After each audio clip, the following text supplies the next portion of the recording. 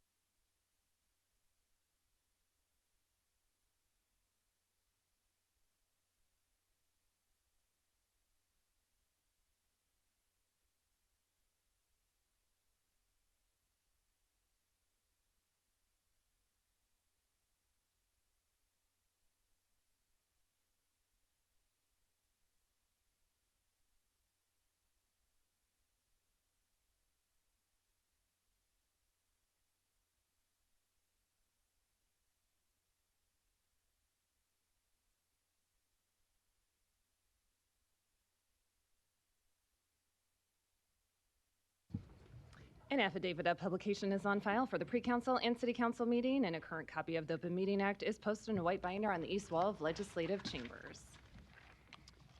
Good afternoon. Welcome to the Omaha City Council. We appreciate having you here. We look forward to hearing from you on our many agenda items today. I know we'll have some long public hearings. I want to encourage you to turn your cell phones off or at least to vibrate.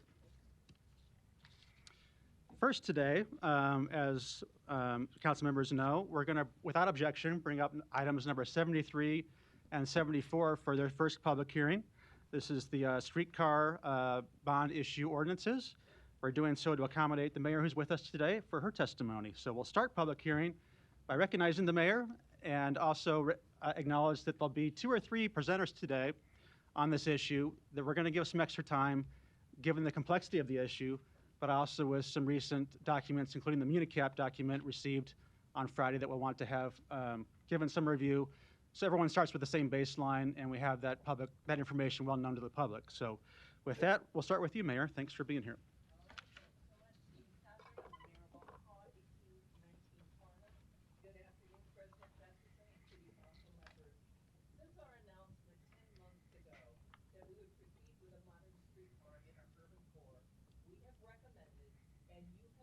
Numerous steps necessary to prepare for construction. In March, you approved the Urban Core Housing and Mobility Redevelopment Plan, which focuses on significant areas, transit and mobility improvements, affordable housing, and job growth. You also approved a contract with MuniCap to review HDR's revenue projections from tax increment financing along and surrounding the streetcar route. In April, you created the Omaha Streetcar Authority through an interlocal agreement with Metro Transit to oversee the design, implementation, and the operation of the streetcar. The authority has hired an interim director, approved the route, and identified a site for the vehicle maintenance facility. In conjunction with the city, Metro, and the Omaha Streetcar Authority staff, the authority is now evaluating the qualifications of construction manager, general contractor to build the streetcar. In May, you approved the redevelopment agreement related to the construction of Mutual of Omaha's downtown headquarters. The agreement requires our good faith effort to construct and to operate a streetcar. The next step in our best effort is approval of the bond ordinances to authorize the finance director to create the streetcar financing plan using TIF revenue to pay for the bonds. MuniCap submitted its 344-page report Friday afternoon, and we provided each of you a copy that afternoon. The extensive and thorough review not only validates our TIF revenue projections of approximately $534 million, it increases the amount to approximately $608 million. Even still, this is a very conservative estimate when you consider the development growth in the urban core over the last 13 years. To be conservative, HDR projected $3.2 billion in development in the streetcar TIF district over the next 15 years, which is less than what we did in the previous 15 years.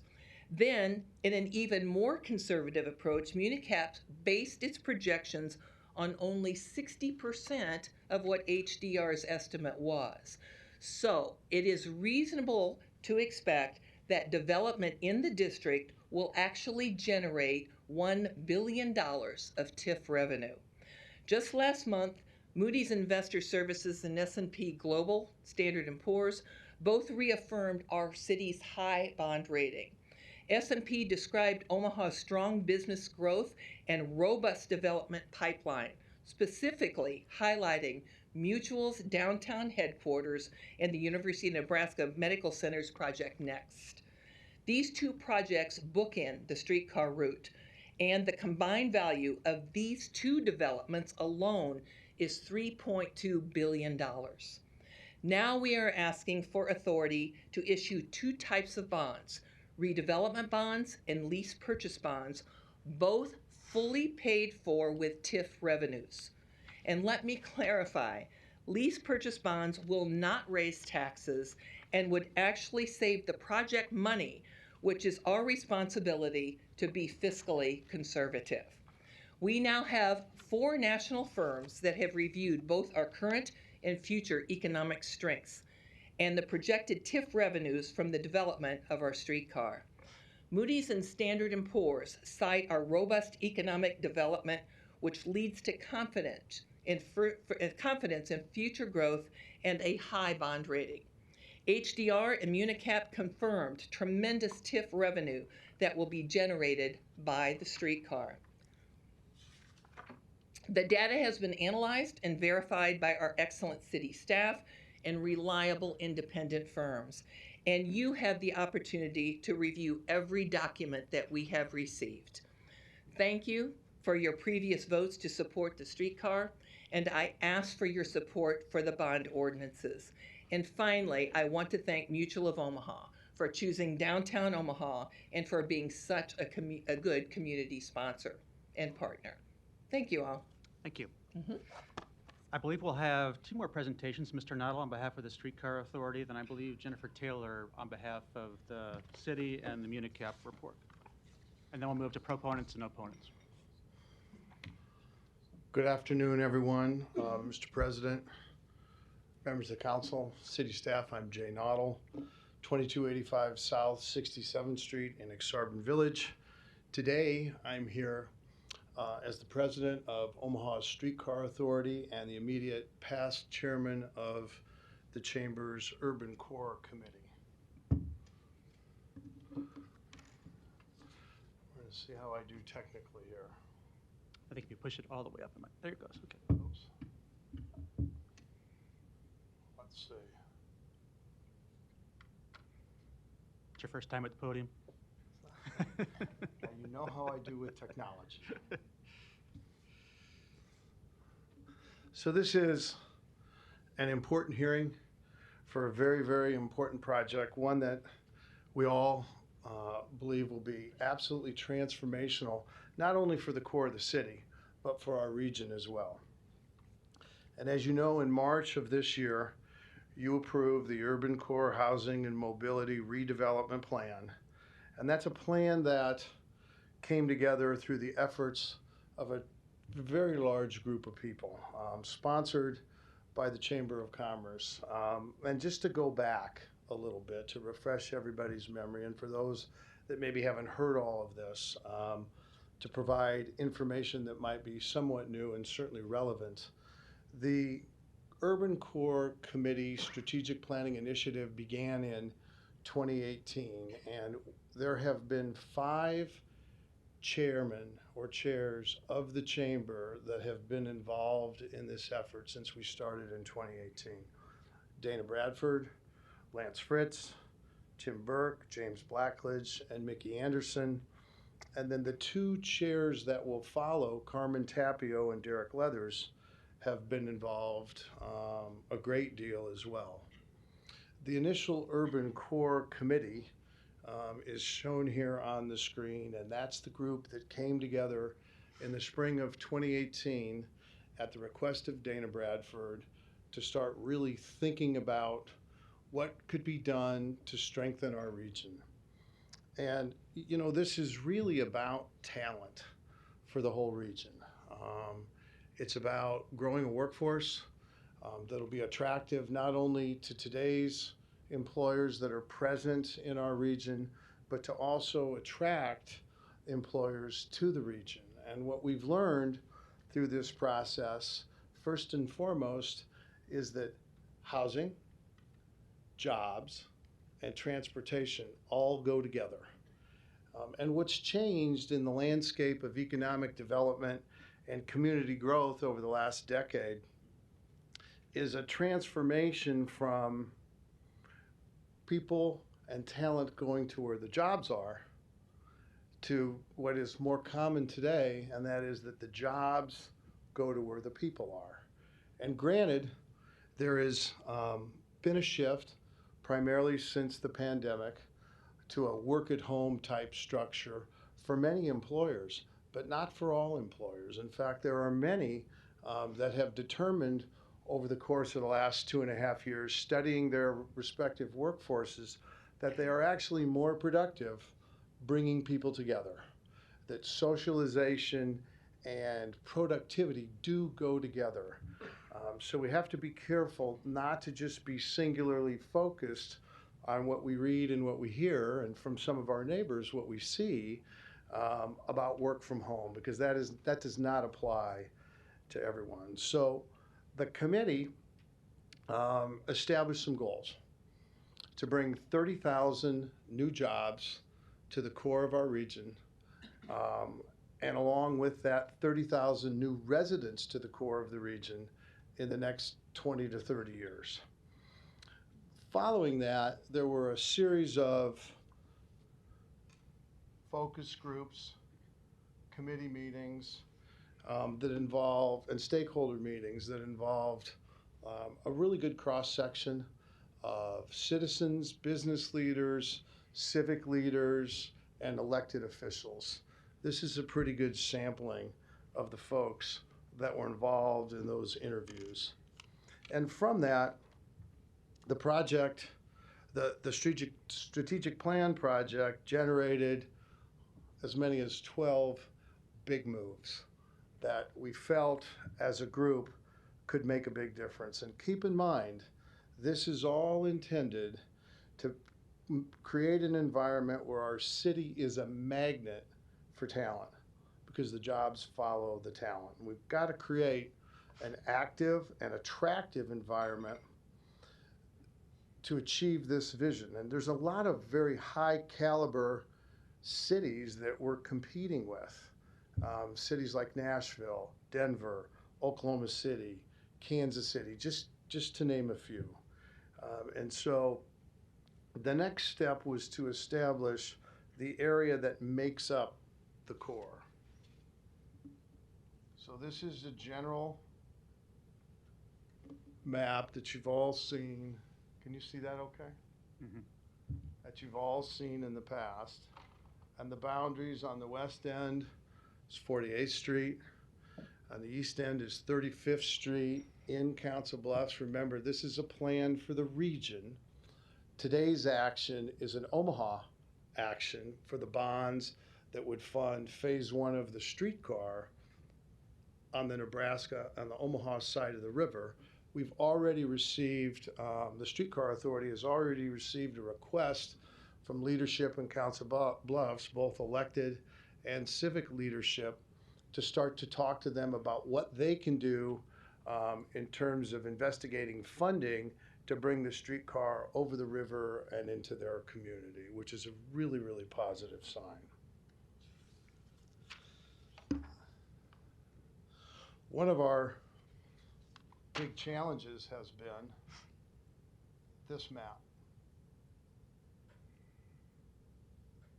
So what you see in this map in red and in orange are parking lots and parking structures.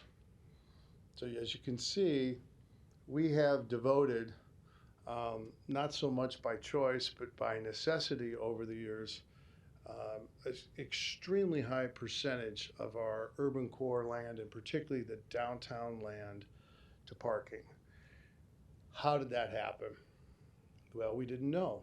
As a development community, which included elected officials, city officials, the development industry, and the real estate industry, we all followed suburban development techniques in the core of our city. And it got us in part to where we are today. We're sort of gridlocked. We don't have enough land available for development now. And so we've got to reverse that trend. And remember, the redevelopment agreement that has been approved is a housing and total mobility plan. So we need to combine transportation within the core and parking within the core and make a shift here so that we can take land that is currently devoted to parking and build buildings there for people to live in and people to work in. As far as this funding plan is concerned, certainly we've all been frustrated that it's taken a fair amount of time, maybe too much time, in some people's minds, for the MuniCap folks to do their work. But keep in mind, when this started, the city started to dialogue with their bond counsel, QTAC Rock, and the bond underwriters, D.A. Davidson. And there was a recommendation made after both groups did some homework to retain MuniCap, because they are known as sort of the Bell standard for bond investors that have an appetite for redevelopment bonds that are repaid with proceeds from TIF. That's different than other kinds of bonds. So essentially, it was thought that it would require what I'll call an opinion or a review, not only of the marketplace, but of all the metrics that had been gathered by HDR and from others and put into their initial plan. The good news is the report's back, and nothing's changed for the worse other than interest rates. There's a lot of good news, and as the mayor said, they only used 60% of the $3.2 billion of development that was projected in the HDR report. MuniCap only used 60% of that to determine how much tax increment revenue would be available to repay bonds. That number came back, as you know, from the report at $608 million. That was more than the initial report thought, the initial HDR report thought might be generated. So that's good.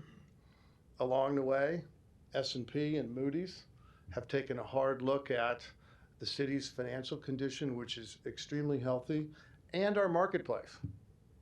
And they are very bullish about Omaha and the region, in part because of what's happening.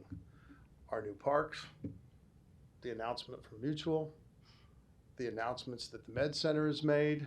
This is really positive. And, Omaha is in a unique position. We're probably going to enjoy being the beneficiary of some of the lousy things that are happening in larger communities as a result of the pandemic.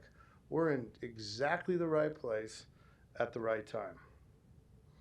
The mayor also mentioned that it is now likely that there could be as much as $1 billion of TIF revenue generated from new development in the core to pay for projects. And if we assume the $608 million is what's necessary, maybe not in total, but the large majority of that would be necessary to fund the streetcar design and construction, we got a lot of money left over that can go for other things in the core, starting with affordable housing. It can be used to offset some of the costs of parking structures. that need to be developed or acquired as part of all of this to support the streetcar system, to make it more possible to take land that is currently used as surface parking lots and transform them into something else by creating this system of parking structures and tying it all together with a streetcar. So, what's the bad news? Bad news is the economy's in flux. Interest rates are forever moving. And what the marketplace is suggesting to us now is that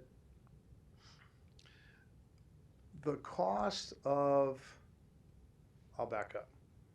18 months ago, when we started modeling all this, when HDR started modeling all this, the interest rate that was thought to be appropriate at the time was somewhere around 4 or 4.5% for redevelopment bonds repaid with TIF proceeds. What's changed is the marketplace is telling us today that that interest rate is somewhere around 7%, 6.5 to 7.5%. As of this morning, we were advised 7% is probably the right number to use. Whereas if we were to use lease purchase bonds, the interest rate associated with lease purchase bonds is somewhere between 3.6 and 4.5%. In fact, last week there was a bond issue completed by D.A. Davidson for the city that were general obligation bonds, so they're a little bit different, but pretty darn similar to lease purchase bonds. The interest rate on those bonds was 3.57%. So there's a big difference. And by way of example, I have one example here, if I can find my slide.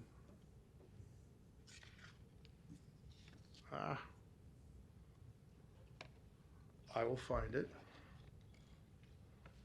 By way of example, we took $80 million, which is the proposed size of the lease purchase bond component, and compared that to the same size bond offering for redevelopment bond. This is a really important slide.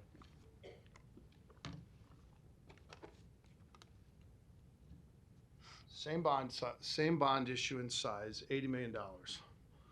Today, the redevelopment bonds would command an interest rate of 7%, and the lease purchase bonds would command an interest rate of 4.5%. Now realize I just mentioned a minute ago the city sold some bonds last week at 3.57%, but in the spirit of being conservative, we're going to use 4.5. 25-year bond issue. That's the same in both scenarios. If we do this with redevelopment bonds, an $80 million bond issue over 25 years will cost $91.6 million in interest. Works just like a mortgage on your house. As you get started with the amortization schedule, you pay a much higher percentage of your monthly payment or annual payment as interest. And as you get towards the end, as you all know, it's flipped and it's more principal. So $91 million to borrow $80 million, compared to $54 million on that same $80 million if we do lease purchase bonds. That's a difference of $36.7 million, or brought down to more manageable terms, $459,000 of difference of savings per year per million.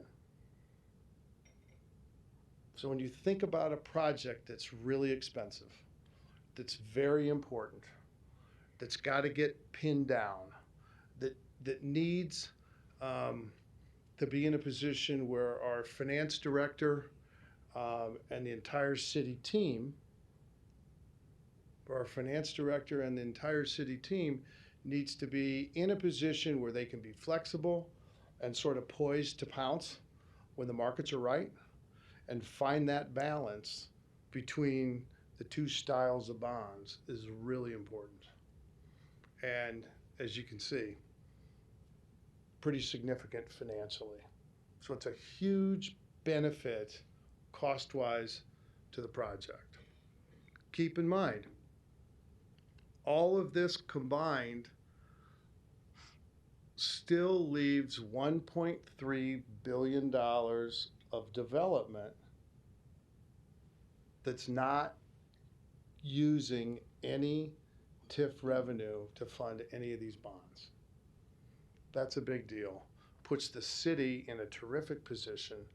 And you know, one of the things that I noticed in talking to folks about all this is that there's an impression that all of this is static, that this 1.9 or 3.2 billion in development happens and then it's over.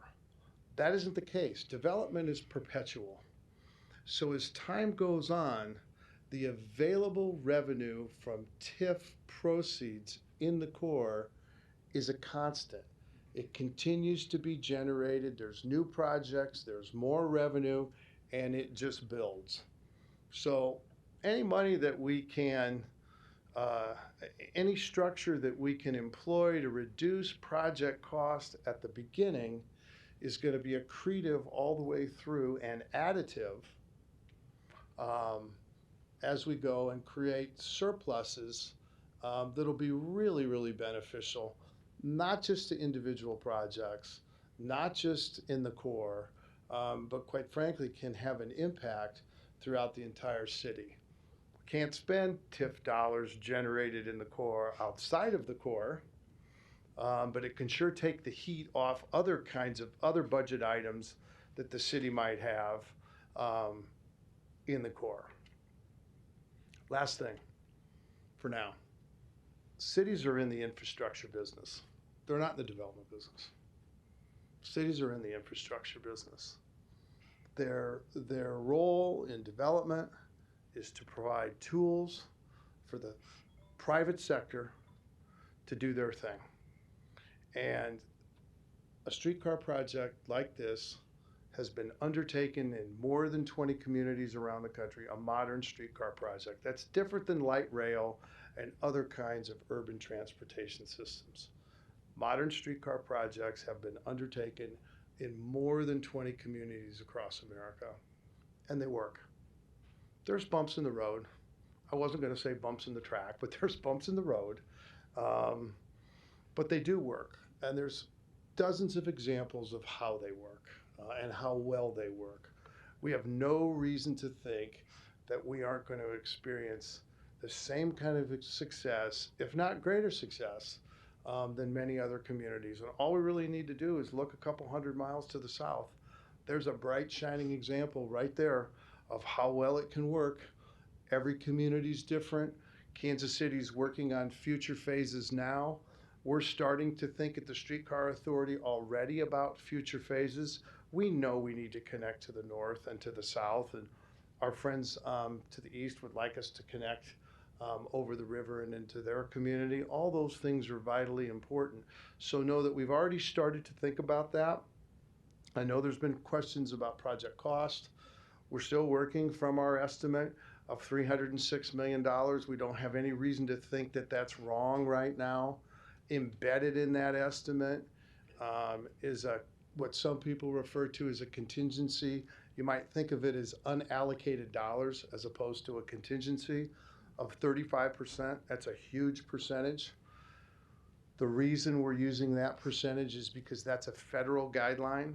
And while this project isn't being funded with federal dollars, we want to make sure that we follow the federal guidelines for phase one, so that if a future phase is able to take advantage of federal dollars, we got to make sure that we've done everything possible to see to it that we don't disqualify ourselves for federal dollars or make federal dollars more expensive or more time-consuming than they're already likely to be by not following federal guidelines for our first phase. So a lot of work has been done. We've made a tremendous amount of progress. The fact that we're here in early December of 2022 talking about the bond issues for the streetcar is exactly where we had kind of planned on being in the timeline. We might be off 4 or 5 or 6 weeks here or there, but we are on schedule. The city, with your affirmative vote, committed to using their good faith and best efforts to get to this point, and mutual agreed to use the same kind of efforts with their task list to get to where they are now in their project timeline. And so this is right on time. It's not in a hurry. It's been, the cadence has been appropriate. You have the documentation, and again, we're all frustrated we didn't get the MuniCap report before last week, but you know what, we got it, and it says some pretty good stuff. So those are my remarks for now. Certainly I'll be here to answer any questions, and it should go without saying, but I'm going to say it. We really are counting on your positive support next Tuesday. It's important for all of us. Thank you. I believe we have one more presentation, which is Jennifer Taylor, to talk about a little bit more in depth the MuniCap report that was just mentioned. Or maybe it's Mr. Curtis. Maybe it's both of them coming down, it looks like. As Mr. Noddle referenced, this was a report received by council members over the weekend. I know council members spent most of their weekend reading it, but I wanted to have this knowledge for the general public as well. So a brief recap of that would be appreciated before we take to proponents and opponents. President Festerson, I think that the current chairman of our Urban Core Committee would like to make a few remarks before we get to this, if that's okay. Okay, let's make it a little more brief. Mr. Fernandez, welcome. Thank you, Mr. President, members of the City Council. I will be brief. Thank you very much for having me. I am pleased. My name is Javier Fernandez. I am here in my capacity as current chairman of the Urban Core Committee, sponsored by the Chamber of Commerce.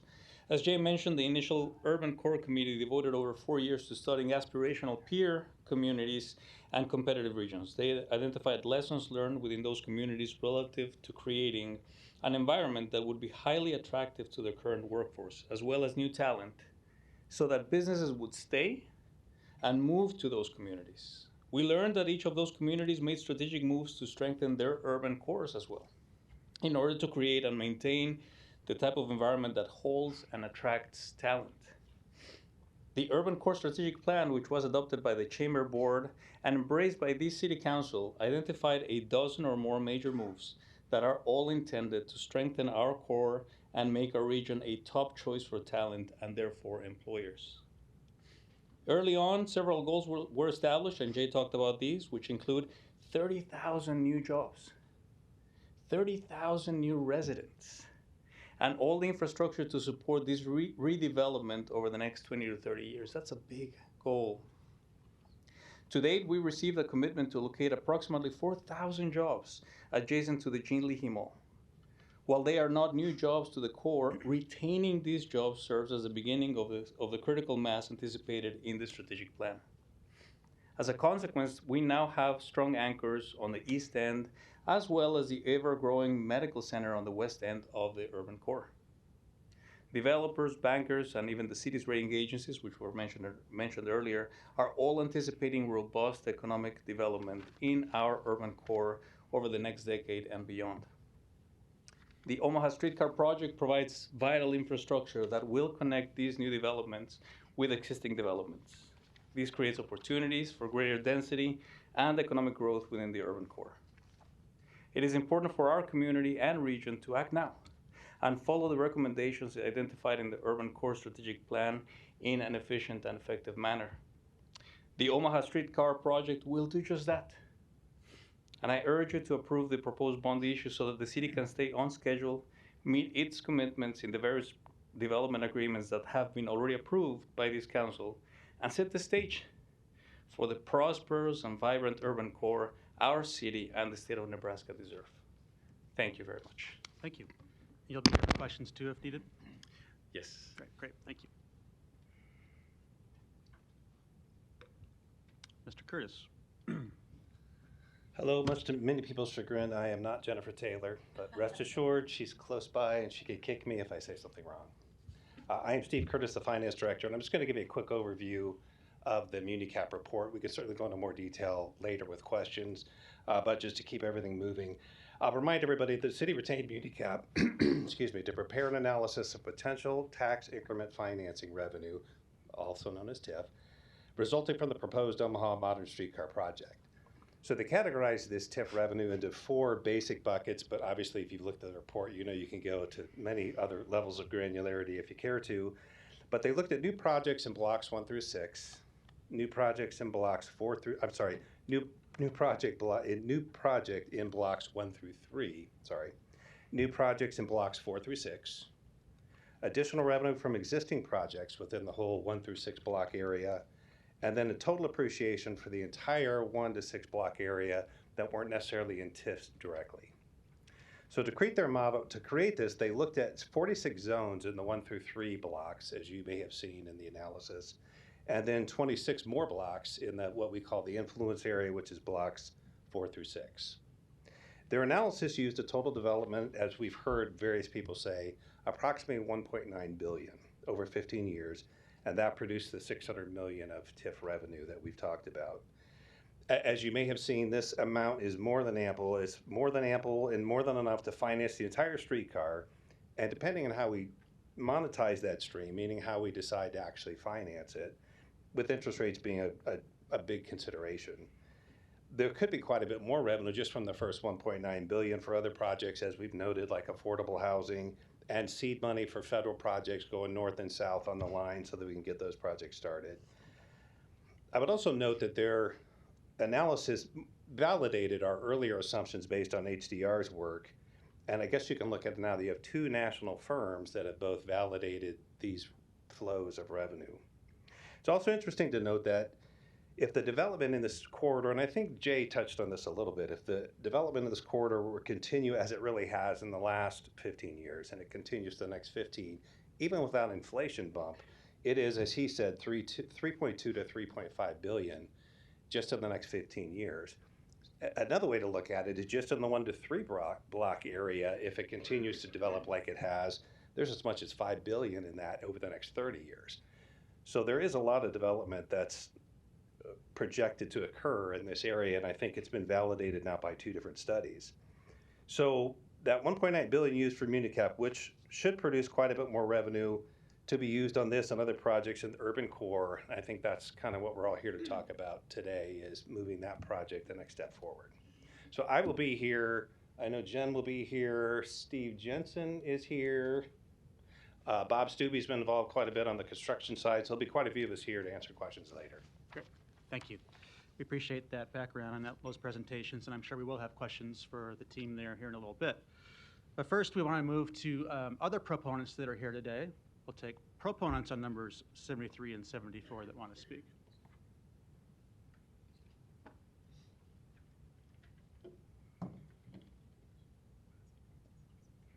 Ms. Jeffrey, welcome. Thank you. Thank you for having me. And you may notice we aren't not doing a light system today, either for this item or for another item today that I know is generating a lot of interest, but we will try to stick to 4 or 5 minutes each to the extent we can, and we're anxious to hear the information. Absolutely, and thank you, President, and thank you to the Council. Vita Jeffrey, Greater Omaha Chamber, and has been well represented here today. I wanted to come on behalf of the Chamber in support of items 73 and 74, providing for the financing for the Omaha streetcar system. In the interest of time, I just want to make a few quick points. You know, since I arrived in Omaha, I've had a great opportunity to listen to community and even compare to what worked and what challenges we ran into in St. Louis. And as you've heard, the streetcar is an integral piece of the efforts that are here to revitalize the city's urban core. Providing a stable and reliable source for funding for the project caps a multi-year effort. It's also a key part of the Connect goal, the endeavor and a vital element of the region's transportation system that will get people to work in places such as the riverfront. Jay did a great job of giving a visual as to where some of the land challenges are with parking that would alleviate. With all of the positives that we have for the urban core effort, we also need to look beyond the immediate vicinity of the street core route. There will have ripples throughout, not just the core, but the city as a whole. This goes beyond the piece of understanding the financing. I love the position that I have to look at Omaha as a whole and understand others like me that are looking to come here, talent attraction, talent retention, and how this plays into it. It's absolutely about how we get to play on a national stage and how we'll continue to do so with the things that are forthcoming, the Final Four at the CHI, the College World Series, and how we get to continue moving people in and about Omaha and the ease that we'll be able to do so with something so important as this. So thank you very much. And absolutely, I wanted to make certain that you heard my voice in this. Great. Thank you. Thanks for being here. Other proponents, please. Former Mayor Dodd, welcome. 314 North 97th Court, Omaha, Nebraska, Hal Dodd. I had a long speech prepared, but it's all been said, and I'm sure that should be relief to some. It has been said that when the heart of a city dies, the city dies. The planning that's been done by so many that you've heard about often and again in abbreviated form here today is quite impressive. It's like a bottle of good wine. The longer they say it's kept corked, the better the taste when it's uncorked.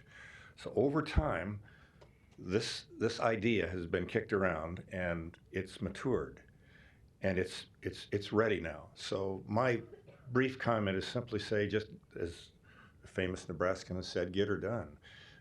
There's little nits and gnats and there are quibbles that can be lodged that are sincere and well aimed, but at the end of the day, this is a planning process and it takes time to get all the details worked out for the project to actually be financially, with the I's dotted and the T's crossed, to know exactly what those outlays will be.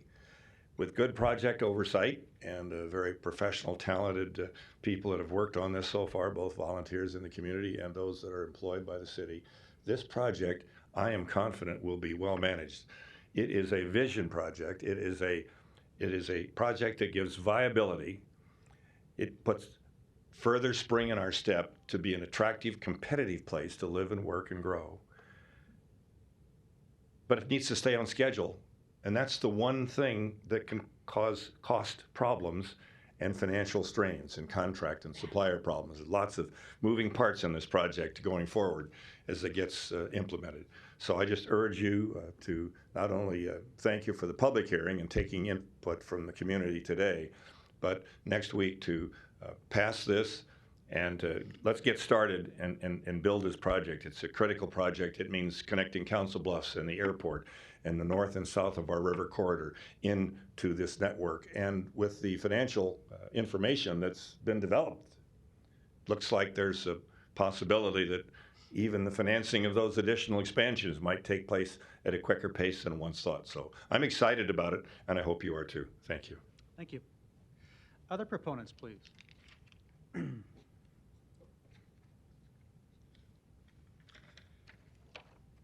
Well, Ms. Jeffrey and Mayor Dobb are tough acts to follow, but good afternoon. I'm Scott Dobby, representing Omaha by Design, 618 South 11th Street. As you know, for more than 2 decades, Omaha by Design has served as the region's nonprofit hub for people-centered urban design and policy. In that time, we've advocated for policies and projects that bring people together, create places we value, and enable our city to thrive. With the orienting vision of building a more vibrant, livable city for everyone who would call this place home, we share this civic responsibility to be thinking years into the future while tracing these goals back to concrete actions that we can take today. Like so many here today, we are deeply invested in tackling issues like housing affordability, access to jobs and education, and the furthering of a dynamic and inclusive quality of life. A modern streetcar drives our city forward in all of these goals.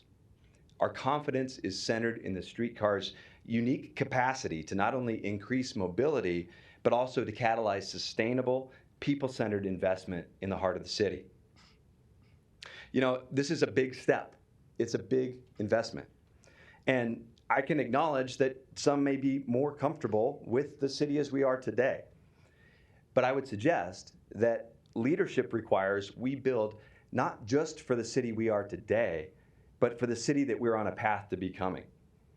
And that's a city that's more diverse, inclusive, and vibrant every day, with the character that welcomes all people, new ideas, new businesses, new amenities, new opportunities. It's a city that's more sustainable, both environmentally and fiscally, as we leverage efficient growth here to ensure that we can maintain and even enhance a high standard of city services citywide. It's a city that's a net importer of talent, full of greater opportunities for those that are already here, as well as welcoming to the newcomers from afar.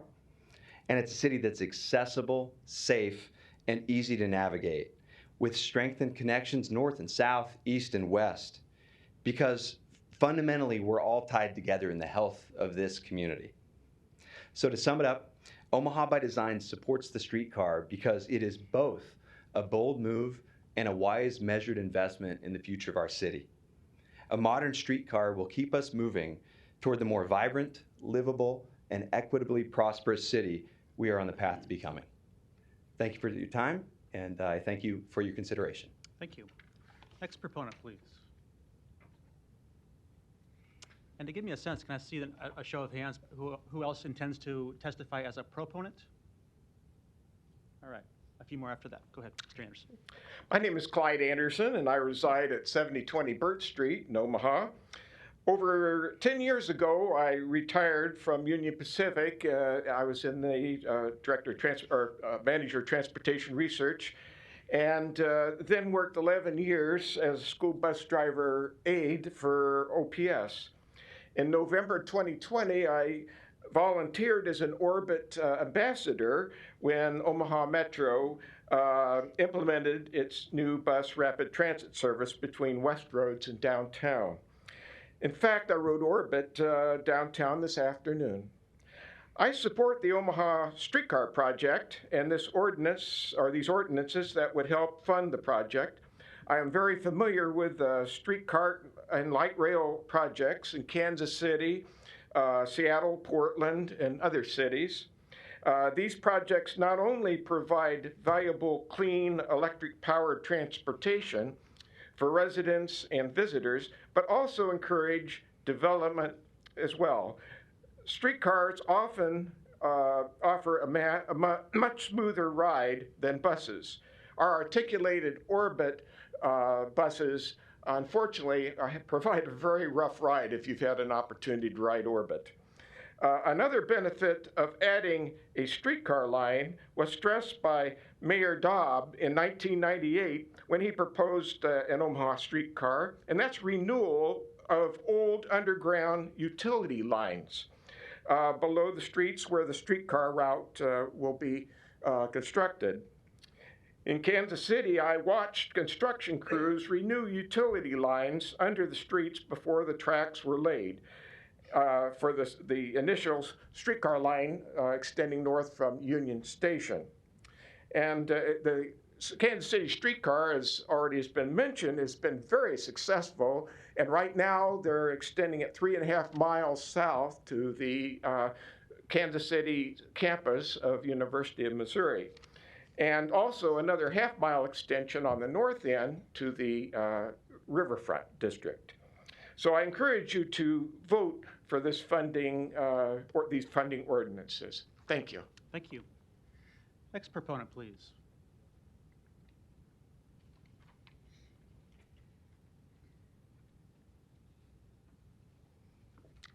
Hi, Jay Lund, 3555 Farnham, new address. I'm here as a citizen, as a developer, as a modern streetcar advocate. And I've written my remarks down so I don't ramble.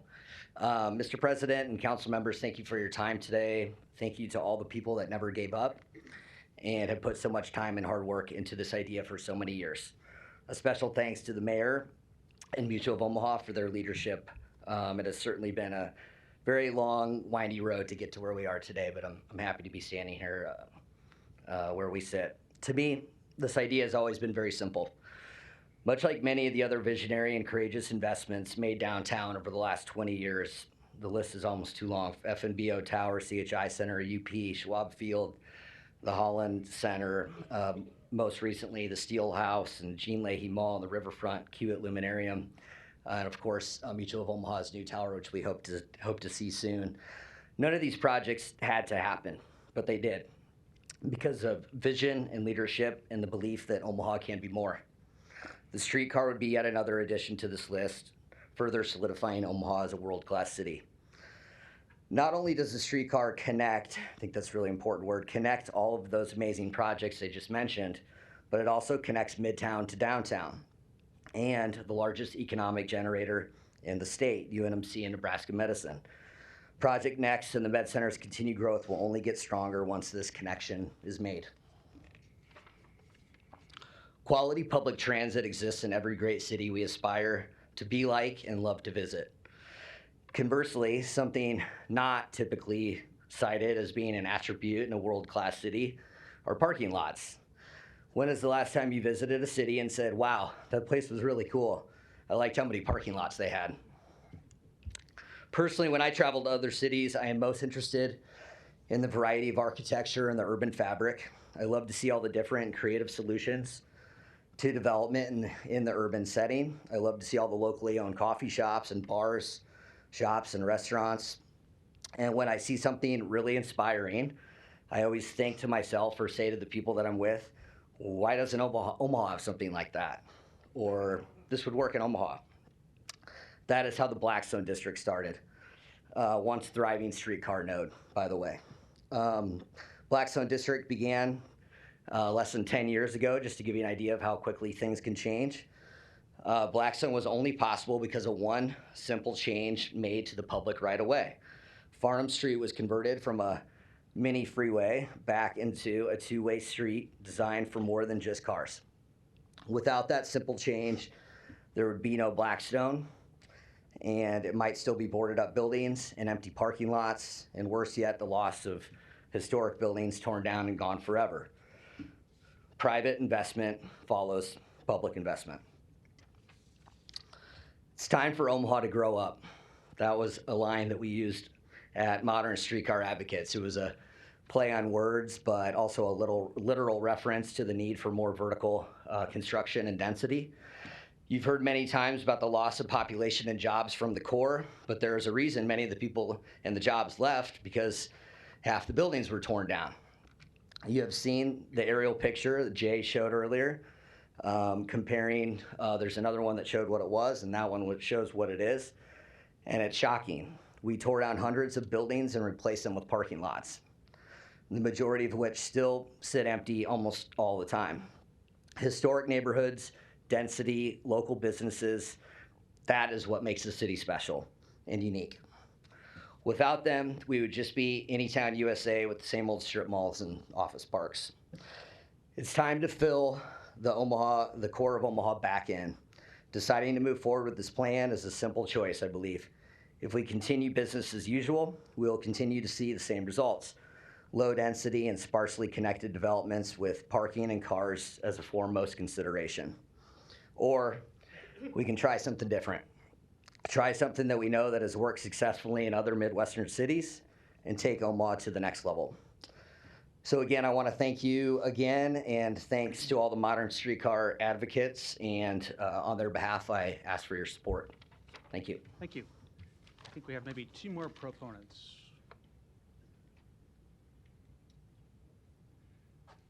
Hello, Luke Schroer, 2522 South 33rd Street, Omaha, Nebraska. I would like to start off with how I got here today. I walked a little over 2 blocks and got on a bike and rode down, jumped on the protected bike lane and rode down here. And I I think it's important that we have multiple modes of getting around our city because not everybody owns a car, and I've heard the argument that we are a car city, and that's just not true for everybody, even if it's true for you, the person that says it. I know people have knocked it down like nothing in life is free. I think it's important to have a free set of public transportation because the city spends, I don't even know how many dollars to maintain free parking in front of houses in a huge part of the city. So when you see that public transportation is free, it kind of ignores the fact that I have parked in front of my house for free, and we pay taxes to help get people around and to store their modes of transportation. If you don't own a car, a streetcar or a bus and things like that are your transportation.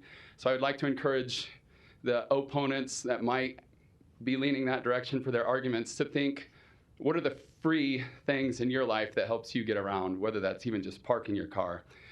We have bulldozed a lot of our downtowns, and we've segregated ourselves into what we used to have neighborhoods connected by streetcars. And now we've ripped out all of our streetcars, and our neighborhoods have gotten very enclosed where we don't know our neighbors anymore. You don't have to walk down the street to jump on a bike or a bus. You can literally walk to your garage, pull out of your driveway, and never have to interact with your neighbors if you don't want to. So I would encourage you to help make our city a city again and keeping people in those spaces where we have an opportunity to intersect, talk to that person on the streetcar. So I am going to be a proponent of whatever means necessary to get this streetcar through. I will use it. I could have used it today if it had been talked about decades ago and already in use. So that's my 2 cents, and I thank you for your time. Thank you. Next proponent, please.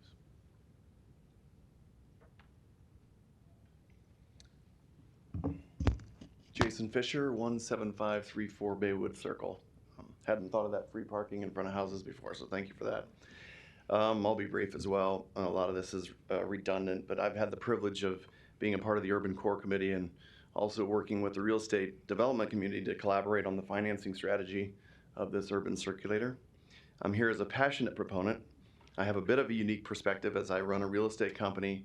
I'm a developer that has made significant investment in the Urban Core, and I live in West Omaha. As such, I've had the frequent privilege of debating Omaha's need for the streetcar with friends and strangers, and although I always applaud opponents for using their voice, most of which don't understand or are misinformed. The misinformation and lack of an education unfortunately created a politically motivated messages that erroneously linked streetcar with the inability to fix potholes and many other things. Additionally, there's almost universal misunderstanding of tax increment financing in the broader public, which is about the only development tool that we can use in this community that but for its existence, most of our amazing urban projects would not work. Like the aforementioned Blackstone District, Millwork Commons, many others. So my personal favorite claim is that TIF is taxpayers helping me do my developments. I've yet to see any other taxpayer sign personal guarantees on my TIF notes yet. So in truth, in my opinion, in every case study, almost every case study that you can look to, this is about economic development. Nobody can deny that proximity to transit increases property values significantly. Kansas City's been mentioned. That project was approved 10 years ago. There was $2 billion worth of real estate development in the first 5 years, double that in the next 5 years, and they're expanding, as has been mentioned. Milwaukee, Portland, Oklahoma City, the list goes on. Number 2, location and access to transit saves households money and provides broader access to opportunities. This is important. I personally believe that our community cannot meaningfully solve the housing affordability and workforce housing issue without projects like this. Number 3, transit projects like this one allow for increased density of development, which actually has been proven to lower both capital and operating costs for communities like ours. Connection's been mentioned several times. I think that's really important to me. If you want to be a dreamer, I mean, this fills an east-west gap that's really, really meaningful and connects incredible centers of activity and jobs for our community. But if you want to dream, and I think Jay Noddle mentioned this, you know, future expansions connecting north and south and the entire east portion of our city would be amazing. And then, you know, we've talked about this with parking lots and everything else. We've lost an inordinate amount of office employees in our urban core. The 30,000 jobs is an amazing goal, and this is, I think, you know, immensely important to that. In the recent past, you know, you look at our suburban markets, and they've grown over 10 million square feet in office at a time where downtown's lost over 1 million square feet in the same period. And then you have a generational project for this city like Mutual of Omaha, which has been well documented that almost can't happen without the solutions that the parking district and a streetcar provide. So in closing, I just want to say I'd ask for support from the council, and I'd ask my neighbors, even friends, even my Westo people, to educate themselves and ultimately get behind this amazing project. Thanks to the city chamber and everyone that's been thanked. We'll look back at this in 20 years and feel like this was one of the major decisions in our city's history, and I can't wait to be back up here as a proponent for the expansion. Thanks. Thank you. Are there any other proponents that want to speak today? Come down.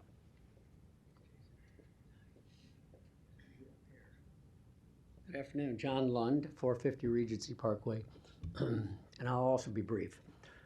I don't want to repeat everything that's been said because it's been said so eloquently. I got to be honest with you, about 15 years ago, Jay Lund mentioned a streetcar to me. 15 years ago. I'm a West Omaha guy. I didn't get it. I think there's a lot of people in West Omaha that probably still don't get it. It took me some time to understand it. I'm in the development business. We have to have this. Jay took me to Kansas City to ride the streetcar. It didn't take me long to see this is what we need to have. I was in Phoenix last week. I went on the streetcar. They've got it. If we want to be a big city, and we do, we have to do this. Thank you for your support. Thank you. Any other proponents today? Seeing none, I want to move to opponents. I want to see a show of hands of those that intend to testify in opposition. All right, thank you. I am going to give Mr. Rubin the opportunity to come down first. I know he's a native of Omaha, but he came a long way, so I want to give him the opportunity to start. We'll start with opponents.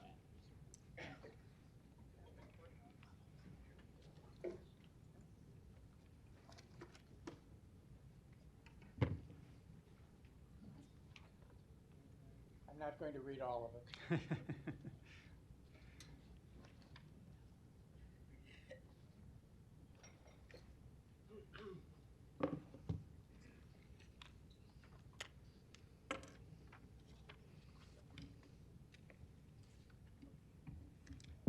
Okay, I'm new to this. Yeah, so that'll come on automatically if you just put your exhibit down on the surface there.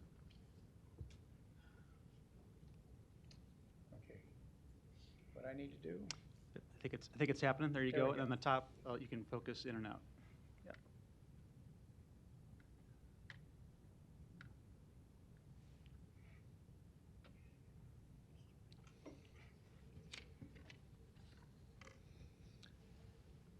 Before I start, quick quiz. Who took transit to get here? Okay. How many developers in the house? Hey, Tom, one thing, we got to keep you focused on the city council, then also Yes. your name and address just for the record too, please. Madam Mayor, Mr. President, City Council persons, and members of the public. My name is Tom Rubin. My address is 2007 Bywood Drive, Oakland, California. I live longest in Omaha at 1616 North 53rd Street. My recommendation is that you take no action at this time, or next week actually, to approve the financing because there are some major questions about the security of the debt and will you be able to sustain it. I'm going to be saying a lot of things that are going to differ from what you have heard other people say. I would like to encourage each of you on the council to feel free to interrupt me at any time. A little bit about me. I'm born and raised in Omaha, graduate of the University of Nebraska-Lincoln Business School. I've been in the transit industry for well over 4 decades. I've seen well over 100 transit agencies all over the U.S. and Canada. I have participated in billions of dollars of financing for rail. I've done everything from prepare the revenue projections to be the recipient as the CFO who looked those over so I could issue the debt. I've even done a benefit assessment district in Los Angeles that financed the first 5 stations there of the Red Line subway. And that was a real estate deal, which was most interesting for a variety of reasons. I may get into that if I have a little bit of time. One thing that I saw when going through this, we had in the streetcar resolution, we have the Urban Core Housing Mobility Development Plan, which to me was the main justification why Omaha needs streetcar. And a key quote there was, one of the most challenging trends is the loss of over 21,000 jobs in downtown Omaha since 1963, and also downtown Omaha lost approximately 21,000 jobs in the last 5 years. Well, I was interested in this. I'm a data person. So I tried to run that down and had a great deal of difficulty. Finally, I discovered that it came from a document from the Chamber, the Urban Core Strategic Plan of March of this year. And that's where it came from. That's the graph of 21,000 job losses. However, if you note, it ended in 2014. It's not 39 years, it's not 49 years, it's 39 years, and it ended 8 years ago. So I decided, let's find some other data. So went to the Census Bureau, and what I found is actually from the Census Bureau, it bottomed out in 2012, and since then, it has grown about 32%. That is jobs in the 68102 zip code, which is the heart of downtown Omaha. Not all of it. And again, I still can't quite figure out what the Chamber was using. I can't replicate their data. But jobs have been coming back. Now, what this means is, rather than, boy, we're in big trouble, we're going to have to do something new and very different right now to try to stop and turn around this job loss. It is, what have we been doing that's working so well? And how do we encourage that, and what else can we do? Very different situation. Also, frankly, speaking as somebody who sees a lot of reports like this, when I see a report like that and what's presented and the facts are so different, that bothers me. Now, I went through 2 reports. One was the redevelopment, streetcar redevelopment, the other was the mutual. And I started tagging everything where I had questions and issues. And if you see all the yellow Post-its, I went through 2 packets. There are more strange things in those 2 reports than I've seen in decades of work all over this nation. And I'm going to give you one example. The resolution, page 4, definitions, redevelopment plan area or plan area shall mean C1. C1. So here's the C1 map. Let me give you this one that's more visible. This is the C1 map. I'll turn it so it's visible that way. And unfortunately, somebody evidently made a mistake in copying it. And they lopped off everything east of 20th Street, as well as some portions on the south side of Woolworth. How does something like this get into a resolution that important? Now, this is probably fixable. Talk to legal counsel. They can probably come up a way to solve it or at least mitigate it.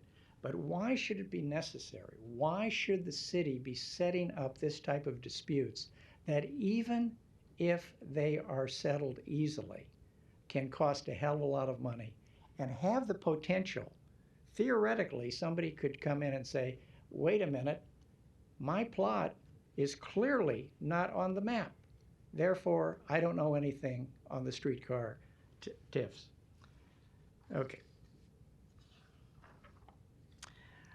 I suggest that, again, from what I've seen so many issues you really need to take a look at how these types of things can slip through. I'd suggest you get somebody independent who knows what they're doing, not me, because I will not have a whole lot of credibility with a lot of people in the room by the time I'm done. But go through, look at some other major issues that have been before you, and look for things that just aren't right. Okay. One of the things that is unique to Omaha in my experience, everywhere else I've been, and I've been in dozens of corridor transit cities all over the United States and in Canada, and I've seen hundreds of planned layouts from all over the world.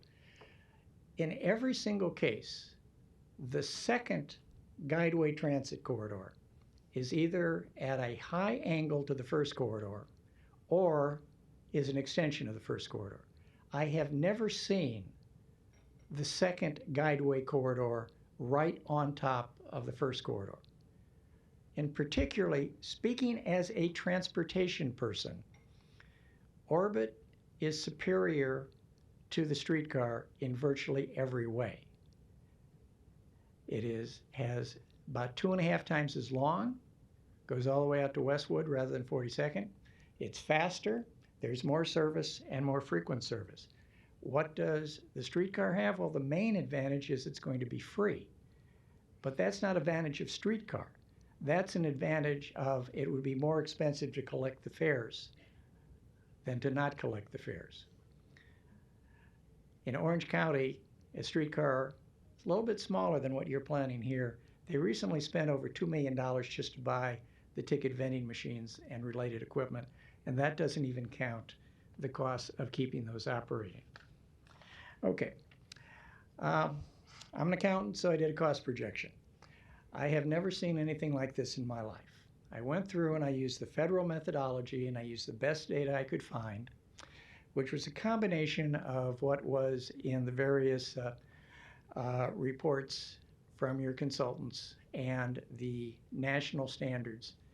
What I came up with was a taxpayer cost per one-way trip, which, by the way, is going to probably under 1.5 miles in length, of $61. So if you're talking about somebody who is there and back every day, 5 days a week for the year, the taxpayer subsidy is $31,000 a year. For that amount of money, you could buy them a car, pay the gas, pay the insurance, pay the registration, pay the maintenance, pay for parking at both ends of the trip, and the taxpayers would be better off. Time to look to see if this is the kind of transportation you need.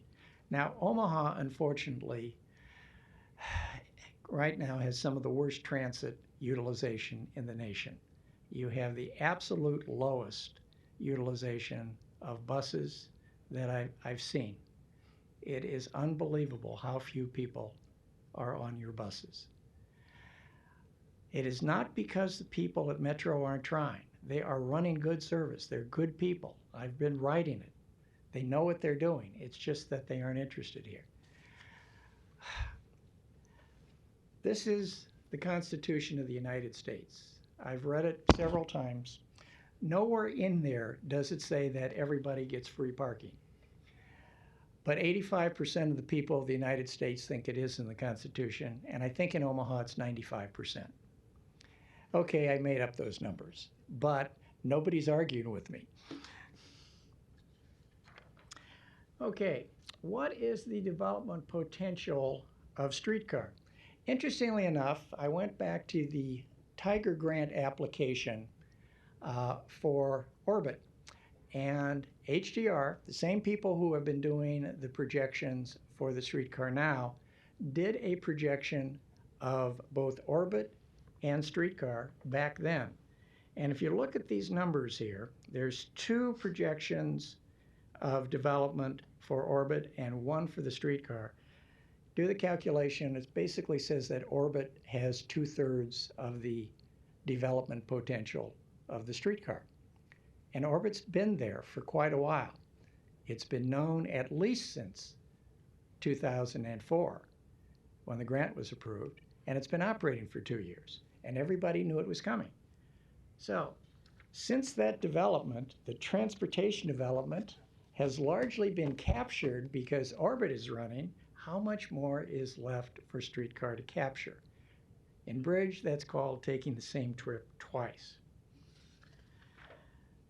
But what else drives development? Here are some quotes. This is from the Total Mobility System. These are quotes as to why streetcar is such a big generator of development. So we have the magic streetcar effect. But what else might be there? I went through and tried to add up all that Mutual will be getting from the city for its new headquarters building. I was able to specifically identify $213.5 million. That doesn't count the swap of land where they made a little profit on that as well from the city. It doesn't count all that the city has paid for the library. Now, a lot of that is the new library, but you paid a lot of money to move out quickly so Mutual could get the site. And what really bothers me is all of these unknowns. You don't know how much they're going to be. I can tell you that many of them are huge. When you are taking over a major parking structure, operating that, maintaining that, that is very expensive. You are not even going to be able to cover the debt service that you were paying or would have been paying for the acquisition. And why anyone would buy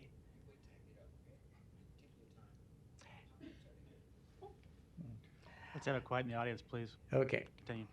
Why anybody would be interested in buying a major development, a major parking structure next to a major employer that is moving out and taking that on. I'm still not clear why that was a good idea. Adding up all of these unknowns, what I can estimate from my own knowledge and experience, I would say that the city has paid Mutual, or will pay, net present value well over half of the $600 million current estimate. So, does streetcar have development potential?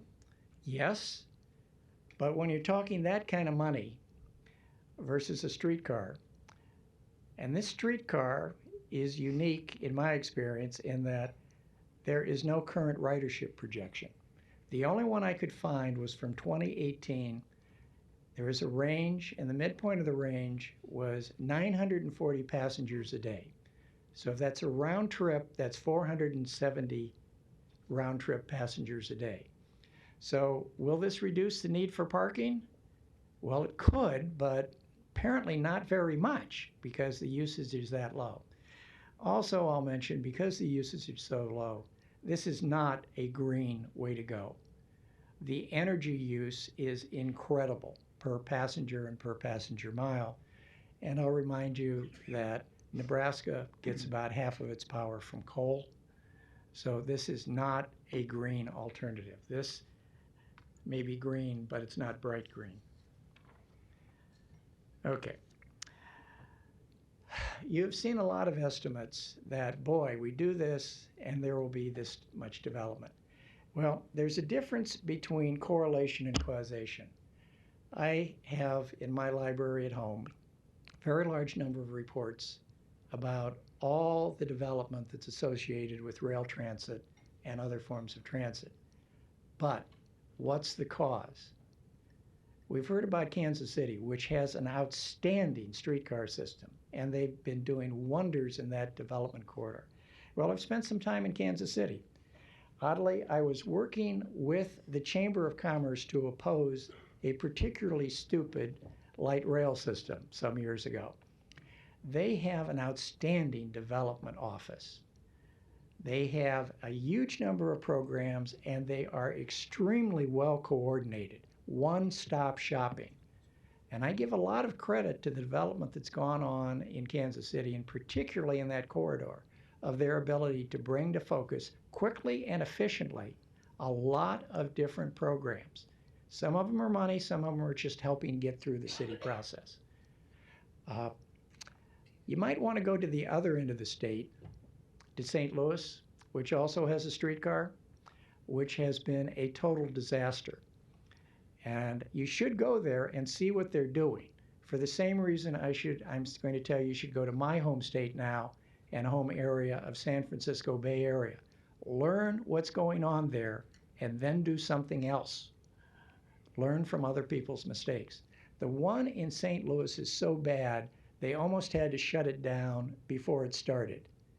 And they did shut it down for quite a while until the federal government came in and said, you took $25 million from us to get this built. If you don't start operating it, and soon, we're going to claw back the $25 million, and it'll be a very difficult time before you get any more money from us. So they finally had to. Are we getting close? Can you summarize Yes. your remarks, perhaps? We have some other testifiers I want to make sure we get to. As we get into the MuniCap analysis, unfortunately, this is a disappointment.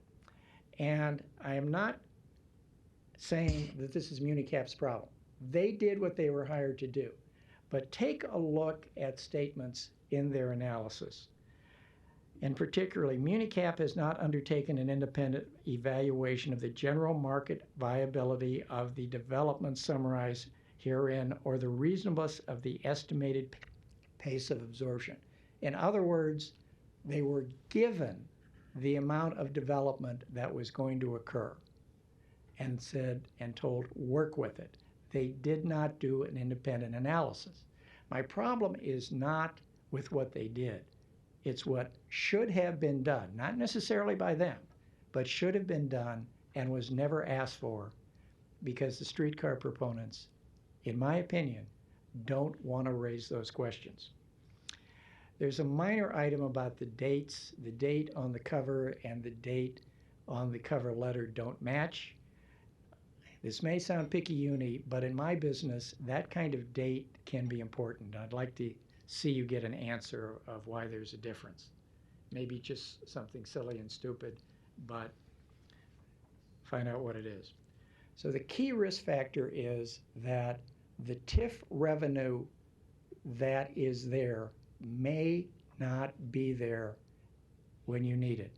If you do the first tranche of financing, and you have now approved the money to do the detailed engineering and design and to start construction, you get into a situation in my business that's known as start digging the hole, they'll never tell us to fill it in. So if it's time for the second or the third tranche and the development hasn't occurred, you as the city council will have two choices. Do we tell them to shut down construction? Or do we say, okay, taxpayers, you're going to have to finance this? By the way, there's a difference between the taxpayers financing it and the taxpayers getting a tax increase. The taxpayers can be financing it without a tax increase with monies that could have been used otherwise. So you don't want to be in that situation. Be careful. There are many things that can happen. We've already heard Mr. of Johnson, I'm going to have you sit down there. You're being distracting to the audience there. I want to make sure we have a chance to listen here. Thank you. And Okay. Mr. Rubin, please wrap up your Very remarks. good. So we have the interest rates you've heard of, the possibility of a major economic downturn, and most important, what is the impact at work at home? This is happening in Nebraska, and I will give you Mutual, which in their TIF application said, we're going to fill up that building, 4,000 people in 800,000 square feet. Now they're saying 2,250 to 2,500 because not everybody is going to be there every day. which means that most likely that's about 300,000 square feet coming on the market right when all this other streetcar development is supposed to happen. So I thank you for your time. I'll be happy to respond to any questions. I strongly recommend that you get an independent analysis of the viability of the estimates of development, and most important, what is the risk analysis? What happens if that development doesn't occur? Thank you. Thank you. And you're welcome to submit any of those documents you want to the city clerk for the public record, and he'll be here for questions too if needed. Thank you. Okay. Thank you. Other opponents today? Good afternoon, Mr. President, Chair, City Council. My name is Mark Mendenhall, Senior Vice President, General Counsel, Metropolitan Utilities District. Before I begin, I just want to clarify, although my comments are here registered as an opponent, my comments are much more nuanced. The district is not here opposing the development of a streetcar. Rather, what I am here to convey to you is the impact of this financing mechanism on district customer gas and water rates. I think it's an important piece for you all to understand. And so while I, again, am appearing as an opponent, that's not necessarily the case. So just please be aware of that. Okay, I'm here today on behalf of the Board of Directors. We service over 600,000 customers in the Omaha area, and as many of you know, we serve customers outside of Douglas County, Sarpy, Washington, and Saunders counties. We are the largest water utility in the state of Nebraska, the 5th largest public gas utility in the country. Formed over 100 years ago by citizens of the city of Omaha frustrated with high water rates. We have dedicated ourselves to safely and affordably providing these life essential services. What I'd like to talk to you about briefly this afternoon is the impact of the streetcar on gas and water rates, the district's efforts to try to avoid where we could be heading, and then just to convey to you the solution that we've proposed. Operating a water system is simply capital intensive. We are well into a generational program to replace our distribution system responsibly and strategically. We know that replacing a water main averages over $1.9 million per mile. In fact, tomorrow at our board's meeting, we expect our board to approve a budget for 2023 that includes over $30 million for our water infrastructure replacement program. We're asking more and more of our customers, all of you, in fact, to address the needs of this water distribution system.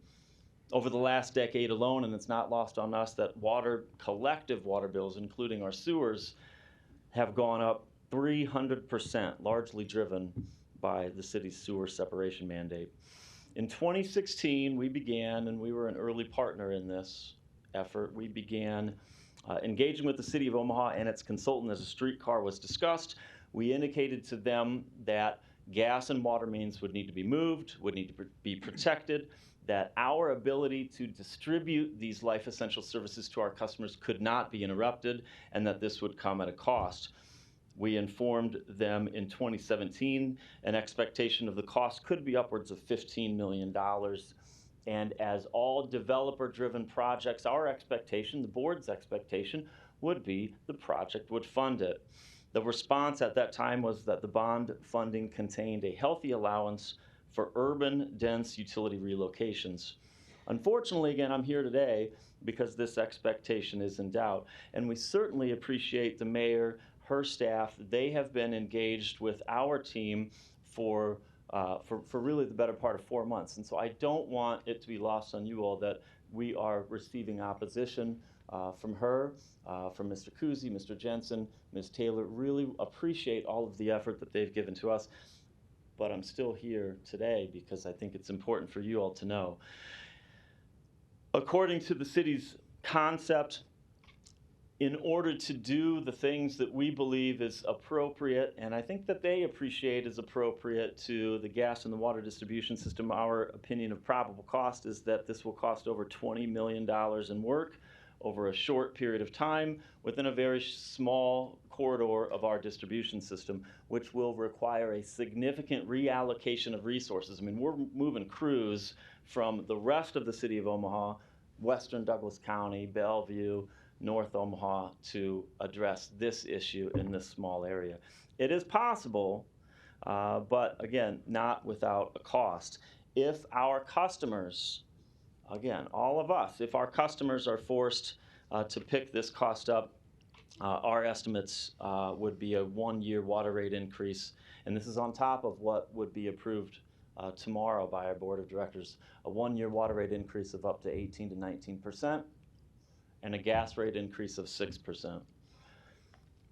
In an effort to support this project, the district has communicated to the city our proposal that would be that the district, through our water infrastructure replacement program, which is a program that has been designed and in place since 2008. It is based on a scientific risk model that evaluates the appropriate mains that would be replaced over a period of time, that we would replace those mains that were at risk as a result of that model. We're prepared to fund that work through our existing program at a cost of approximately $4.2 million.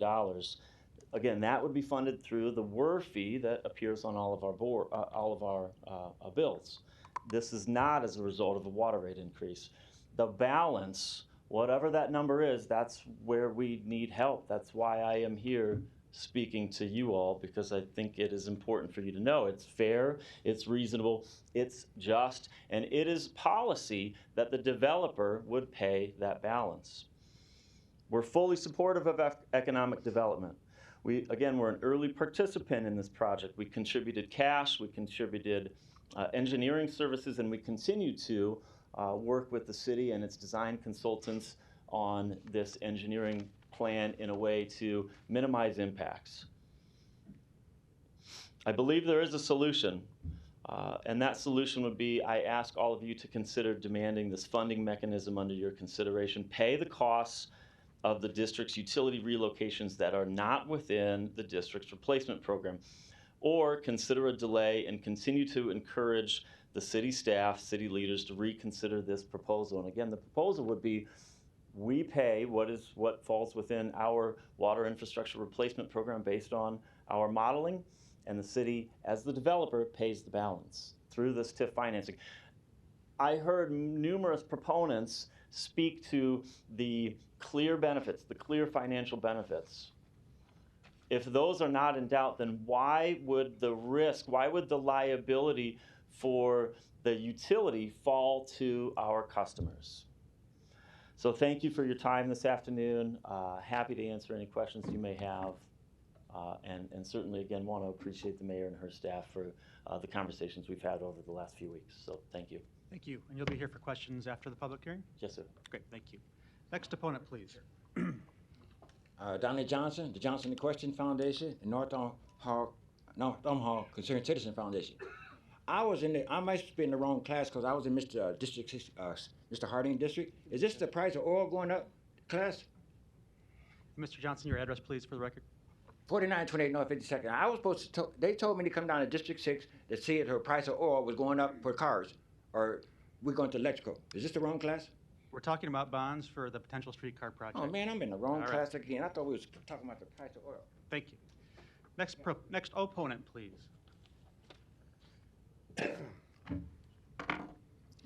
Larry Storr, 5015 Lafayette Avenue, Omaha, Nebraska, 68132. I'm just an ordinary citizen that can't afford his property taxes anymore. Part of it is because of TIF. And thank you, Mr. Rubin, for bringing out some things that, you know, the non-working retired person does have a little common sense. And a lot of the stories lately about this project and other things lacked a lot of common sense. One day I read a favorable story in the World Herald, the next day it isn't. And when the World Herald suggests that maybe the city don't do something, that's rather out of the ordinary. But we've got a lot of community partners that march down this aisle for dollars. that somehow come out of my pocket somewhere in the form of property taxes or restaurant taxes or whatever. But I remember growing up, we'd go to county fairs a lot. And there'd always be a barker out there that had a microphone, or come on in here, win a prize every time. There was also a comedy with Wimpy. Wimpy would say, hey, I'll pay you tomorrow for a cheeseburger today. There was a couple of entertainment movies, Showboat, another one, The Music Man, where there was 76 trombones in a parade marching down the street, and Robert Preston would yell, yeah, right here in River City, here it is, we have the trolley. Next to we'll maybe have a showboat between Kansas City and Sioux City. And they can dock right up there to what used to be Riverfront Park, which I remember started out long years ago. We had lots of nice buildings called Jobbers Canyon that could be very affordable housing nowadays. Could have been here for all the young people that you're hoping to attract. But no, we had to blow it up for somebody like ConAgra, who left town eventually. And the people didn't come down there as like they should. That's why you got all the parking lots. You even moved Freedom Park out of there. So I don't know why you think you're going to attract more people because of a trolley. It just doesn't make sense. The young people don't like trolleys, and they don't stay very long. They like to go to greener pastures, like to the northwest, very liberal area. And so you're barking up the wrong tree. But when we had Jobbers Canyon, we had rails all over the area, and we had box cars. We could move people hither and thither in the box cars. The Union Pacific probably, but there was 8 railroads in this area. People could live in those box cars. They'd be affordable housing. But this is just, needs to be shelved. We don't need a trolley. And the newspapers show real nice pictures of Farnham Street and Harney Street without any traffic on them and talking about this project. But if you drive down Farnham Street today and you get to about 37th Street, it's not very easy to drive on it. How are you gonna fit cars, buses, people, and trolleys to 42nd Street and back on Farnham and Harney? And there's maybe a 100-foot deep hole there where they took out a very nice building that would have had lots of hotel space or expensive condos that are going up all over. And part of this urban core thing is, oh, they might put one of these $400,000 condos on the corner of 50th and Lafayette where I live. But I'll be standing there to try to prevent them from doing that. Develop where the areas so you need to develop and tear down the things that need to be teared down. Harney Street or Douglas Street from 39th or 36th going west along their development route, 10 houses in a row that are not in bad shape. How did they get abandoned? How come they're posted private property? And who was it that just recently pulled out of a development? Are taxpayers going to foot the bill for that? Probably. Dodge Street, from there to 50th Street. My favorite gas station will probably disappear. So maybe summarize your remarks. Yeah, no, wait a minute. You didn't interrupt a lot of other people. If you're listening, I know the rule says 5 minutes, Pete. No opponents, so please But summarize. you don't apply the rules You're doing okay evenly. so far, but I'm just asking you to Let me summarize. finish, sir. This is for the citizens, not you, and not for all the developers here. That's why I'm here. Developers, Please what are summarize. they? They can be real estate, they can be builders, construction people. Many different things are all developers. And they can apply for these loans. And then occasionally you'll read on your own agendas that somebody got it for $1. Wow, what a deal that is. Thank you. Thank you. Other opponents, please. Please come down. Under no circumstances am I going to talk longer than any person. My name is Glenn Mackey, 6506 South 100th Street, Omaha, Nebraska. And I'm speaking not necessarily against the project, but the funding and some things that really need to be considered. If my name, by the way, rings a bell, that's because I have written a few articles, comments on the public pulse in regard to both Orbit and the streetcar project. And not necessarily on the projects themselves, but whether we have enough population that's going to ride the bus or ride the trolley car or streetcar. I guess that's what you trolley car, streetcar. And whether we're going to be able to support the costs of that.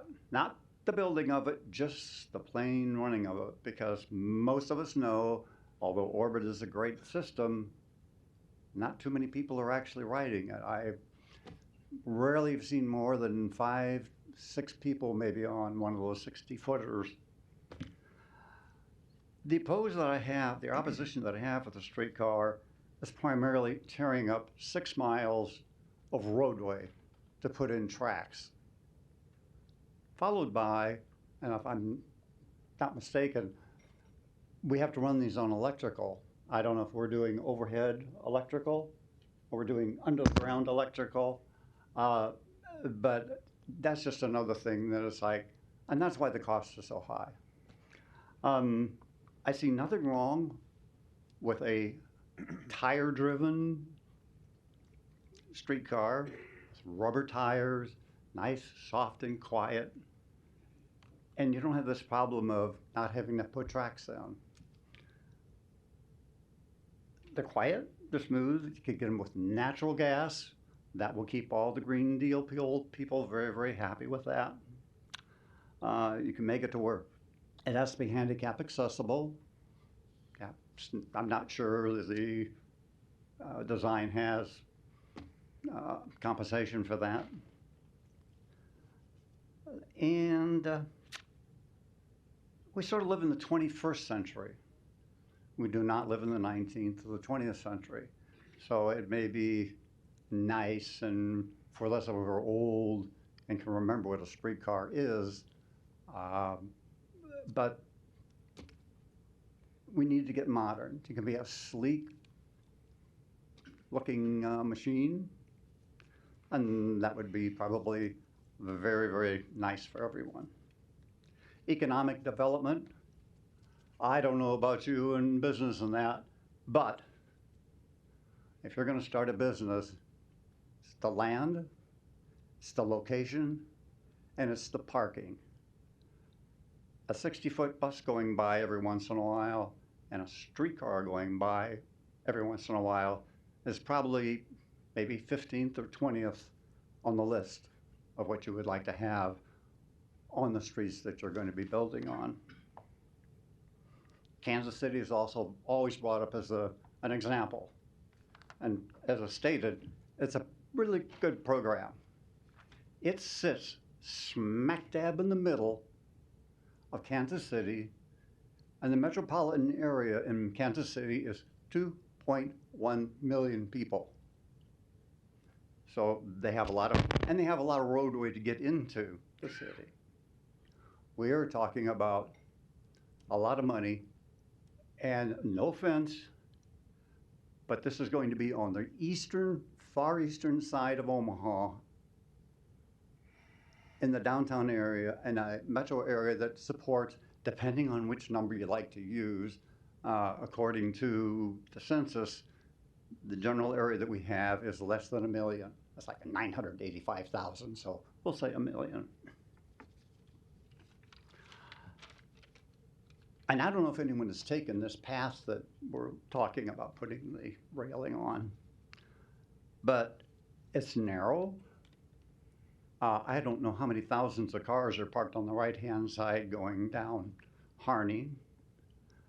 There's a lot of development that's already taken place.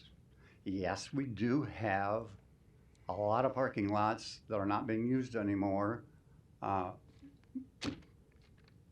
I'm assuming these premises is that we need to build the urban core, and I do believe in the urban core. I'm not going to go against that. but I do not believe that $360 million is going to create that much development that the builders and the owners will support or need. $360 million, you can build a lot of stuff along that rail. Planning and dreaming are great when you temper it with reality, common sense, and compromise. Thank you for the opportunity of speaking to you. Thank you. Other opponents, please. Luis Jimenez, 2709 Dewey Avenue. I'm opposed to some of the things that the proponents have said, Mr. President, particularly that you guys are not developers. I've always considered the council You're as opposed to the item, or you're opposed to the testimony? It's got to be on the item. I believe that you are the ultimate developers for the city. You're testifying as an opponent to the bonds right now, right? Yes. Okay. Because you've received this information over the weekend. Are you really going to tell your colleagues that that having 1 week to look at that information is plenty of time to make a good decision? I think you should place this on file, Mr. President. Let the council look at the financial situation for this project. I don't think this is gonna, like the previous developer said, the previous speaker said, that this is gonna spark a lot of development. I think this is for Mutual of Omaha. And it's unfortunate that you guys have to spend all this money for a streetcar that goes east to west just so we can have a streetcar that will go north to south. I think that is the better route for a streetcar, longer distance. But we have, how this is going, you have to have the east to west route. And I think it's a short route. I live here in the urban core, and I don't need a streetcar or the bus system, frankly, to go from downtown to Blackstone. The streetcar authority, I believe, needs to also be in communication with other transportation authorities, and that includes the Metro Authority. And I've been hearing Mr. Noddle say that, oh, he can't talk to the bus system. And that is wholly irresponsible. They should be coordinating this development.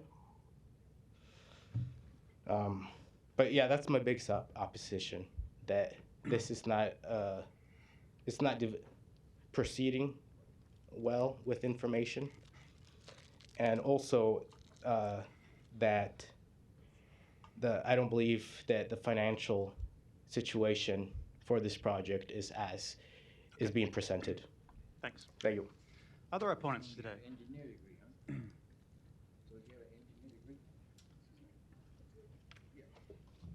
Hi, my name is Michael Kolakowski, and I live at 132 North 39th Street. I'm not sure of the formalities, as this is my first time coming to a city council meeting, so I'll just say thank you to all the council members and the staff. For those of you that may know me, I'm a huge proponent of alternative forms of transportation. Had you asked me a week ago about the streetcar, I generally would have said I'm in favor of those sorts of initiatives. That said, I wasn't planning to come up here and speak, but I was wholly impressed by Mr. Rubin's presentation.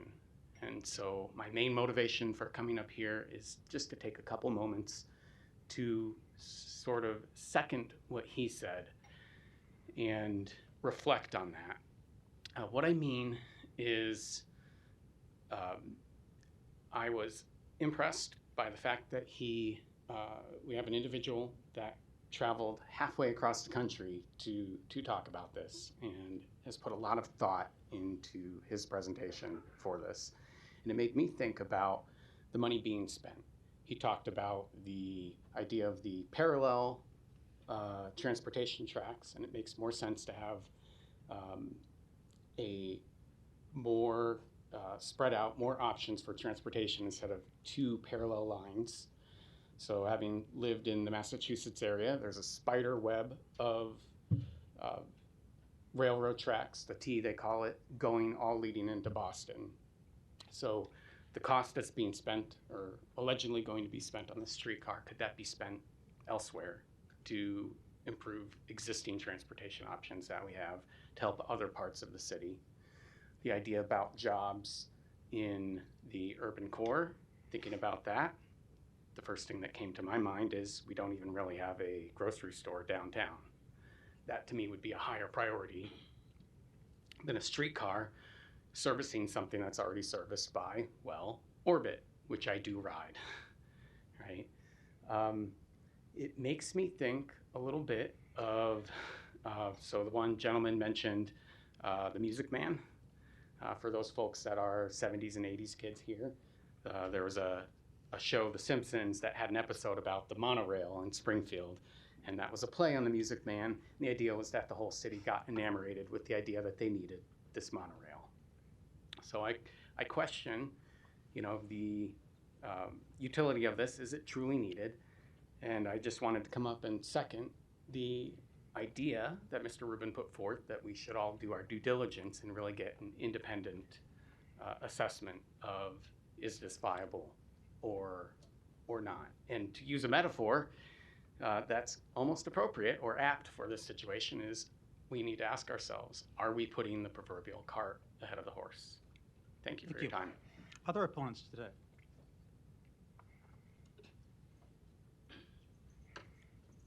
Good afternoon. Kimara Snipes, 1729 South 12th Street, Omaha, Nebraska. Thank you for this time. I had not planned to speak, but as I sit here, I am a public transportation user. I do not have a car. And also, I serve on the board for an organization that does believe in alternate modes of transportation. I wasn't really sure where I sat with the streetcar because I'm also a believer in research and I don't know everything. But after listening to Mr. Rubin, I also would like to just suggest, especially listening to the information about from MUD as well, just to pause. Slow and steady does win the race. It seems like there needs to be more review of just information. And as people who are elected to represent us as decision makers, it is my hope that you would just stop and pause and just really, really review and think about what you heard today. That's a lot of information. I was completely surprised, enough to the point where I did decide to get up today and actually say something, which I had not planned to do. That was a lot of information. Please, please, please take it into consideration. Thank you. Thank you. Any other opponents today that want to speak? Maybe just a show of hands. Are there any more after this last testifier? All right, thank you. Hi, thanks for letting me speak. My name is Pierce Carpenter. I live at 4832 Farnham. I was not planning on speaking on this, but I have to agree with Mr. Rubin's assessment. You're out there. There he is. With Mr. Rubin's assessment, I had a opportunity to hear one of the old Omaha planners, Marty Schukert, speak about the streetcar, or I think they called it that night, the streetcar undesired. And he was unable to say that he was for it. His position was he's undecided on it. And the thing I noticed and asked him about is it's a parallel path to Obit. And with Mr. Rubin has pointed out that in all cases, when they put in a streetcar, it's at an oblique angle, at a steep angle. In other words, it's not parallel. It's at an angle where it's picking up different people. Obit doesn't really have many people on it at all, and then to have something like this compete with it just seems, for business purposes, absolutely ridiculous. I would like to see this bond issue and everything about the trolley or streetcar be tabled for future, or maybe redirect it down to South Omaha. That was all I had to say. Thank you. Thank you. I'm going to go ahead and close public hearing then and thank all the testifiers for being here on this item, and also the information that was presented by proponents that was new and, in my view, is all public record at this point, so I appreciated them giving summaries of that.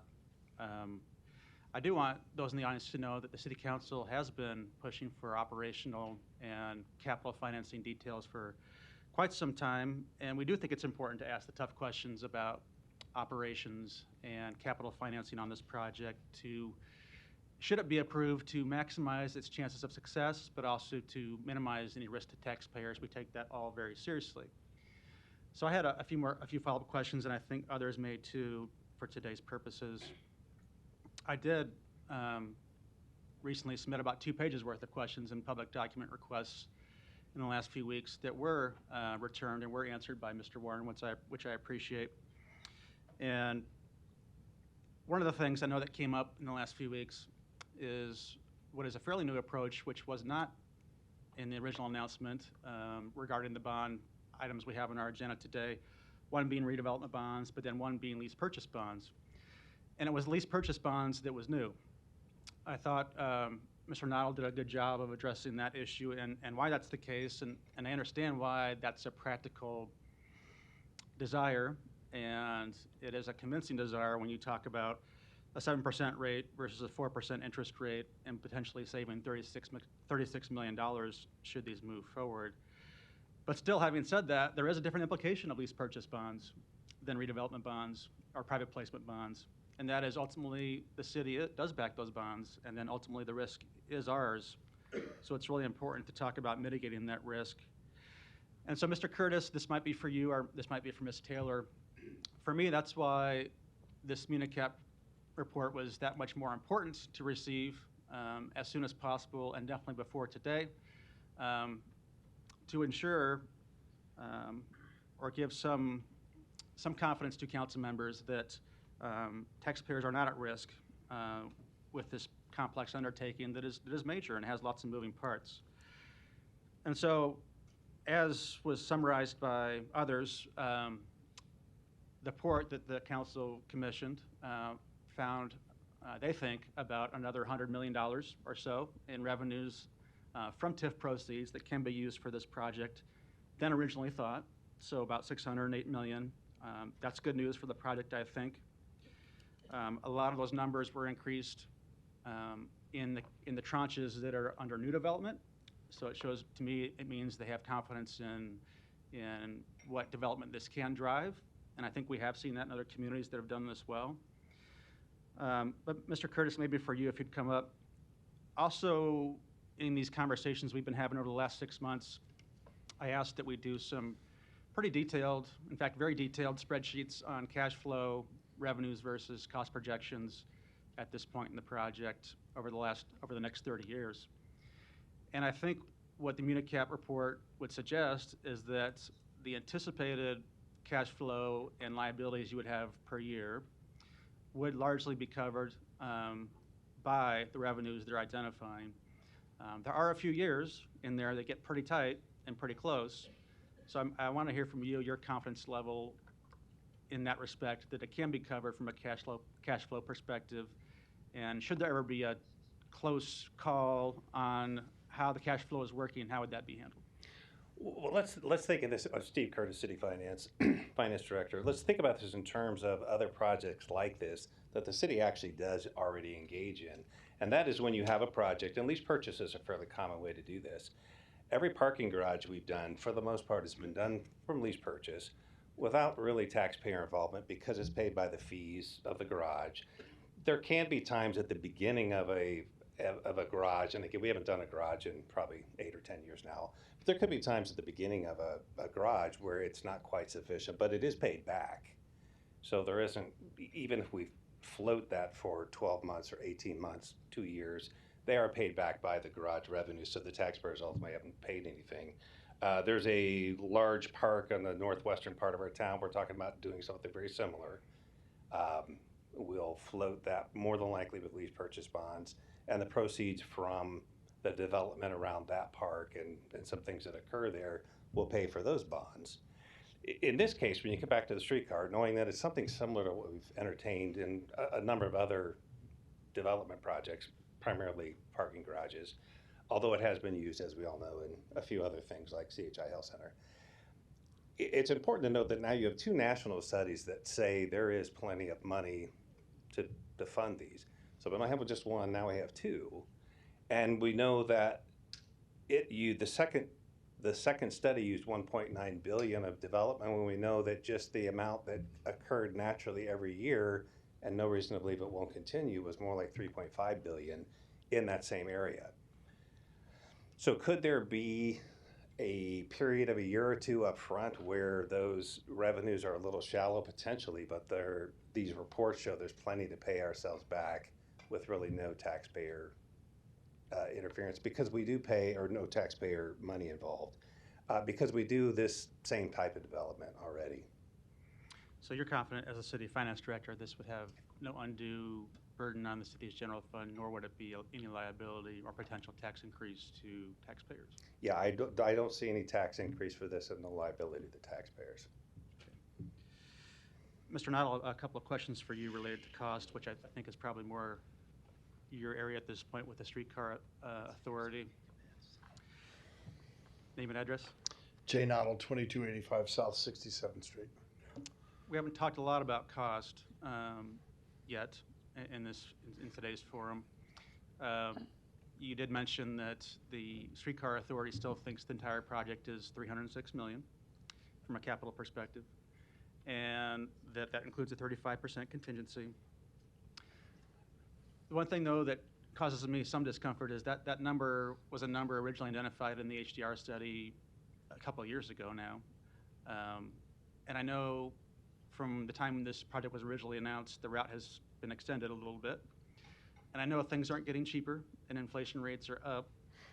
So my question to you is, I want some confidence in knowing that this won't cost more than $306 million, or at least how those costs would be managed over time and your confidence level. Well, I appreciate the question and certainly the concern.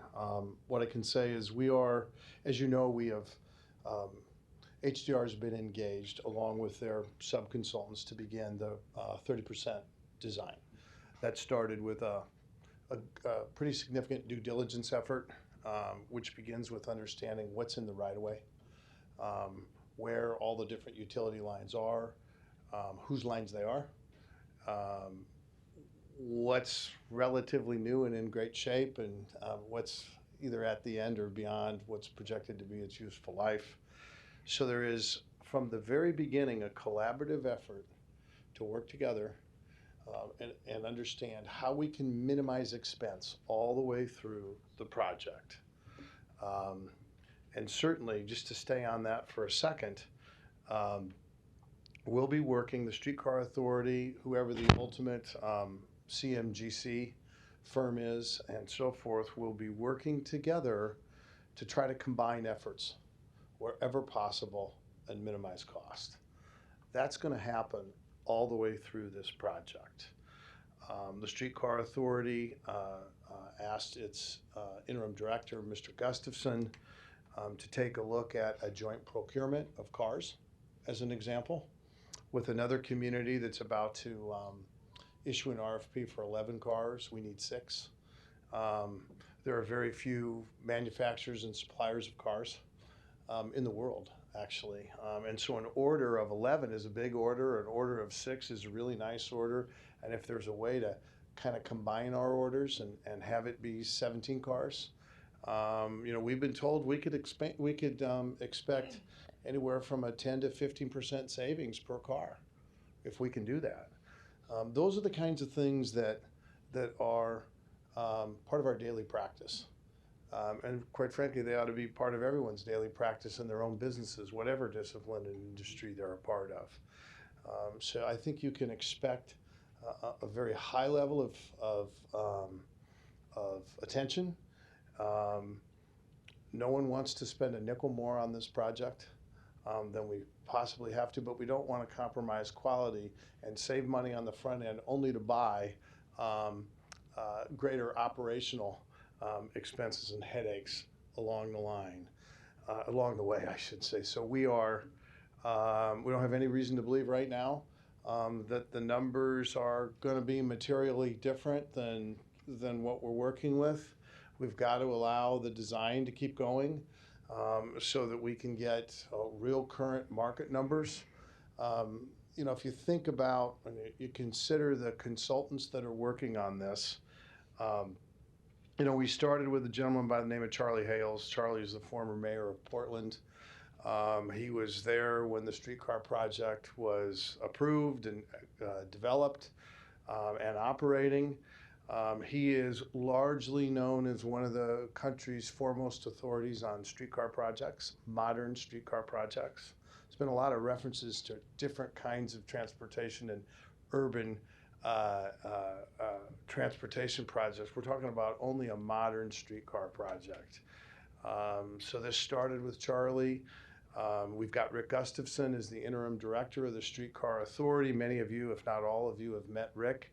Rick is also one of the country's foremost authorities on modern streetcar projects. And what those two gentlemen are able to bring to the table is the lessons learned from other communities. What went wrong? There was a mention today of St. Louis. Interestingly enough, Vita Jeffries, president of the chamber, came from St. Louis. She's been able to fill us in quite effectively on what happened with the St. Louis project and why, so that we don't make those mistakes along the way. Awful lot of the projects that have been done around the country were built in phase one with federal dollars. And federal dollars, it's a fact. When you use the federal process for your first phase, you can expect somewhere around 20 or 25% more expense, and you can also expect 2 to 3 years longer. That 2 to 3 years longer creates more expense as well. So we're doing everything we can to minimize cost without compromising quality and operational efficiency, and you can expect that all the way through this process. And I think just at least considering two different styles of bonds is a perfect example of how hard we're looking to make sure that we find the best way to do this for everyone concerned. Thank you. And so you're confident in a $306 million number? Right now I am, yes. Okay. And I know we're only at 30% design, and I know that that does cause some discomfort, I think, amongst folks, and certainly some opponents have observed that. And it causes some discomfort among council members too, I would say, realizing there's a lot more to come on this project. Ms. Taylor, maybe a question for, or maybe this is Mr. Kuzy. For those that have observed, it is only 30% design. Why don't we slow things down? Why don't we take our time with this information? I understand that line of thinking, and it's appealing. But the question I want to ask you, as it pertains to the Mutual of Omaha agreement, the reason why these items are on our agenda today is because in the Mutual of Omaha agreement, it does tie these two projects together.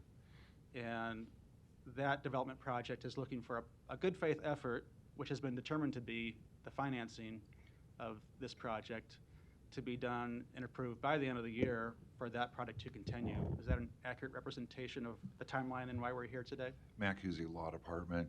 You are correct in that the redevelopment agreement that the council approved several months ago does have a requirement in it between the city and Mutual of Omaha that there has to be some level, good faith effort, I think is an accurate term to use in showing our commitment towards the streetcar project. So yes, that previously approved council agreement does have that condition in it.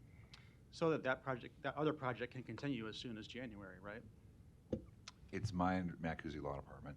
It's my understanding that yes, Mutual and Mutual's developer is anxious to get started, and I think January is their target date. Thank you. And Jay, a question about operations for you too. So all we've talked about so far today is capital, and that's important and complicated. And so it's good that we're having this conversation and hashing things out. And we spent a lot of time on that. But I feel like we haven't spent a lot of time on operations, partially because, we're still at 30% design on the capital. But I've always been told, and I have toured other systems, Kansas City and Portland in particular, and in fact toured the Portland system with Charlie Hale 20 years ago. And I remember him saying, although the capital project and capital construction is tricky and complex, what can be trickier are the annual operations and how that is managed. And so I want to make sure we're on top of that as well, because that is ultimately a city obligation too in the future, presumably starting in 2026. And that's been estimated, given the HDR study and estimates and some review, I think, by the experts you just mentioned, to be around $6.4 million a year, to be covered by parking revenue and parking stall increases in the downtown area. You want to take a second to talk about that and your confidence level in that number? Sure. Certainly, operations efficiency and the cost of operations and the quality of the ride is of paramount importance. As you know, the system will be free to the rider. And so what's been going on is that Ken Smith and his team in the parking group within Public Works have done a great job looking at the parking revenue that's generated today by the system, by the city's parking system, and determining how the $6.4 million will be funded. And you're right, it's a combination of revenue from garages, parking meters, and other parking charges that'll be generated to do that. And the new garages that are being developed along the route and those that are being acquired along the route, specifically the mutual garages, those garages will serve two purposes in the future. They'll be tied into the streetcar system as a practical matter because they're right there, they're right on the routes. But they'll also be used to support new development, redevelopment that happens on that mutual campus. You know, one of the unintended, really good unintended consequences of mutual making the decision to come to the eastern end of the core is all of a sudden we've got the west end of the Gene Leahy Mall populated with 4,000 people, or whatever the final number is. Certainly they're building a lot less space than they occupy today, and they've got done a pretty thorough job of determining how they're going to use that facility. Some days there'll be more people there than others, but they're able to build fewer parking stalls with that project because they can use stalls farther to the west. The streetcar will help to connect. When a new development takes place on the mutual campus, there won't be a need on the current mutual campus. There won't be a need to build maybe any parking stalls in the future because they're there today.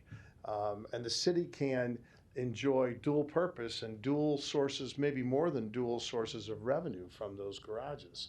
So the parking department's going to have a big lift in their revenue.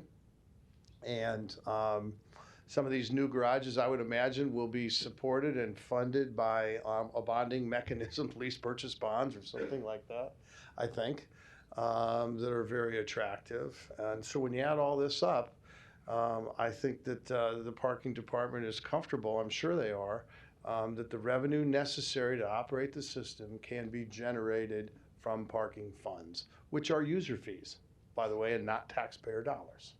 Okay.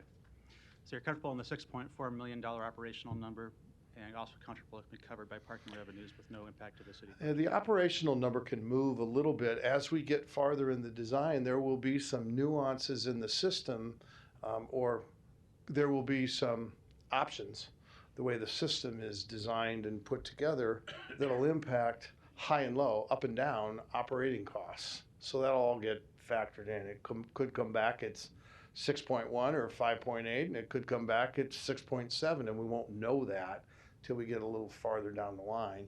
But certainly we're studying that as well every day. That's why we've got this very large team that's working on all this. And they've got the relevant experience throughout the country to keep us fully informed and make really wise decisions. Thank you. I know there are still some unknowns about that, but the reason why I'm asking these questions today is because the items we have before us today are likely the City Council's last approval needed for this project going forward, should it be approved next week or in coming weeks. So I think it's important to talk about all these items and also do it in a public way that talks about the numbers and the projections and the documents we all have. And I would encourage everyone who's interested to take a look at those documents. There appear to be some utility issues we should address. I think there's some other lights on. I will let them see if they want to address those issues or others. The last thing I might ask is Mr. Warren to come up for me. I was going to ask the mayor this question, but I know she had to move on for her schedule. And I think I know the answer based on her remarks, but I did want to ask them directly too. Thomas Warren, Mayor's Office, 1819 Farnham. Thanks. So should these be approved, the council will still have some oversight and some reports coming to us annually, and we'd be working very closely with the Streetcar Authority in that respect. But as I just mentioned, there wouldn't unlikely be another vote coming to the council of major consequence on the project. And so knowing that, my question to you on behalf of the mayor is her comfort level that this will not cause a tax increase, nor will it have any undue burden on the city's general fund. That's correct. And of course, on behalf of the mayor, it's our full intention to keep you fully informed throughout this process, throughout the design phase, throughout the construction phase, as we analyze the finances in anticipation, not only of the bond issuance, but the revenue generated from the bonds, just to make sure that everyone is fully informed of the status of this project. Thank you. Mr. Harding, you're recognized. Thank you, Mr. President. In our normal course of business, a lot of times after presentations have been made and we've had proponents and opponents, we typically give a little time of rebuttal on behalf of the applicant, if you will. So with that in mind, I'd like to call up Steve Jensen to see if he had some comments about any of the testimony that we've had presented to us earlier today. And then I'll have some questions and comments after probably Mr. Jensen's done. Okay, Steve Jensen, Mayor's Office. Yeah, I have a few comments, I guess, on some of the material that was presented and some of the things that were discussed. I guess maybe to begin with, I guess I could respond to some of Mr. Rubin's comments, if that would be helpful. Sure. Mr. Rubin mentioned that he wasn't aware of any place else where you have a BRT and a streetcar running parallel to each other. You know, I would note that we have BRTs and buses running parallel to each other all across the country. It happens on a regular basis, happens in Omaha today.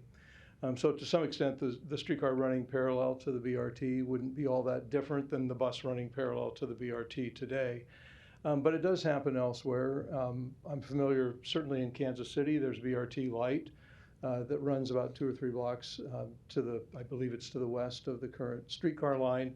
Similarly, in Salt Lake City, I've been there and seen their bus lines, and I think there's a BRT, but a bus line that runs about 3 blocks to the north of their Sugar House streetcar line. So I don't think it's very uncommon to see that kind of thing happen. It's just a matter of different riderships, different characteristics. The streetcar will be a system that stops more often, and so it's a hop-on, hop-off type system, whereas the BRT is all about time and distance, so you get on and travel a greater distance in a shorter period of time, so there are fewer stops.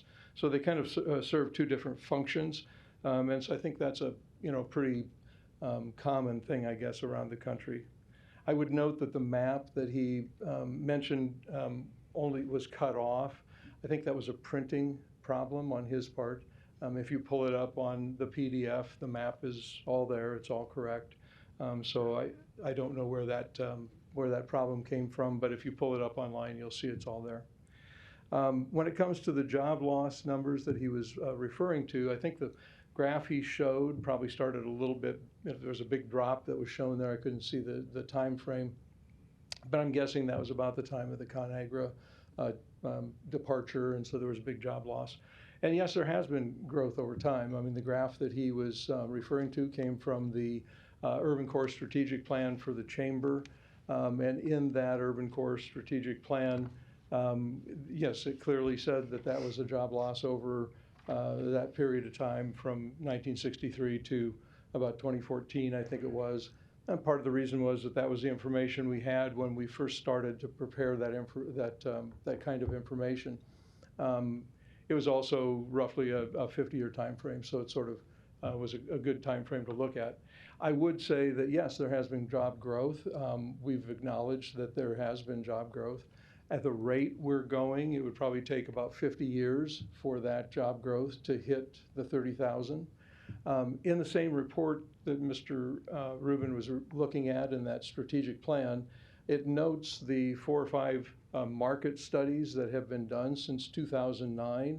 Those are the market studies that provide the projections that were used in that study for the 30,000 jobs and 30,000 residents and so forth. So it is based on market studies that have been done by the Urban Land Institute, by SB Friedman and Associates, and then more recently by another series of firms that did projections. So we've used those projections in the numbers. He mentioned, he talked about sort of magic growth. Again, the growth that we are using is based on those projections from the market studies. Studies have been done over 10 years. I'm not sure another market study is going to give us new information that we haven't had in the previous studies. And I would also note that we're not talking about anything magic. We've purposely brought down our projections and tried to be as conservative as we possibly could. And so, as I think was mentioned, we noted that, or you should note that over the last 13 years, we've averaged about $167 million a year in projects in that corridor, in that 1 to 6 block corridor, in terms of value of projects that would be used for TIF. The projections we worked from were $160 million a year, purposely trying to be be more conservative, to work off of numbers that we felt we could be very honest and say we could achieve. So we're actually saying, what if we grew slower than we've been growing? The numbers still work. In terms of the AA report that he referred to, I will tell you there were a lot of very, very strong arguments during the production of that report. The number that was used for the base multiplier in the projections for the BRT came from one project, and that was in Kansas City, and that was the construction of the H&R Block headquarters in Kansas City that gave a bump to the amount of development that occurred in Kansas City at about the time of the BRT light that was put in place in Kansas City. Just to give you some background on that study, it's the only study of its kind that I know of. It was done by SB Friedman. They looked at 2 cities that did BRTs. They looked at Cleveland and they looked at Kansas City. They looked at 3 cities that had done streetcars. They looked at Portland and Seattle and Tampa. And the reason that they looked at Cleveland and at Kansas City was because Cleveland is kind of the gold standard of BRT, and Kansas City was, as I said, BRT light, so it was a less expensive version. And then when they looked at the streetcars, they picked successful cities, and then they picked Tampa, which at the time had not been as successful. What they did in the study was they looked at the 5 to 7 years prior to the opening of the BRT or the streetcar, and when they looked at those, they looked at the amount of new development. They looked at building permits for new development for 5 to 7 years ahead of time. They then looked at new development permits for 5 to 7 years afterwards. When they looked at Cleveland, surprisingly, they didn't see a bump.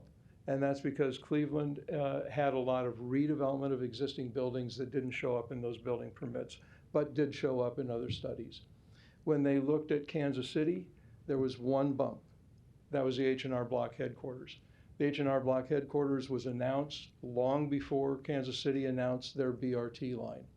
So in reality, that one building had nothing to do with the BRT decision. In the case of Portland streetcar and Tampa and Seattle, they saw bumps in the amount of new development that occurred.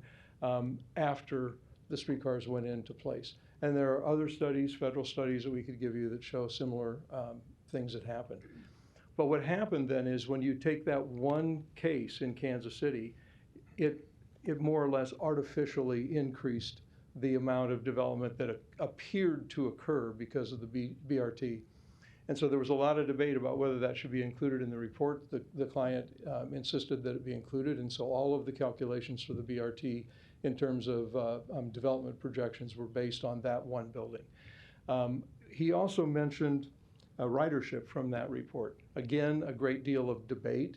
The ridership model that was used, and I'm sure we have folks here who could probably give a better explanation than I could, but the ridership model that was used is the standard ridership model that's used across the country for looking at bus ridership. That model primarily looks at home to work. And so for a BRT that travels from the West Roads to downtown, it's going to show pretty good pretty good numbers, because you're going to have more people in that walk shed that will walk to the BRT and would use it to go from home to work. So the numbers look pretty good. When you look at a very short line like the streetcar in downtown, and right now especially, when yes, we have more and more housing being built, and yes, we see an increase in jobs, you're going to see a much, much smaller number of people that would today use that line to go from home to work. One of the things that does not show up in that model, which is the primary thing that is beneficial with the streetcar, is that let's say that you hop on the street, let's say you park at Midtown Crossing. You hop on the streetcar, you ride it to Blackstone. That would not show up in that ridership analysis that was done previously, because it's not a home to work trip, and it doesn't show up because it doesn't go far enough and hit the places that it's tabulated. But that is a significant portion of the ridership for a streetcar. I might say initially it's probably going to be the primary ridership of the streetcar. Similarly, if you use the street, if you came downtown and you, let's say you worked in downtown, you parked at work, you worked all day, you went to a Creighton game, and so after work you got on the streetcar, and instead of getting in your car, you rode to the old market, you met some friends, you had something to eat, you got on the streetcar, you rode the streetcar to the game. None of those trips show up in that same ridership model. So there was a lot of debate, because it was we didn't think a good model to be used for estimating ridership on the streetcar. And so you can do, there are some new models out that might do a little better job of calculating that, but it's part of the reason we haven't focused very much on ridership, because it's a very hard thing to measure. Virtually every streetcar line, Kansas City is a prime example, where the initial projections were exceeded because of that. Okay. I don't know if that helps. That does, thank you. And Sure. I appreciate it. I thought it was important to have the ability to, I mean, we had a lot of information that was presented by Mr. Rubin, and obviously there are usually two sides to every story, so I wanted to make sure that you got the opportunity to express that. Thank you.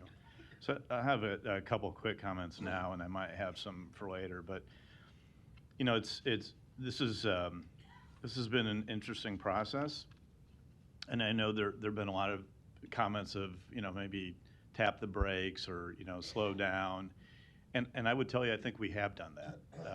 If we wind the clock back a little bit, when this was kind of first presented to this council for consideration, we did tap the brakes. We wanted some confirmation or another look at the numbers that HDR had provided before we really moved forward. And we talked a lot about having this information along the way, so that as it came in and as we had the opportunity to analyze it and digest it and scrutinize it, we could continue to go through this period and not make that final commitment, not make that jumping off point, as I think we've referred to it before. And I would tell you, I think it's been an incredibly educational and deep dive analysis that I think we all have done. And I really likened it to, you know, the profession I'm in, I'll call it a due diligence period. And in this due diligence period, or in this period of study, I think we've found a couple of very interesting things that are positive. And I think, first of all, we've had HCR's numbers.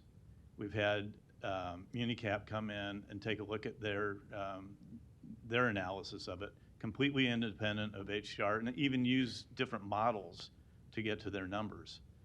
And I would say Municap, even with their conservative estimates, actually the revenues generated are not far exceeded, but it exceeded those of HCR. But the point is that two independent or two completely different methodologies came to the conclusion that the funding was enough to go forward with more than enough to cover the construction and design of the process.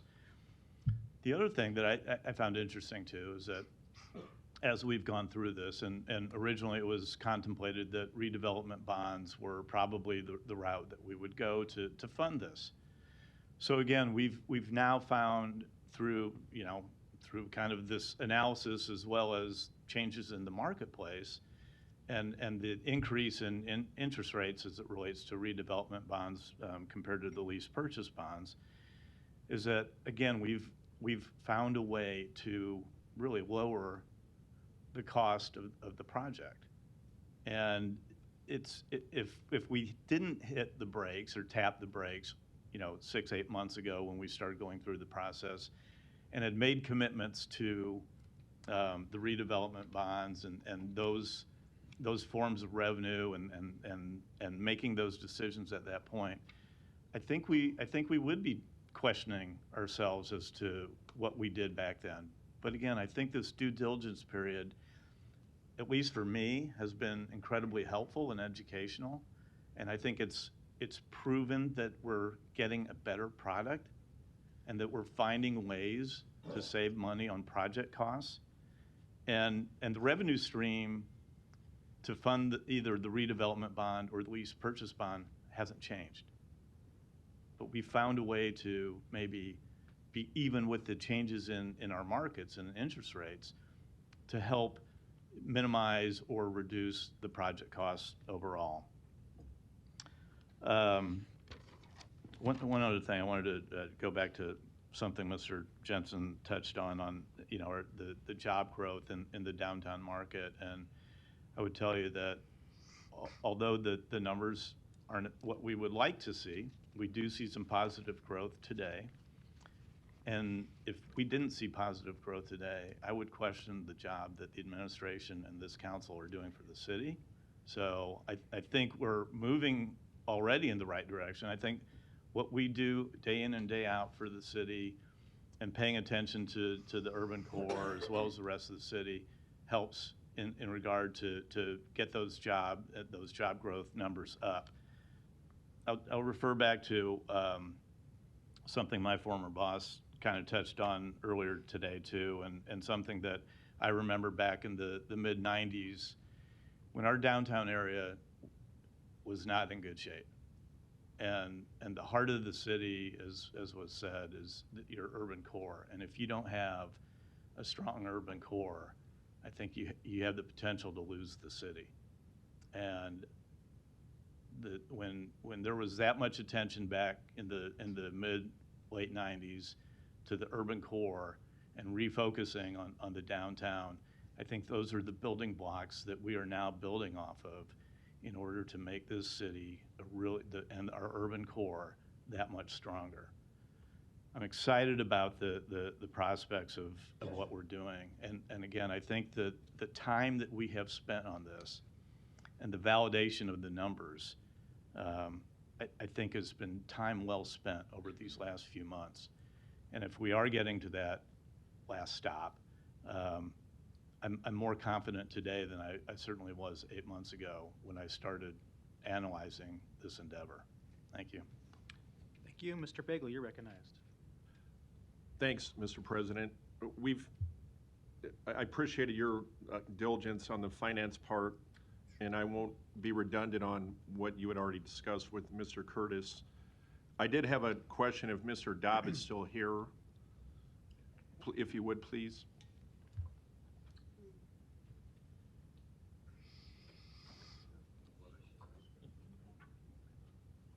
Kyle Dobb, 314 North 97th Court, Omaha, Nebraska. Good afternoon, Mr. Dobb. Good I had a afternoon, question. You were mayor of Omaha when? When were you mayor? It's hard to remember. 1996 to 2001. And at that time, you were looking to do a streetcar for the city of Omaha, correct? Yes. Can you compare what from 96 to 2001, when that ultimately didn't happen, compared to the finance route that the city has taken? If you could kind of walk us through a little bit the differences and why you were supporting this as it's proposed today compared to what you did when you were mayor. The city council then approved a $1 million expenditure for a study done by HDR, and the plan you're looking at today is simply a refinement of that. The same plan in its structure, which was to use TIF to get the job done. And the TIF financing that's here today, you obviously support that finance mechanism to support the streetcar now. Yeah, it's probably the statutorily perfect use of TIF compared to some other things that TIF has been used for. So I think that you couldn't find a better use for TIF than the investment of those captured dollars that are repaid first for the infrastructure, including utility improvements. And then beyond that, remember when the TIF is paid off, and you can pay these bonds off sooner given the revenue estimates that have come along. I think it's important to note that the TIF bonds could be paid off much more rapidly under the estimates that I got to read this weekend. So while that leaves room for other opportunity,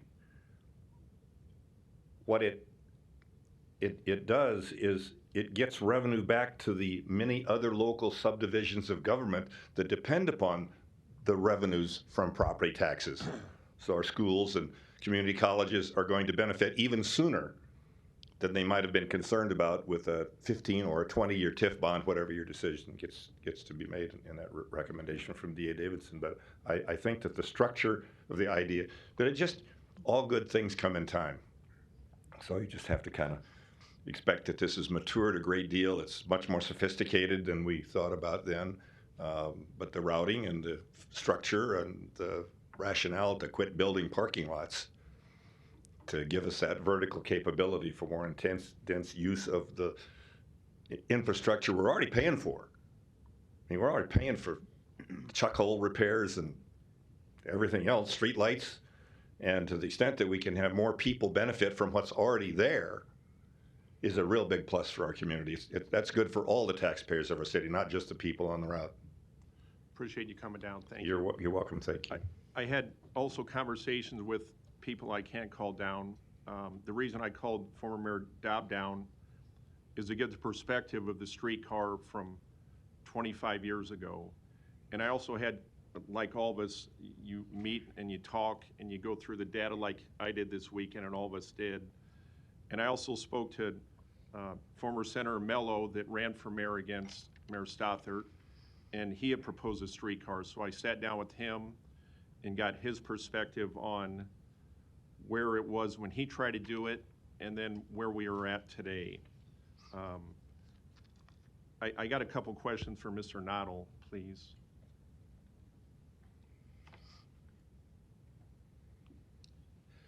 Jay Noddle, 2285 South 67th Street. So, Mr. Rubin that spoke earlier, did you have any comments that you wanted to kind of rebut or at least give your perspective, if you will, on there's a lot of data that Mr. Rubin gave us, not only in the article in the World Herald, but also today? Well, thank you. Sure. I made some notes along the way, and Mr. Rubin had a lot of things to say, so I won't be able to remember all of them, let alone touch on them. But the first thing is that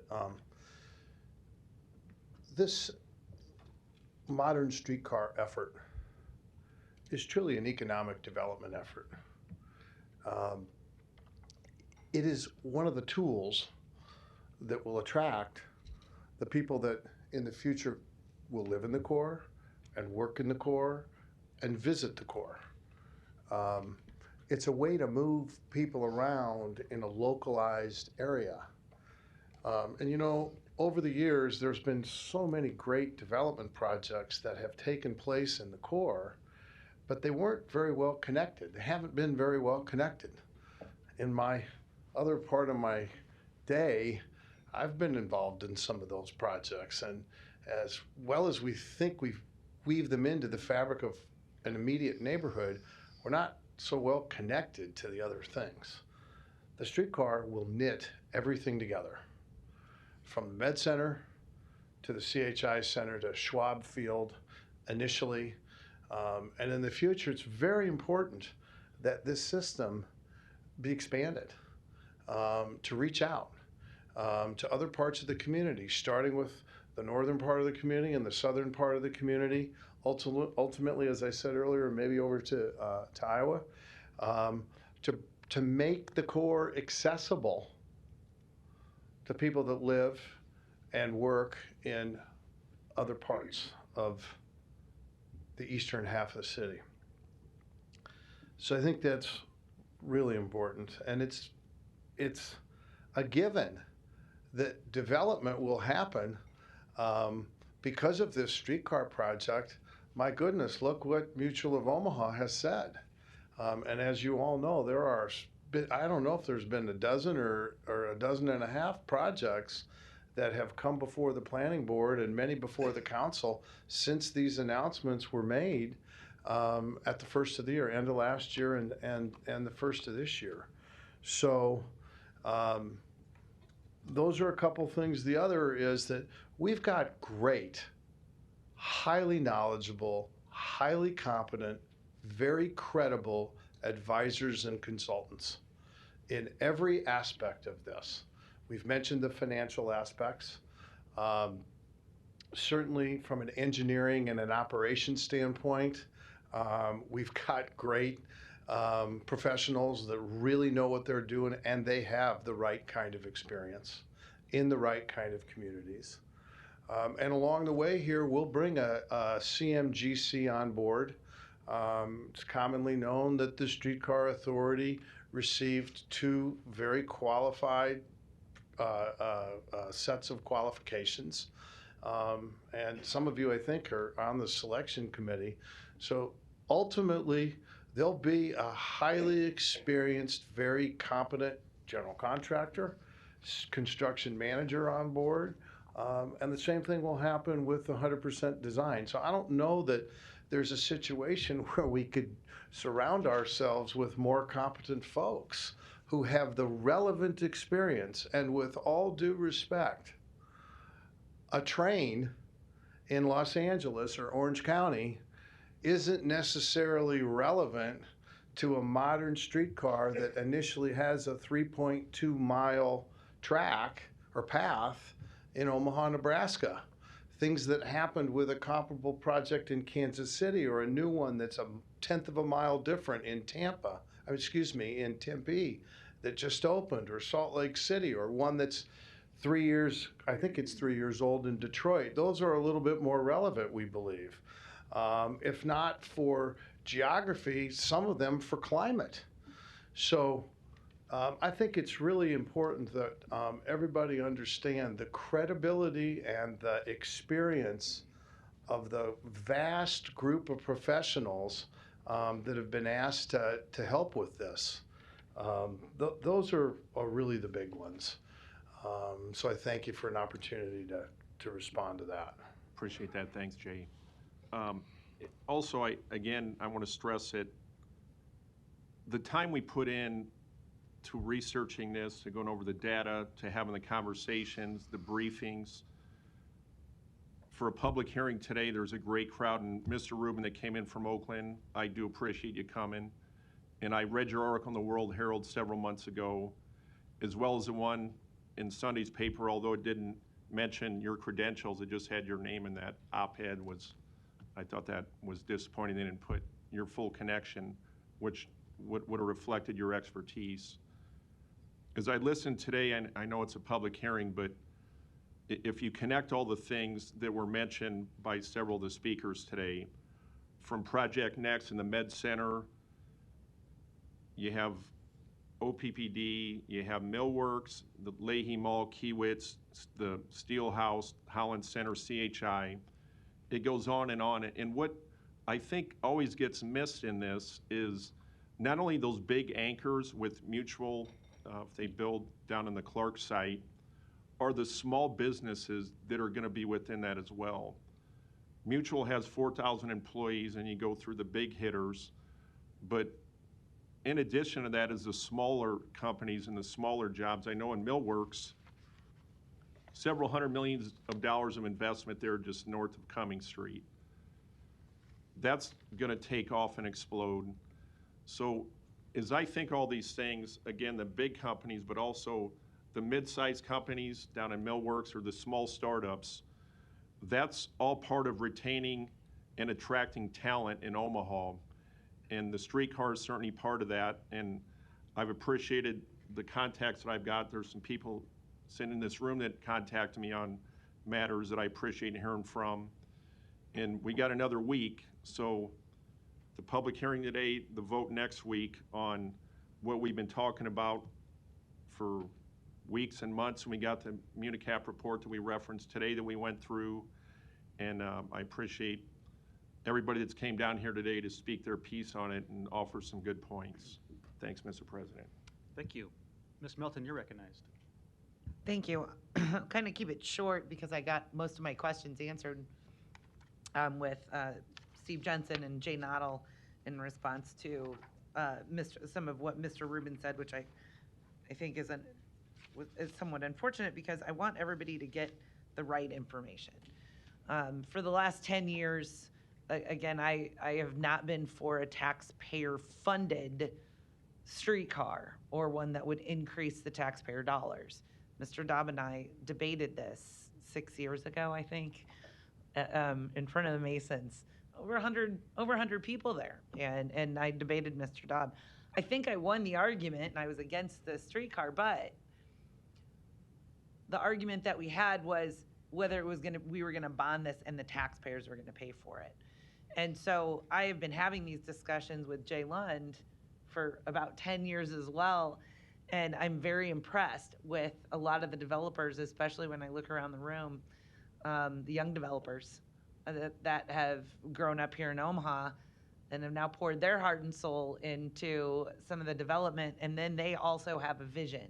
So I'm looking at the younger person here, and as well as maybe somebody that's just a little bit older than Jay Lund sitting right there that had a vision 20 years ago. You're both visionary, and guess what? It's the same vision.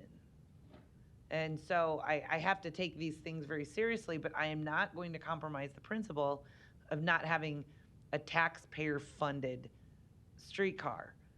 What I was very impressed with this, and I wanted to get the Municap results back because Municap is an independent organization. They are not a developer. They're not somebody that would build anything. And in fact, they have a reputation. If they weren't to give an honest, unbiased report, their company wouldn't exist because they advise investors.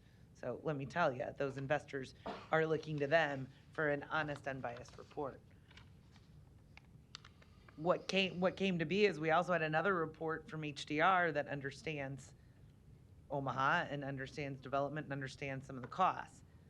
They use different models, but we came very similar, and I think Municap actually went more conservative with their figures, which I really appreciated.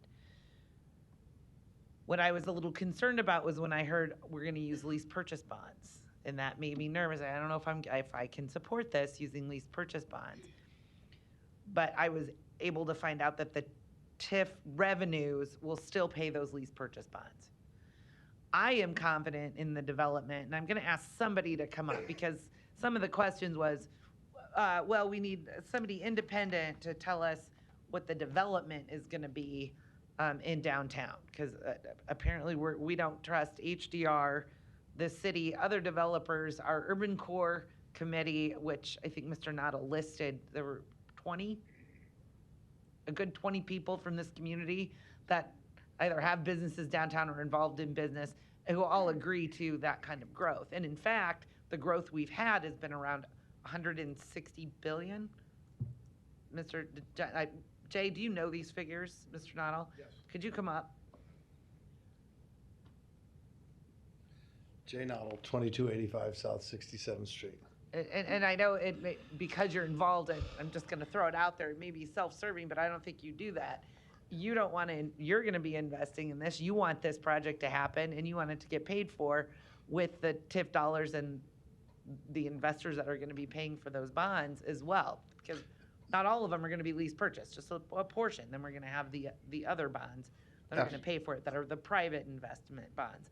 But I would like your level of expertise and confidence in the numbers that Municap gave us in regards to the amount of development that we can foresee in the next 5 to 10 years with this streetcar. Well, thank you for the question. So what hasn't been said here is the level of scrutiny and detail Municap went to. I think it got mentioned briefly by someone early on today, but the urban core area that I showed earlier this afternoon was broken into approximately, I'm going to call it 63 zones. And there's two kinds of zones. There's zones that are within 3 blocks either side of the streetcar line, and then there are zones that are 3 blocks outside of that. So where there is one streetcar line west of Turner Park, as an example, it's a 1 mile wide area. Where there are 2 streetcar lines east of Turner Park, where they're on Farnham and Harney, it's 13 blocks wide. They broke down 63 blocks or zones in great detail. They studied all the different kinds of projections, the different uses, the viability of those things. They met with developers. Which maybe a lot of people aren't aware of, but they met with members of the development community.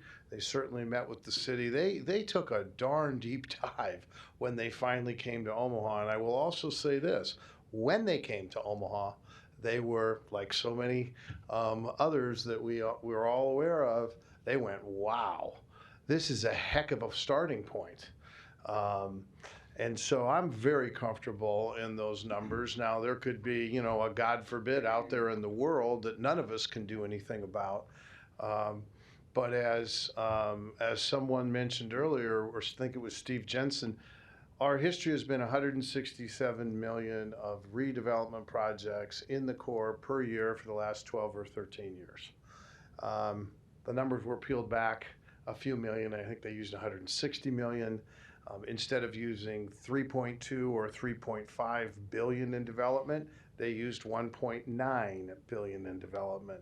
So they pared these numbers back a great deal. And as I mentioned just a little while ago, if you consider what's been before this council since this started, including Mutual, certainly, it's got to be close to $1 billion already. So I think that, we're just at the beginning of some really great things. The other thing I'd mention is, and I'm in the industry here in Omaha and around the country, but Omaha's now on the map. There are development companies, lenders, and other kinds of investors that have flown over Omaha, or they showed up for a Berkshire Hathaway shareholders meeting, or they had a nephew playing at the College World Series or something like that, that went, wow, this is pretty cool, but not big enough yet. You guys haven't matured enough yet. There's not enough critical mass. All of a sudden, we're pretty darn attractive. And those that are in the commercial real estate industry from a transactional standpoint, a brokerage standpoint, maybe like Mr. Harding here, I think they'll tell you to a person that the level of interest in our community has ramped up quite a bit since this has all started. And certainly the proof is in the pudding, and you can all measure how the pudding tastes by looking at your agenda and all the redevelopment projects that are coming through this council for the core. And, the magic about a great mixed-use project, much like Exarban Village, which, by the way, a lot of folks didn't think would ever work. A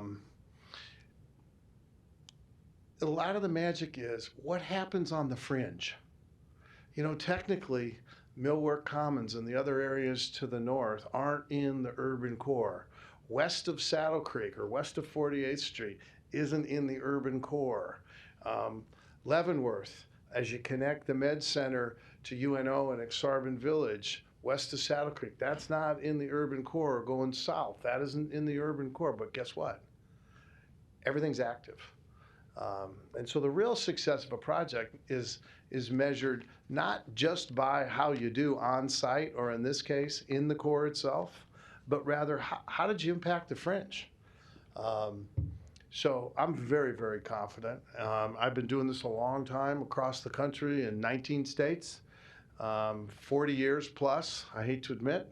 I guess I wasn't one of the young developers you were referring to earlier. But you said that former Mayor Dobb was older, so I must be in the middle. Very confident in the level of development activity that we can expect. Because, I mean, and that's the fact that I'm looking at when I'm looking at this project. It's the risk to the taxpayer. And so it's the financing piece that I'm looking the closest at.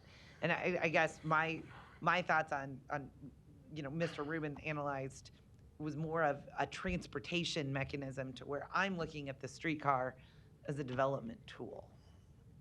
To the fact that, I mean, hypothetically, even if one person didn't write it, if I were able to double the amount of development that we are doing, I don't think that would happen. I've ridden the streetcar. I like riding the streetcar. I'll hop on a streetcar and you can run down the block for lunch and come back, and I think that's really good. And if I lived in a downtown area, you could. I would love to be able to just walk outside my door and hop on a streetcar and ride down to work. It would be better than having to get in my car and hop on the interstate. But I think that people will, what I'm saying is I think people will write it. But I also think if you're analyzing it and comparing it to buses, those are apples and oranges. Because there's a lot of people that aren't going to ride a bus, would never ride a bus, that will jump on a streetcar in a heartbeat. A lot of people don't want to have to look up. If I want to go grab lunch on the other side of town, I don't want to have to go look up my Metro bus schedule and figure out which bus stop I go to at what time. I think that's the difference between a bus and a streetcar. You just walk outside and you know it's going to be there within the next 5 to 10 minutes because they just keep going. Yeah, so just a couple points on that. The system is intended to operate with stops no more frequent than 10 minutes. And this really should be thought of, or could be thought of, as more of an urban circulator. Once upon a time, there was an urban circulator system downtown, and it was really popular. It moved people from all the major employment pockets in the downtown area. That's really what this is. Comes in a different shape and form. We have a heck of a lot more to connect now than we used to. And there's one other thing to be said. Development in downtown Omaha hasn't happened not because it's been undesirable, but it hasn't happened because it's been too darn hard, because we chewed up all the land with parking. And you can't just go take a parking lot out of service without making sure that the folks that parking lot is committed to, they got to have a replacement alternative.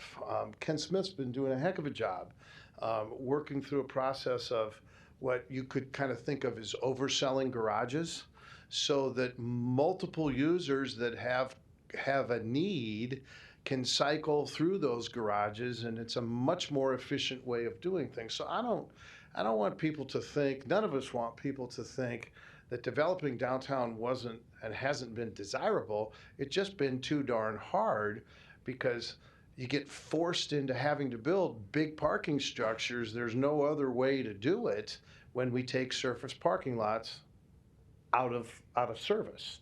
So these things all are woven together. And again, there's great lessons learned from other communities that have done this. And like anything else, maybe the most valuable lessons are the ones we learned from communities that didn't get it right initially. And our consultants have been a big part of the problem solvers that those communities have retained to help them figure it out.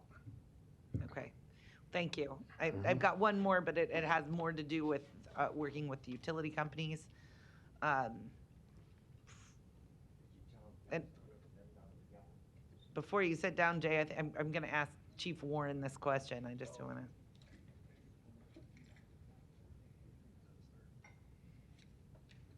Thomas Warren, Mayor's Office, 1819 Farnham. I know Mr. Mendenhall, he was just here, he spoke earlier, there he is back there.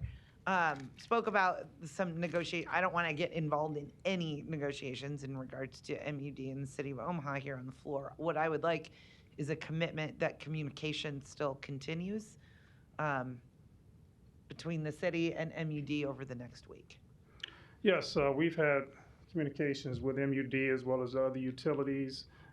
It is our hope to have a cooperative relationship and mitigate costs, minimize costs as we can throughout the construction of the streetcar.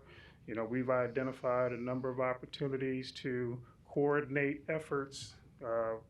As we know, we'll be tearing up streets and paving streets, and what an opportunity to repair or replace existing lines. We know that there's going to be a requirement to relocate some lines, and so it is our hope through communication that we'll be able to coordinate our efforts.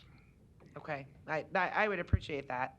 I don't have anything further. I just wanted to, because again, I don't want to, we're not negotiating here on this floor. I just wanted some commitment from you. And I'm going to ask Mr. Mendenhall, would you come down since you came down here to speak as an opponent?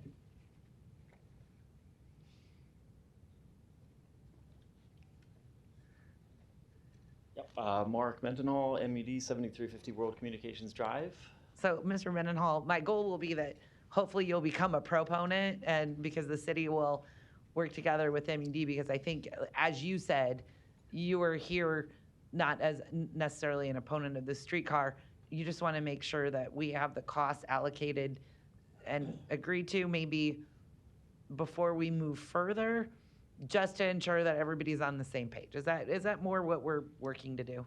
The district is not an opponent to the streetcar. Again, I'll say that very clearly. This is an opportunity for the district to communicate concerns related to costs for streetcar-related improvements and to ensure that those costs are not put on district customers. Okay, so what I want to make sure of is that because there's going to be costs that MUD would have to incur anyway. So I think that there may be some in between here where I would just ask that, on behalf of MUD, you commit to continue to working with the city and maybe continue to working with design, because at this point, we don't even know what those costs necessarily are going to be. We've got a range, so to speak.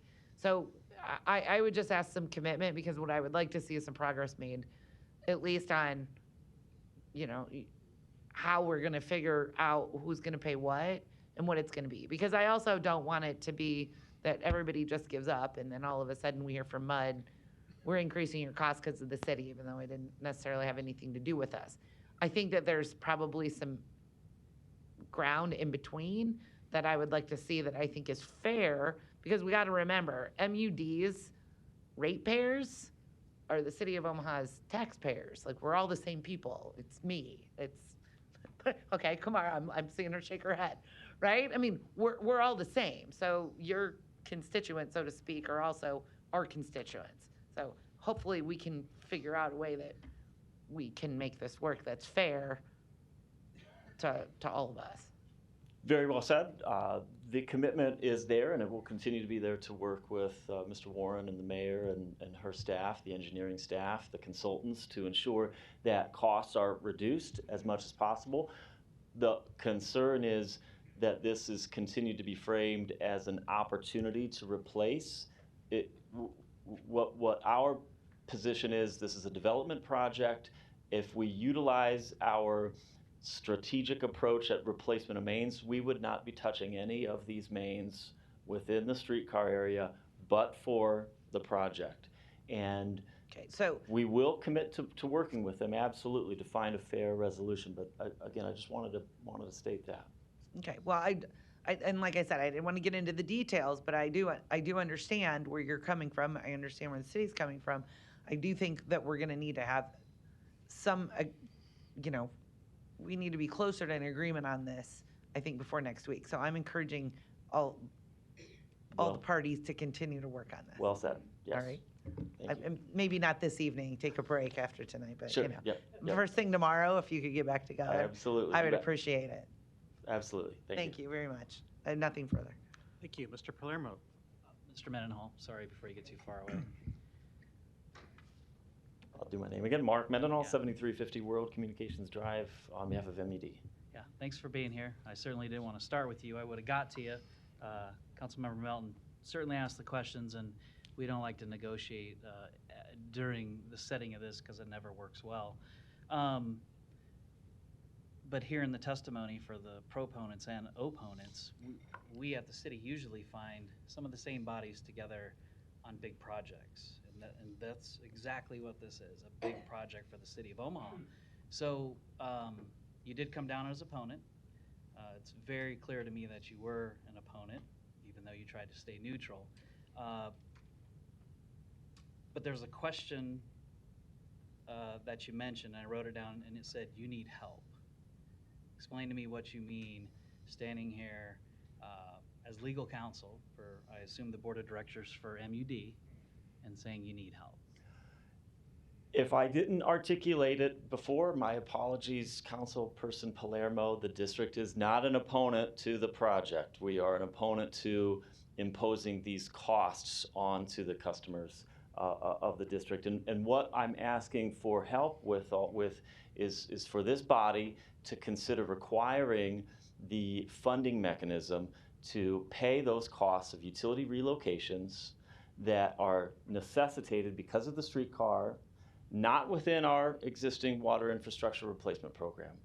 If those costs are 16 million, if those costs are 10 million, if they go up, whatever those costs are, it should not be borne by the customers of the district, which, again, as Councilperson Melton stated, are your constituents.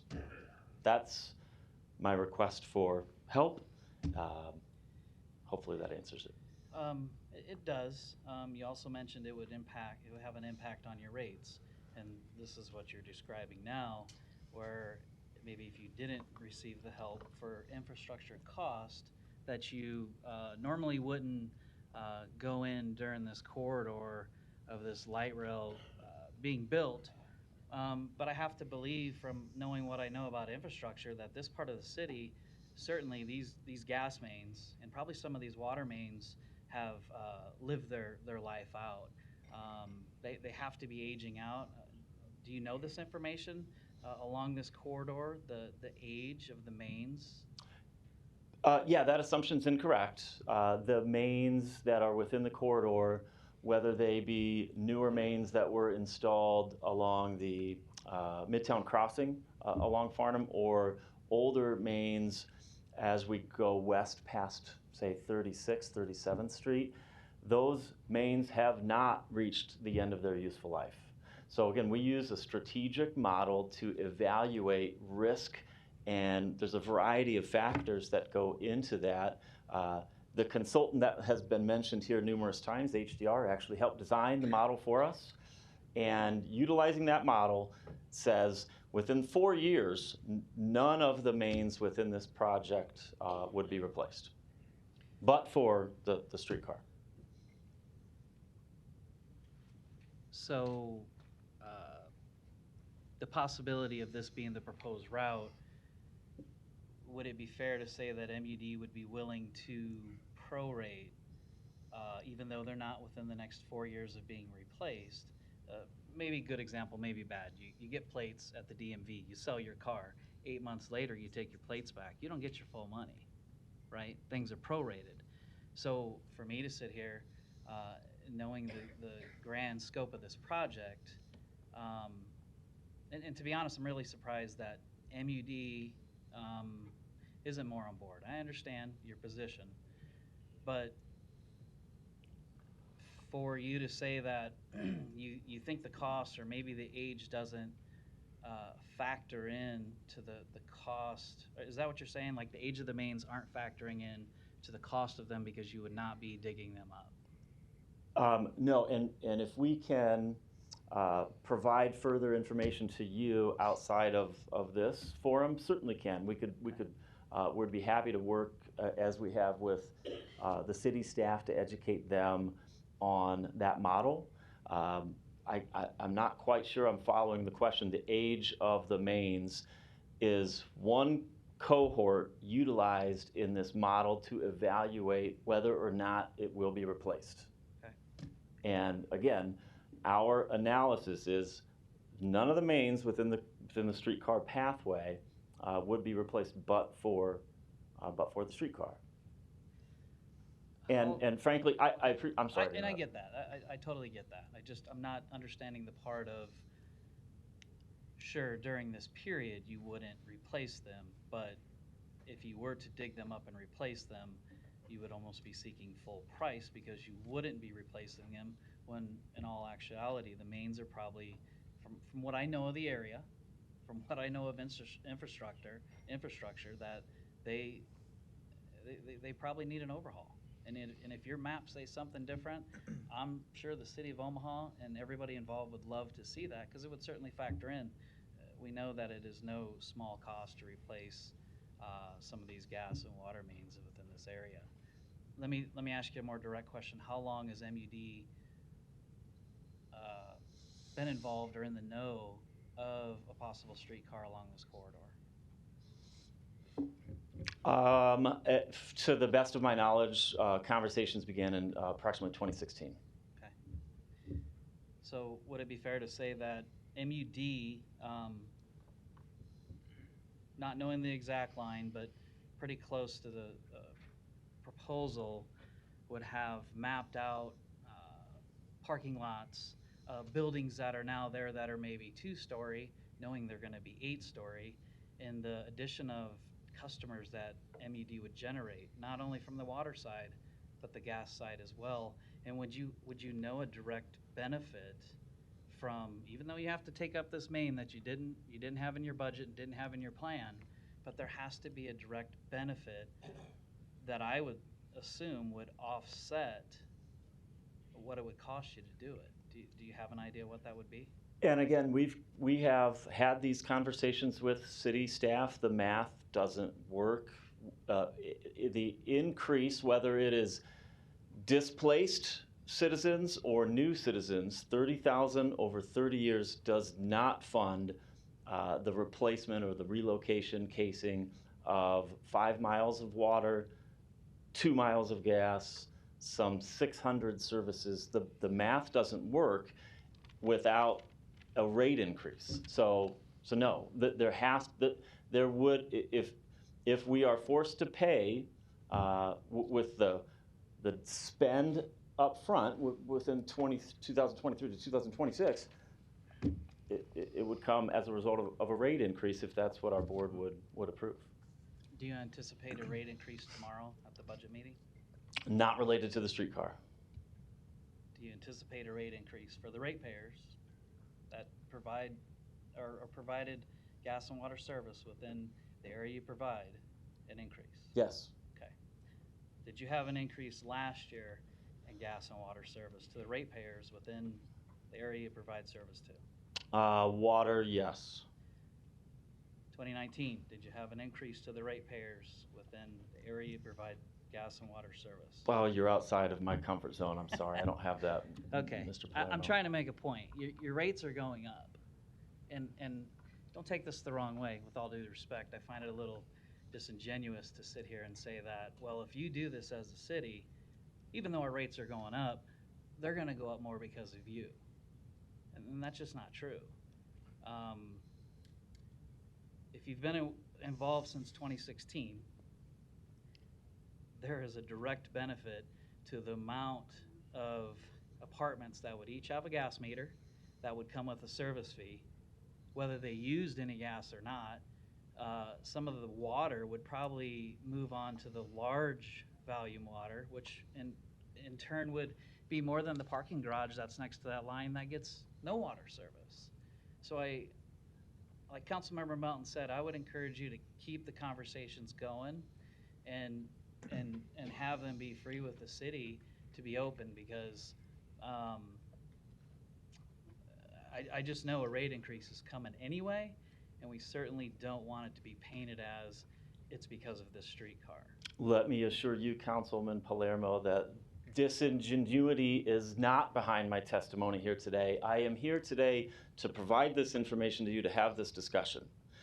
If you'd like to have further discussion about the details behind it, we're happy to have that with you. And our board is going to have an open, transparent discussion tomorrow. Yeah, we appreciate that, and I'm sure those folks at the city will be looking forward to that conversation moving forward. Thank you very much. Okay.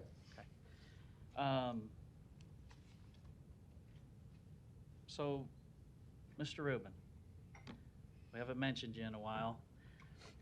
I don't know if I want you to come down. We got a long ways to go. We're only on agenda item number 1. I would love to have a cup of coffee with you. There's no doubt you have a lot of knowledge. But within the short time of the slides you put on the overhead, there was one in particular where you talked about the orbit. Oh boy. And you compared the finances of it in correlation to a fixed rail project, which I think is just apples and oranges. Thanks for the card. And we certainly don't want disinformation to get out there. There was another part too where you put up a graph of city's costs, and you had everything, and there was some unknowns, and I quickly subtracted like $150 million out of that.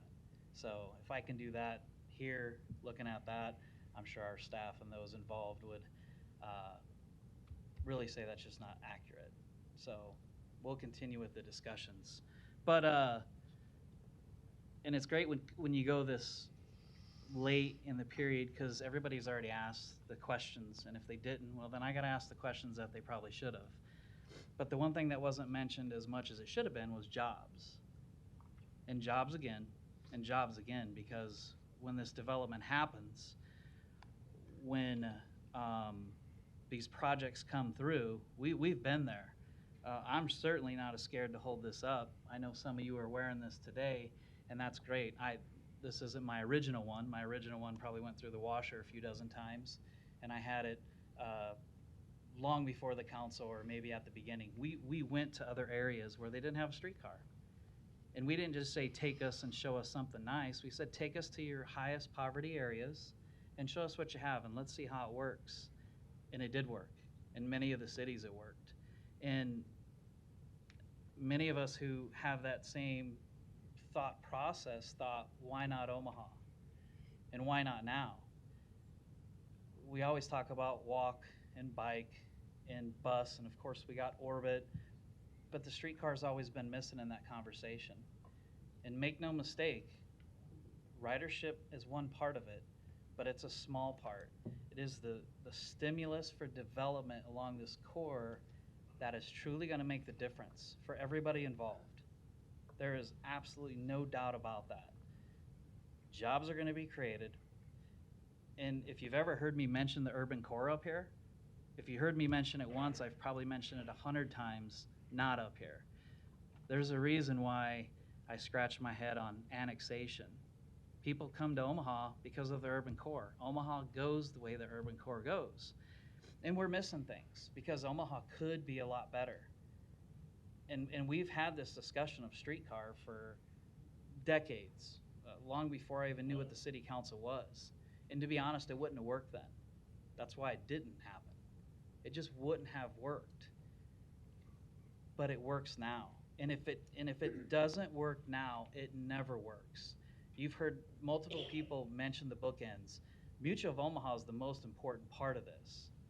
There hasn't been one person who's been to our new park downtown and didn't say they absolutely loved it. That's just the beginning of what follows when we have a new skyscraper downtown.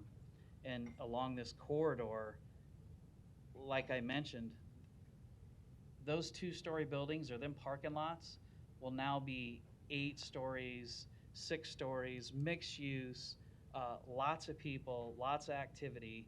And this is really what we're missing right now. I always tell people, I'm like, look at the wave of the way people are moving. Nothing against strip malls and new houses in certain parts of Omaha, or SIDs that are growing. But the bond that OPS passed, I believe 5 of the 6 schools they built were east of 60th Street. People are riding that wave back to the urban core.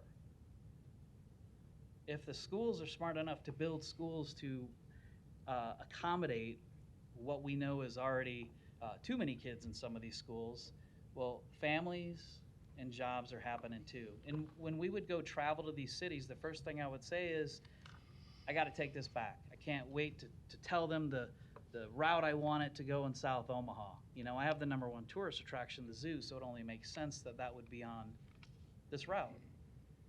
But there's so much more to it. And the most important thing that I had to digest, that I had to suck it up and realize, is that it has to start somewhere. I can't just say put it in South Omaha, put it in North Omaha, because it wouldn't work. We would be another 30 years before that would happen. It has to start somewhere. In this corridor, if you look at it, if you know the city the way we know the city, we have never had these bookends. We have never had the development. We've never had it before like we have it now. So if we don't do it now, it will never happen. And once that first stretch is started, I believe there will be extra money, and it will focus into that next corridor of north and south. And we have to have it. I mean, we just have to. When we talk about jobs and access to better health care, even just the transportation part of it itself, we have to have it. So make no mistake, economic development is the most important part of making this streetcar work, and it is finally here. It's finally here because a lot of people didn't give up, and I'll be really interested to see how the vote goes next week. Thank you. Thank you. Ms. Johnson, you're recognized. Thank you, Mr. President. We've said a lot of things this afternoon. We've discovered where the streetcar is going to run, its impact on the economy, and make no doubt, yes, it's going to make, the potential for it to make a huge impact on our economy is great. I mean, we've had a number of testimonies to speak to that. We've also taken a dive to explore the feasibility of what has been presented to us surrounding the streetcar. So last but not least, we have to look at the social aspect of this streetcar. And what do I mean by that? I mean that for decades, public transportation has suffered in a mighty way to underserved communities.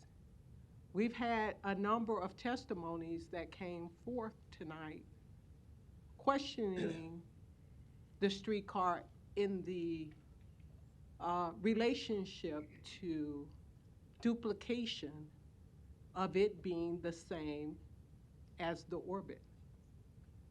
And we also had conversations about whether or not the timing is right for this expense to take place when there are so many other things that could be done.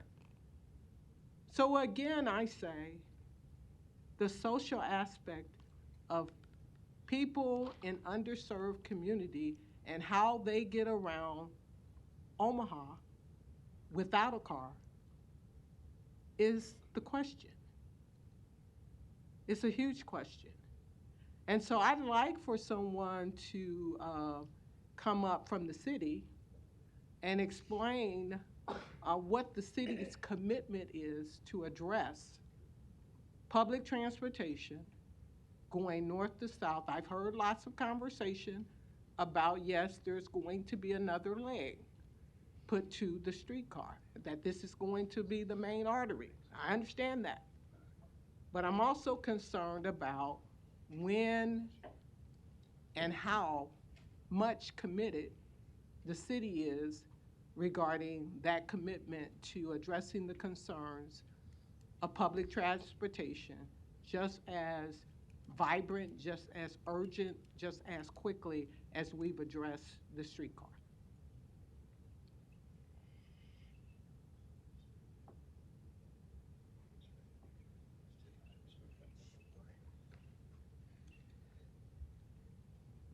I apologize. Could you repeat the question? The question is, what is the city's commitment to providing an additional leg to this streetcar? Should we approve this streetcar next week?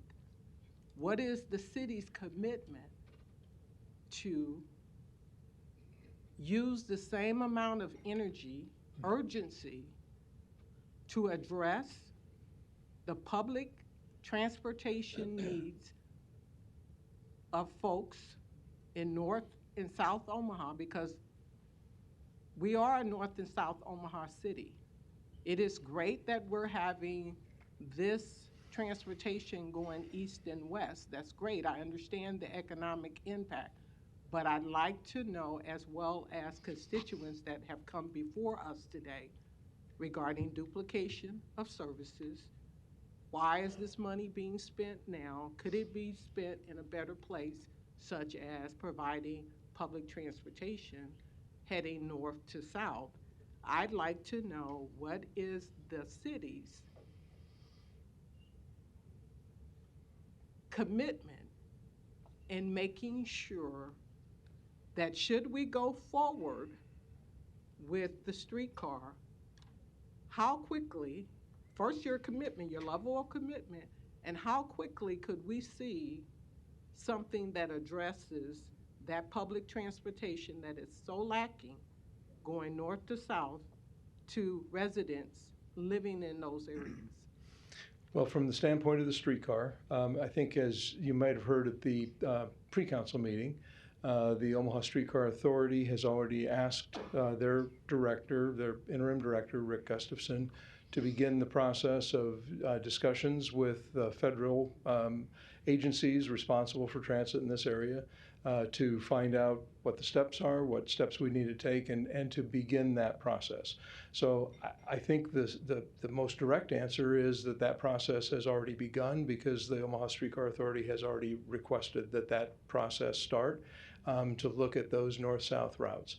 I would also say that the more work we do with this project and looking at the funding that we've been talking about, it's clear to me, at least, that there will be additional revenue that we've talked about that is available for other improvements, and certainly I see no reason those revenues can't be used to do what you're talking about, to look at those north-south routes and see what we can do, and to begin that and to add that to the process that's undertaken already by Omaha Streetcar Authority. So again, I think the most direct answer is that the process is already underway, and I think will continue. And if this line gets started, I know that everyone working on this one will be excited to get started on the next ones. So is there an estimated time of arrival in which the public transportation relating to North and South Omaha will be addressed by the city in a huge way? Is there an estimated time of arrival of that services being addressed? I can't give you a specific answer. I can say that it certainly better not take the 20-plus years since HELDOB suggested we look at this system, or even the 10 years that we've been working on this one. So that's one nice thing about having this one in place, is it begins to accelerate the opportunity for looking at the next route. And I know from the federal government standpoint, it always helps to have an initial line in place, which is one of the reasons we looked at this. If you were to look at a federal process, we can get you the standard timeline, but the federal process takes a number of years. And so it will take a few years to get that funding, and then it'll take a few more years to get it designed and built. It's part of the reason that this process was undertaken with the funding sources that we're talking about, because that federal process takes so long. So this allowed us to shrink that time frame. So I can't give you a specific timeline. I would guess that it's probably in the 5+ year range. Okay, is it feasible for you to provide more of a estimated time frame by next week before we vote on this? Be happy to do that. Absolutely. And then in the meantime, if we're waiting 5 years, if that should be the outcome, can we make it more comfortable for those in those areas to be riders of public transportation, such as providing shelters for them to sit out in the cold 30 minutes or longer for a bus ride? Yeah, as you know, since Metro has now become a regional authority, there isn't a connection, a legal connection between the city and Metro area or Metro Transit. And so, again, I will be happy to talk with them. They're working on a study right now looking at North 24th Street and North 30th Street for a BRT line. And so that's already underway and well along the way. So city personnel are part of that process, and I know there are discussions regularly with Metro. So we'll certainly have that conversation with them and see what they can do. Well, I'd like to also see a commitment from Metro regarding those shelters being installed on 24th Street by next week as well.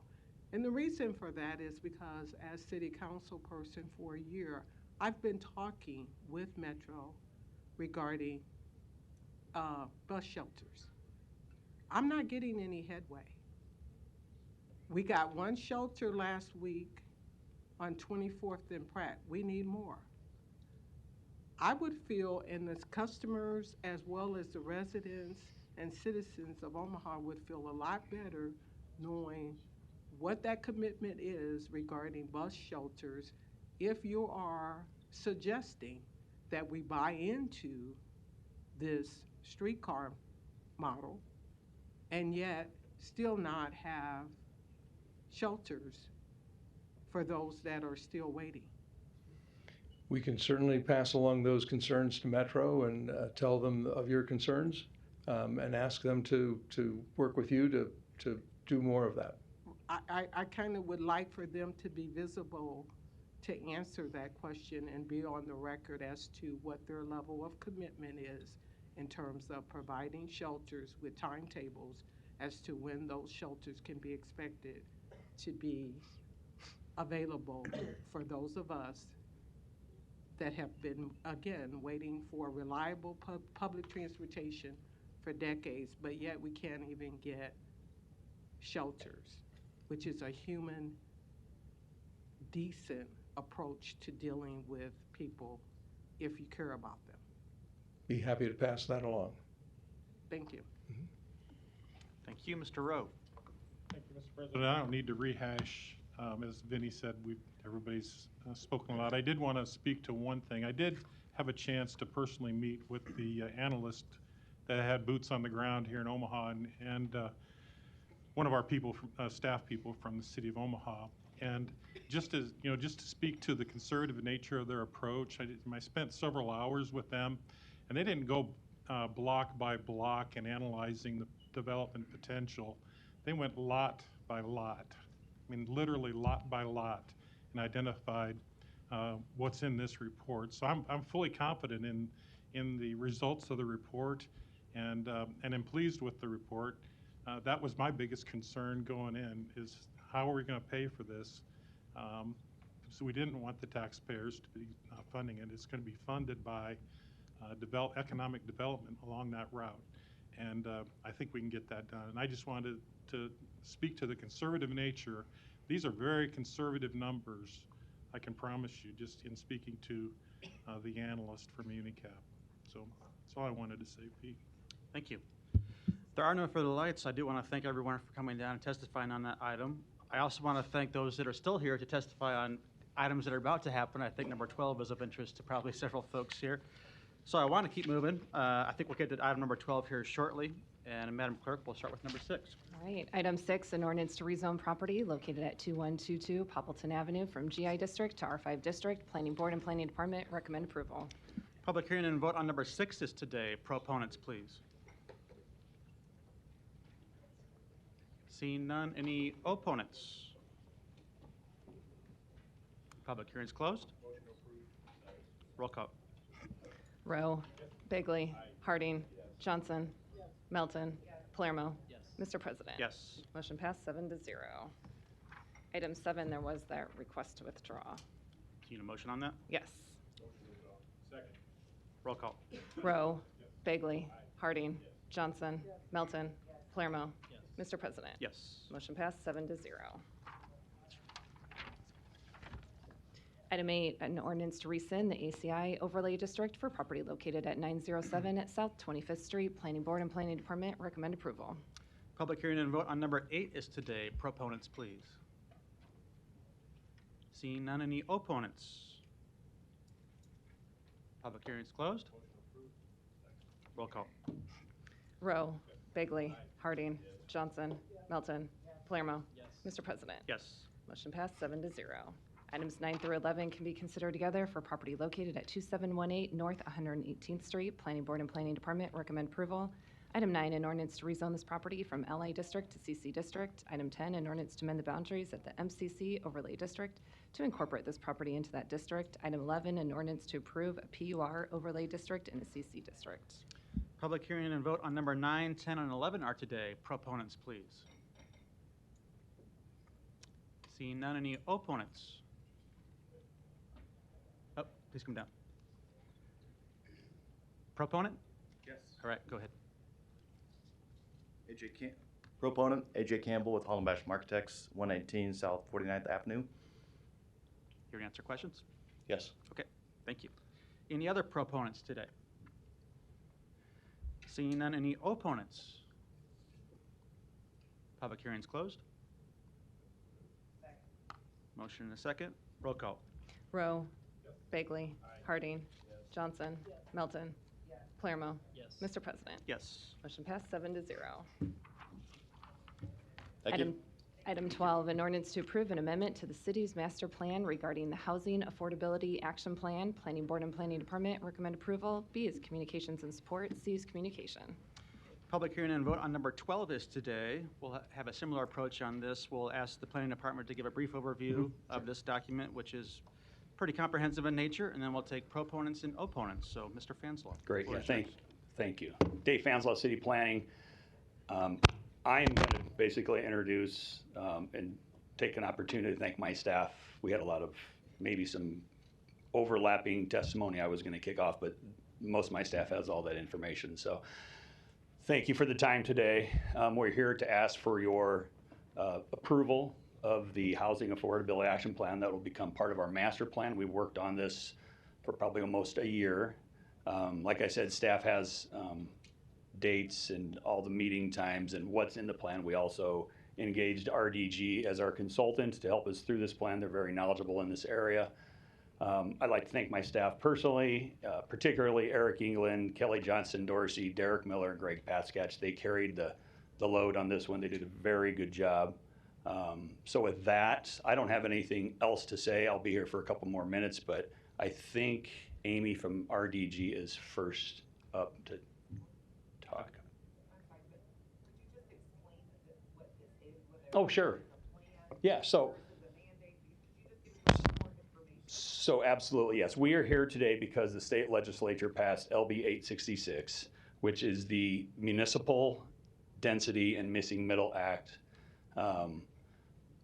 What have we produced is a plan, an action plan that will address affordable housing in our jurisdiction, the lack thereof, and certain ways that we can incentivize and make housing more dense and more affordable.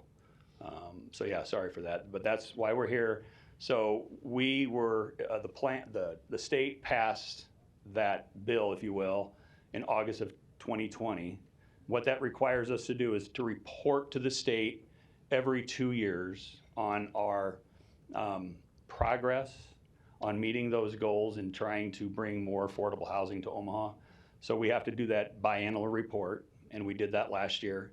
What we have to have done by the end of 2022 is an action plan, and that's why we're here in front of you today. Thank you. You bet. Thanks. Ms. Hasse, I think you're next. Or, go ahead. Thank you, everyone. Amy Haase, 1302 Howard Street, RDG Planning and Design.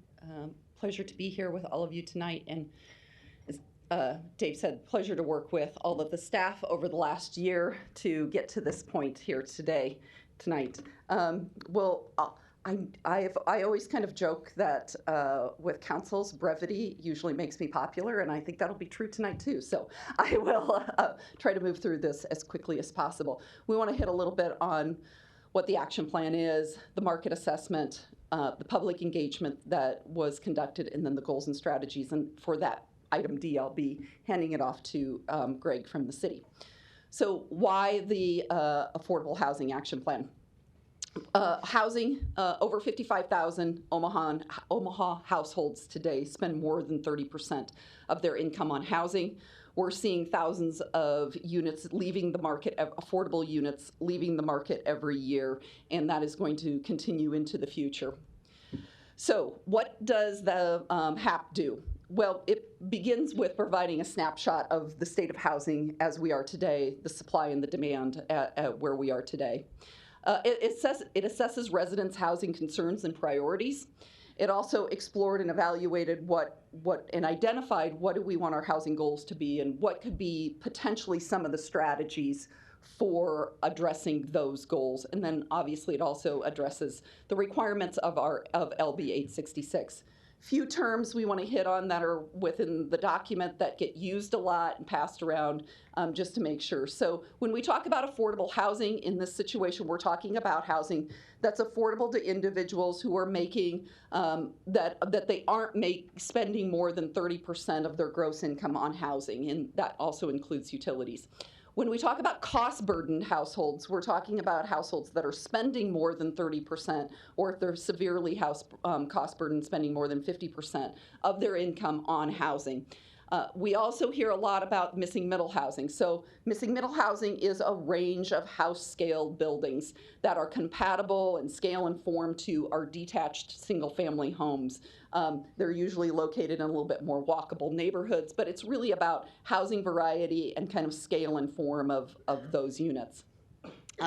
Within the document itself, we also included, I always say a picture's worth 1,000 words, right? That's what others say.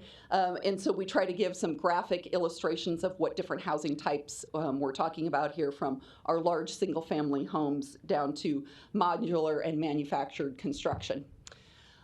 Touch on real quickly a few of the highlights from the market assessment. The housing supply over the last decade, Omaha has not been producing enough housing to meet its demand, and this is appearing to continue into the future. At current building rates, we will not keep up with the demand or the growth demand that we're going to have within our community, and therefore the reciprocating impacts that has. What does that demand look like? Well, by 2030, Douglas County will probably need over 18,000 affordable units, and over the next 20 years, there's an estimated need for about 80,000 units across Douglas County. Over the last year, several opportunities were established for the public to provide input. That included 7 sessions, open house sessions, where we had almost 200 attendees.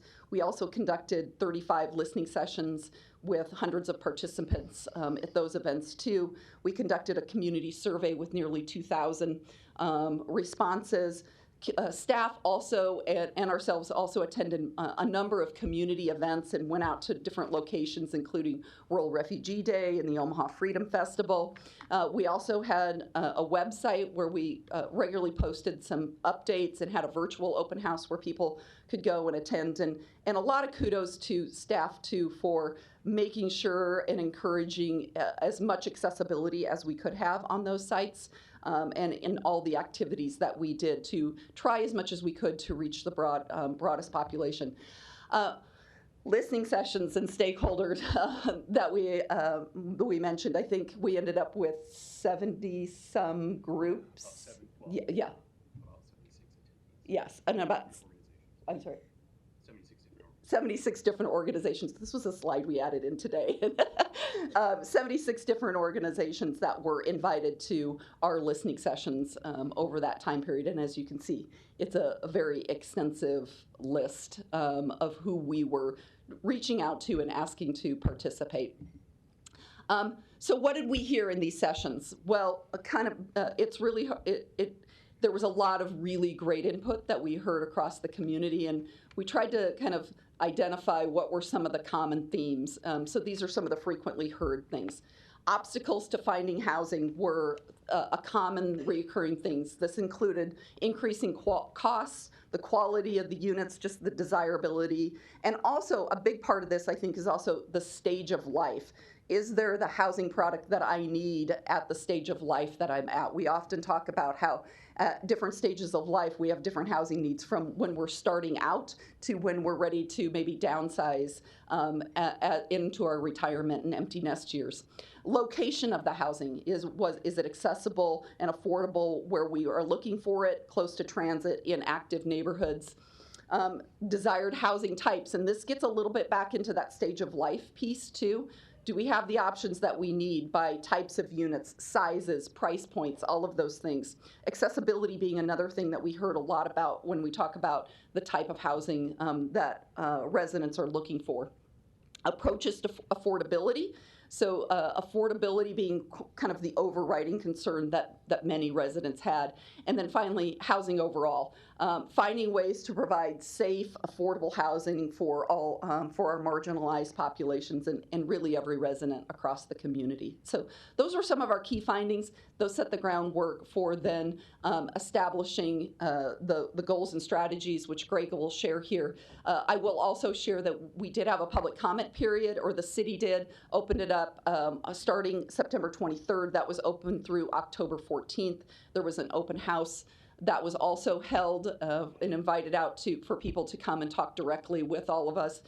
City staff also held some office hours, which they held around the community in 4 different locations. And then we also took in a lot of emailed comments off of the website and so forth through that process. So I'm going to hand it off to Greg and let him talk a little bit about the goals and then some potential strategies for implementing those goals. Thank you. Thank you.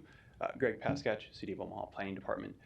I'd like to say a lot of folks, planning staff, were called out as doing a lot of good work. I'm coming in a little later in the game, and so I had some additional support from planning staff, and so I'd like to say special thanks to Alex Johnson and Nicole Ingalls and Mariana Forel in particular to help me kind of get up and running as we get into this.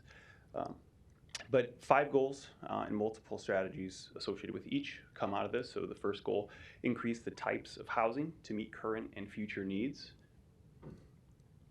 So prioritize the funding that the city already has for developments that include missing middle housing types that are mixed income, include a minimum percentage of accessible or universally designed units. Create a development fund to expand and protect the number of affordable housing units. That would be something the plan's making recommendations of how you could fund it, but we'd have to evaluate what the best options for that are. And the intent is to have a funding resource that we can align with city priorities that is not encumbered by state or federal regulations.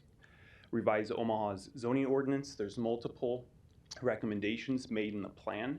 A couple examples are modifying site requirements, so setbacks, lot width, lot depths, as well as allowing accessory dwelling units, which are ADUs, by right in districts R5 to R8 and in TOD, and by conditional use permit in R1 to R4. Evaluating and updating the development schedule as may be appropriate. Evaluate and amend the master plan to better accommodate additional multifamily housing units, and really this is looking at our future land use map. And we have a low and a high density land use for residential purposes, especially as you look at this plan, makes sense to have a medium density. Evaluate and modify city stormwater management policy, review and update plumbing code as may be appropriate, and update TIF policies. 2 of the recommendations in the plan regarding TIF for any TIF project that may displace units, whether it's affordable, that is subsidized or unsubsidized, that those units would be replaced at a 1-to-1 ratio. Another recommendation there regarding TIF is to require a minimum percentage of affordable housing units or make a payment in lieu of. And that payment in lieu of could be a funding source that goes into a development fund. Goal number 2, preserve existing affordable housing units. It's interesting as you look, it was 65% of the city's units, housing stocks over 40 years old. kind of looking at that need, you also combine that with what the median sale price for a newly constructed home is right now at roughly $375,000. You can see that this is something that we really need to take into account. The city does have a couple of existing housing rehab programs, and so the biggest strategies as we look here are evaluate existing programs. How can we be as effective with those programs as possible? If we're able to get additional funding sources, right, let's identify additional sources to support that and enhance outreach and marketing to ensure we're being as targeted as we possibly can with those funds. Review frequently requested variances of the zoning ordinance to determine if modifications are warranted. If there's a part of town or we're seeing a lot of similar variances coming in and we're approving them consistently, maybe that's something we can allow by administrative approval or allowed by right. And review the rental registration program for effectiveness. It's been running here for a couple years. Let's see what's working well, what may not be. How could you improve that program? Third goal, ensure that all parts of the city have affordable housing. And the intent here is to say, hey, we want to have a variety of housing products at a variety of price points available throughout the city. So that way, as people, may want to move, as Amy was saying, to downsize, they could have something that's available in their community, as an example. But provide as much choice as possible to people. So strategies related to this, we're looking, explore the use of a shared cost model, special assessments, ways to assist in lot development costs. Those costs are getting passed on to homeowners or renters. What we can do to assist would be helpful. Again, prioritize funding that we do have and we put to projects. So, again, prioritize locating affordable housing adjacent to transit, jobs, community services. In areas of the city with a low supply of affordable housing, consider incentivizing with a density bonus. Consider amendments to the TOZ zoning ordinance that strengthen the provision of affordable housing. So as mentioned in the first goal, you do have ADUs that would be allowed by right within TODs. You could also look at the city proactively rezoning those areas to make it a little easier to do that development. And evaluate the PUR district to identify items that can be defined within the code for administrative approval or allowed by right. Fostering housing innovation to lower costs. Some of this is process improvement. Some of it's resource allocation. So the city does have some lots of varying types. We're obviously not developing them, so let's put them in the hands of someone who can. So recommendation to move those lots to the land bank. City should work with local partners to expand pre-approved plans. So if we have a product type that's available pre-approved, that could be beneficial for infill, beneficial for emerging developers, smaller developers, and it's also something that the city then can be happy with the product that we're going to get. We can, again, ensure there's universal design elements, for example, that are built in. The city should be as flexible as possible regarding new building technologies and technology used in the review process. Modular construction, some communities are seeing, 3D printed homes, in response to construction costs, labor shortages. And so the plan makes a recommendation for the city to have demonstration projects that would allow us to, get familiar with this technology, these various technologies, adapt review processes, inspections, right, to be as effective and efficient as possible. City staff continue to explore solutions to allow redevelopment of challenging properties. I mentioned previously modification to site regulations, but also, there's some lots considered unbuildable. Maybe there was a home on it at one point in time, but now due to square footage requirements or other things, it's not feasible. So maybe we can look at this and say, hey, there was a home on it at one point in time. It's reasonable that we can do that again. And work with organizations that serve small and disadvantaged businesses to provide outreach to local contractors and developers. And the planning department, especially on the community development side, is doing this, especially with the use of federal funds, CDBG, home funds, but to be able to formalize that process more if there is the ability to expand that. And the fifth goal, advance housing stability. Amy mentioned earlier on that we have about 55,000 households in the community that are cost burdened. That's roughly 25%. But if you look at just rental households, that number jumps to 46%. Recommendations here on the strategy side, develop a program to actively outreach to those that may qualify for Nebraska's Homestead Exemption Program. Expand the number of permanent supportive housing units. So it's acknowledged that this obviously requires funds. So again, prioritizing existing funds and building those partnerships, whether it's with development partners, philanthropy, to be as strategic as possible when we're deploying those. Expand programs to assist individuals facing eviction or foreclosure. It could come in the form of stable funding for the Tenant Assistance Project, or TAP, or Tenants' Right to Counsel. Secure funding for rent utility programs, incorporate housing into other related planning efforts, make sure we have alignment, and tenant protections, including source of income protection and evaluating eviction court procedures. So next steps, City Council will vote, Mayor, right, will review and approve. We will have an approved plan that will go to implementation. There's a recommendation to establish an implementation committee, right, to prioritize strategies, define work plans, connect stakeholders back in, right, during that implementation, and just manage the execution of those work plans. Okay. Thank you. Thank you for that overview. Appreciate it. That concludes the presentation on the item, right? Yep. Okay. Well, now move to proponents.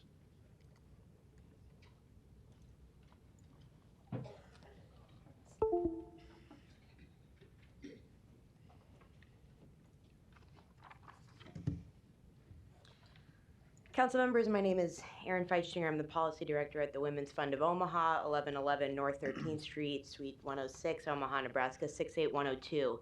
Here in support of this smart and ambitious plan to address our housing affordability crisis in Omaha. In particular, I would like to highlight the goal of advancing housing stability for our neighbors. We heard this morning in pre-council that the city has spent about $104 million in emergency rental assistance since receiving it, so the need we know is particularly acute. I know you will likely receive significant pushback on the goals and suggestions laid out in this plan, highlighting the need for increasing housing stability and lots of support for increasing housing availability. And I think part of the reason for that is that it's much easier for us to deal with the bricks and mortar aspect of this question than it is to start tackling the far more complex human element involved in this crisis as well. But someone will need to live in all of the housing we want to build, and we aren't venturing down this path in the first place without an implicit recognition that it is our neighbors and fellow community members whose struggles are finally pressing enough to bring us to this moment. What you will hear from opponents to the very smart, compassionate, and admittedly ambitious goals in this plan is a lot about unintended consequences of implementing plans for greater housing stability. So I want to spend my remaining brief time highlighting the intended consequences of our failure to invest in housing stability for all of our neighbors. Women, in particular women with families, are disproportionately impacted by the affordable housing crisis and the lack of resources and protections in our community around housing. For example, women account for about 75% of housing assistance vouchers, which means too that source of income discrimination has a greater impact on women in our community. Prohibiting source of income discrimination means that women and families have a greater chance of the economic stability and mobility that comes with receiving housing assistance. Prohibiting source of income discrimination does not force landlords to accept housing assistance. It only very simply gives those receiving assistance a chance at better housing and a better life for themselves and their family. Women are evicted at a rate 16% higher than men. This percentage grows when we talk about Black women, who are evicted at a rate 36.3% higher than their male counterparts.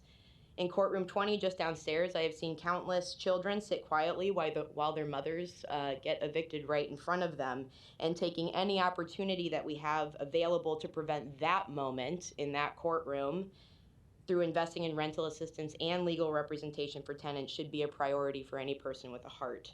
Housing instability is both a cause and a consequence of domestic violence. 80% of homeless women with children have experienced domestic violence, and around 57% of all homeless women say domestic violence was the immediate cause of their homelessness. Furthermore, the two most pressing concerns for survivors of domestic violence are safe housing and the need for economic resources to maintain safety. A severe lack of options for housing paired with a lack of intentional and meaningful protections and investment in housing stability means that some of the most vulnerable yet resilient people in our community will continue to feel trapped in a dangerous cycle of poverty and abuse.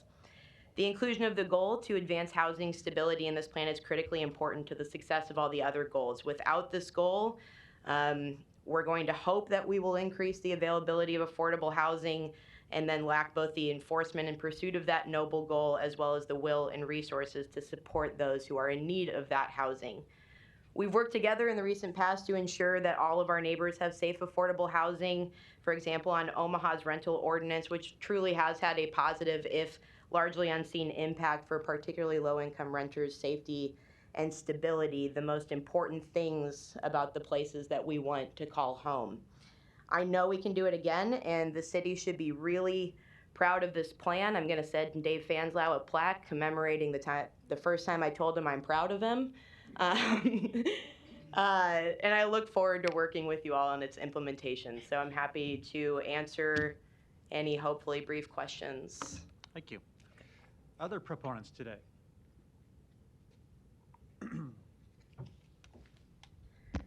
Hi, my name is Alex O'Hanlon, 3902 Davenport Street. I'm here today representing One Omaha. One Omaha supports people where they live through education, training, and engagement. And I'm here to express my support for the Housing Affordability Action Plan because we understand that safe, affordable housing is the foundation of thriving neighborhoods. So I want to encourage you all to approve the Housing Affordability Action Plan, and I also want to encourage the city to expedite the development of the strategies put forth in the plan through the creation of the implementation committees also put forth in the plan. But I also want to encourage you all to include residents in these implementation committees because this plan started by getting feedback from residents. And I think that it's really important that we center residents' experiences as we move forward in implementation. Through the centering and inclusion of residents in the implementation committees, I think we can arrive at building housing that is truly affordable. And I also think that it's important that when we're including residents, that it's not just homeowners, but that we also include renters, those who use public transportation as their main mode of transportation, and also folks that are living in rapidly developing neighborhoods. So with that, I'll keep my comments really short and just say thanks to everybody who put so much effort into this plan, and I look forward to working with folks to move it forward. Thank you. Thank you. Other proponents?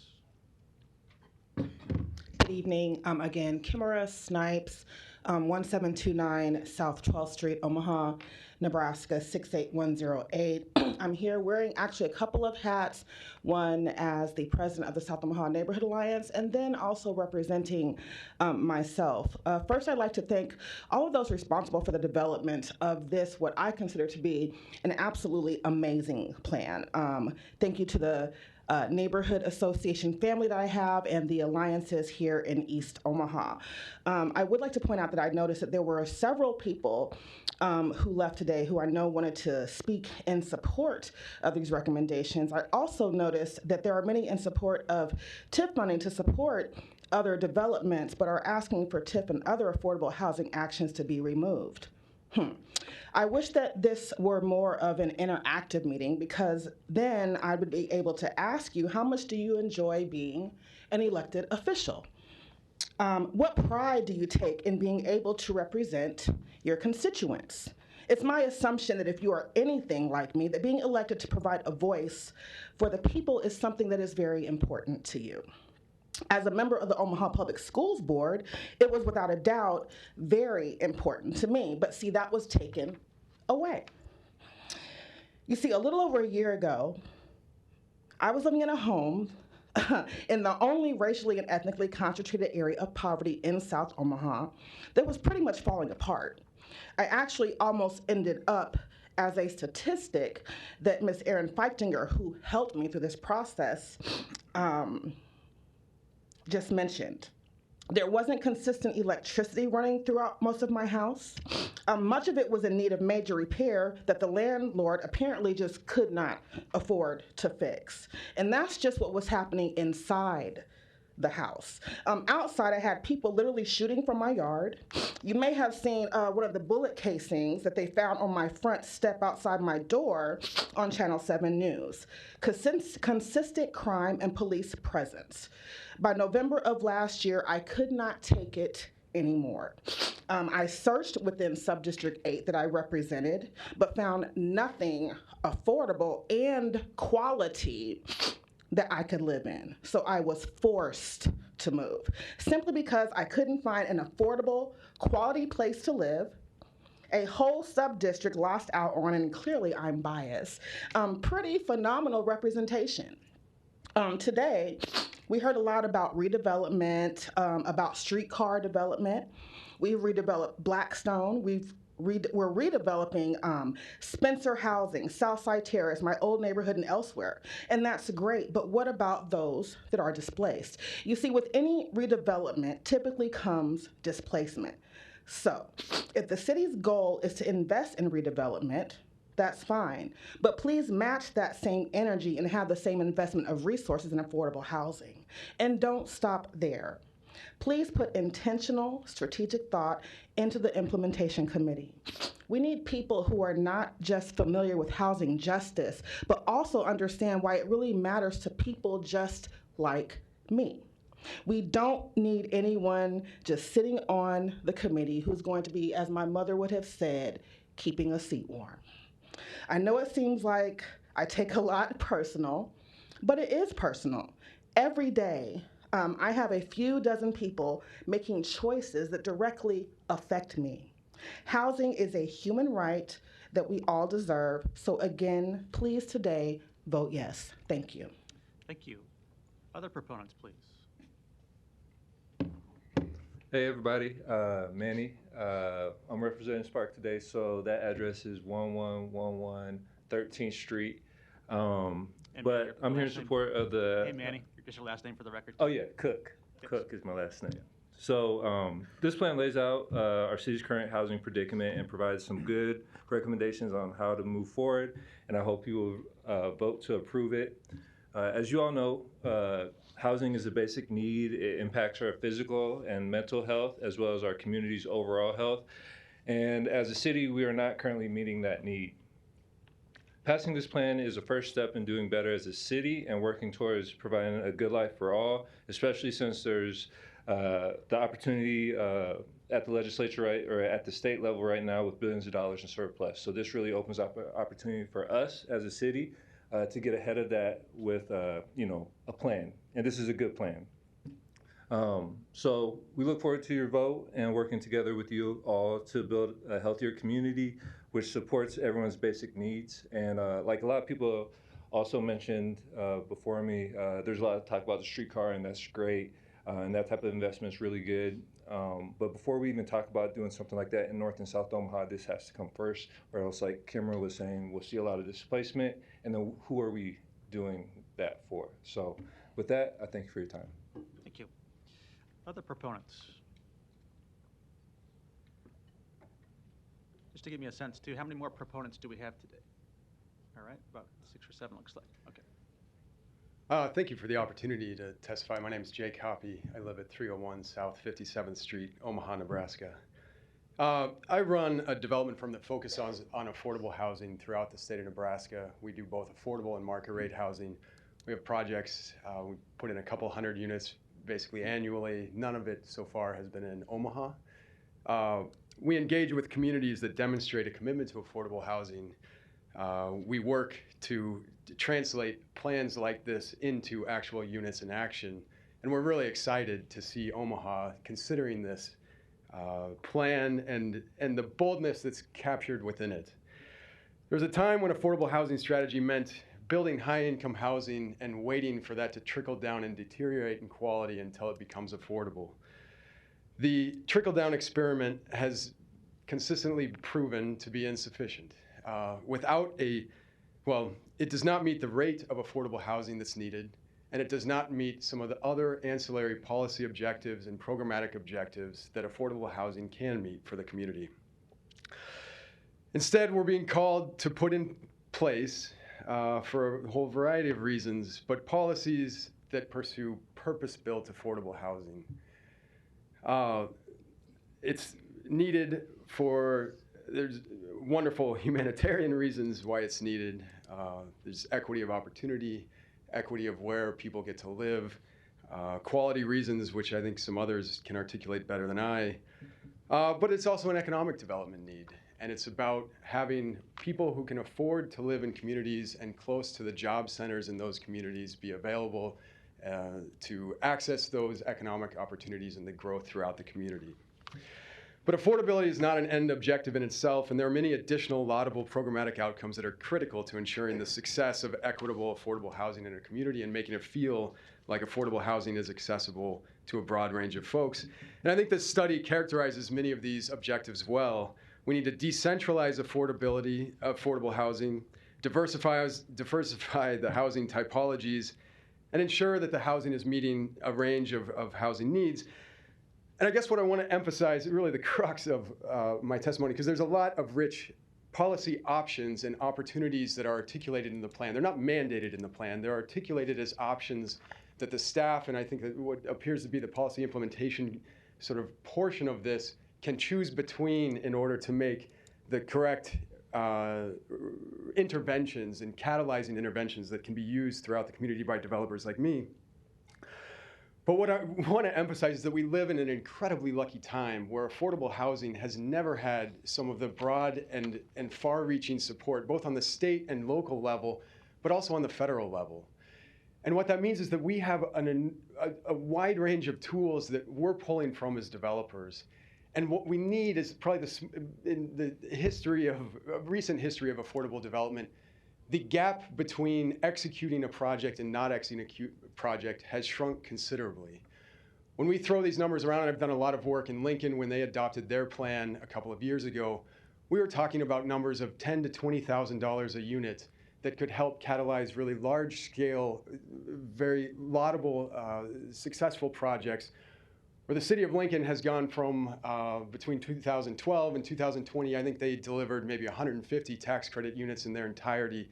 They've got over 1,000 in their near-term pipeline by devoting a very small amount of general obligation funds and TIF in lieu of payment funds, which I know are a couple of the policies that are considered here, with very small interventions financially, but very focused interventions on the policy and staff direction level. They've been able to make a huge impact in both attracting, not only our firm has done quite a bit of that development, but the important thing is that they have other firms like us. It's not just us. They've got market rate developers who are for the first time engaging in affordable housing development in a meaningful way.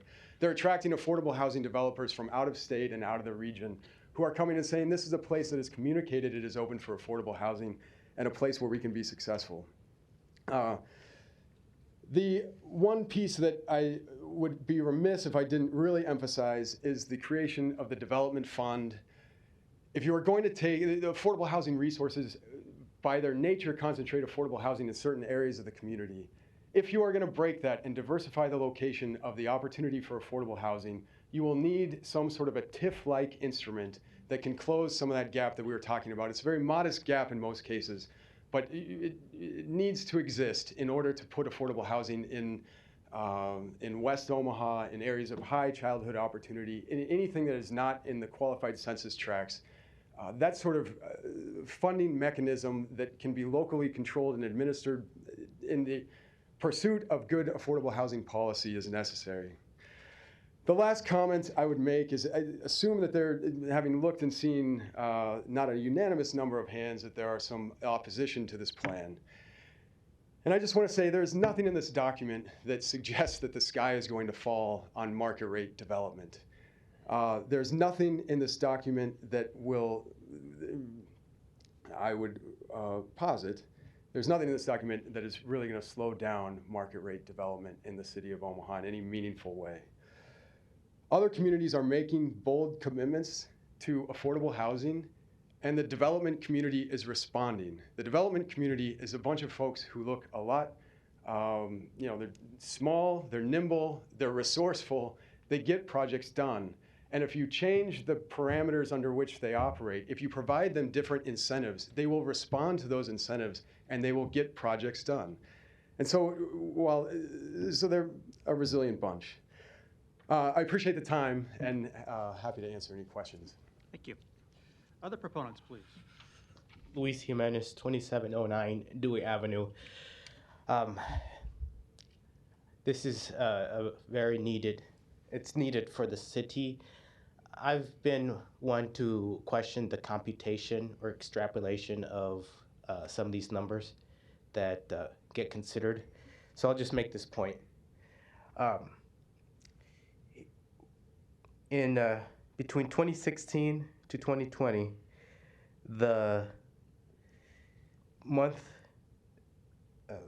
per capita income in past 12 months was $34,449, and that's by the government computation here in Omaha.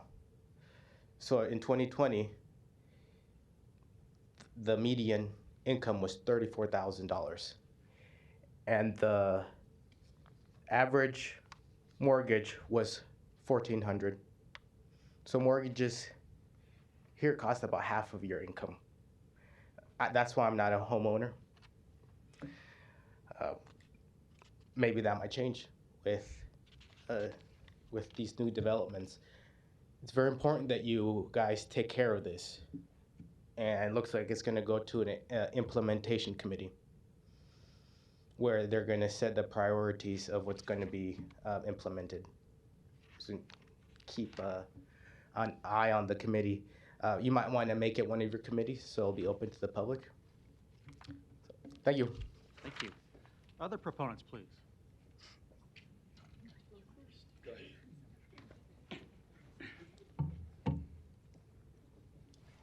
Luke Schroer, 2522 South 33rd Street, Omaha, Nebraska. I would argue that we can't afford not to adopt this because having this set of goals and a trajectory to go by helps out so everybody can get on board and we can make a better community. I don't know if that'll come up or not, but anyway, I am more of the infrastructure nerd, so I let other people speak on the human aspect of it, and I think they did a great job. But something I'm excited to see is revisiting of setback limits and things, because as we build our cities and we zone everything R1 and we miss that middle housing, we're missing out on an opportunity to send water and gas and utilities to a duplex or a triplex or something like that. You're saving on costs on building by keeping people together, and it doesn't ruin a character of a neighborhood.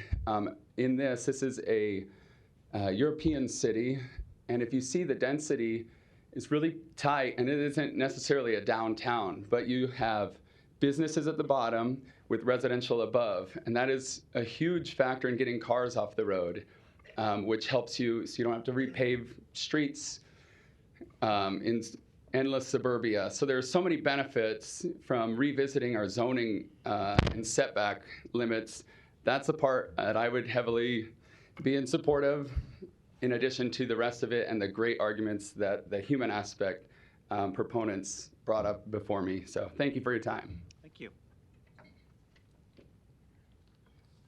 Hello, I am Alicia Christensen. I am here on behalf of Together at 812 South 24th Street. Together strives to end hunger and homelessness in our community. So obviously the availability of affordable housing is pretty central to our mission. We are in strong support of the adoption of the Housing Affordability Action Plan, and we appreciate the time and expertise of all the city staff and all of you to hear us out, and I'm really proud to be a part of this great group of advocates pushing for affordable housing here in the city.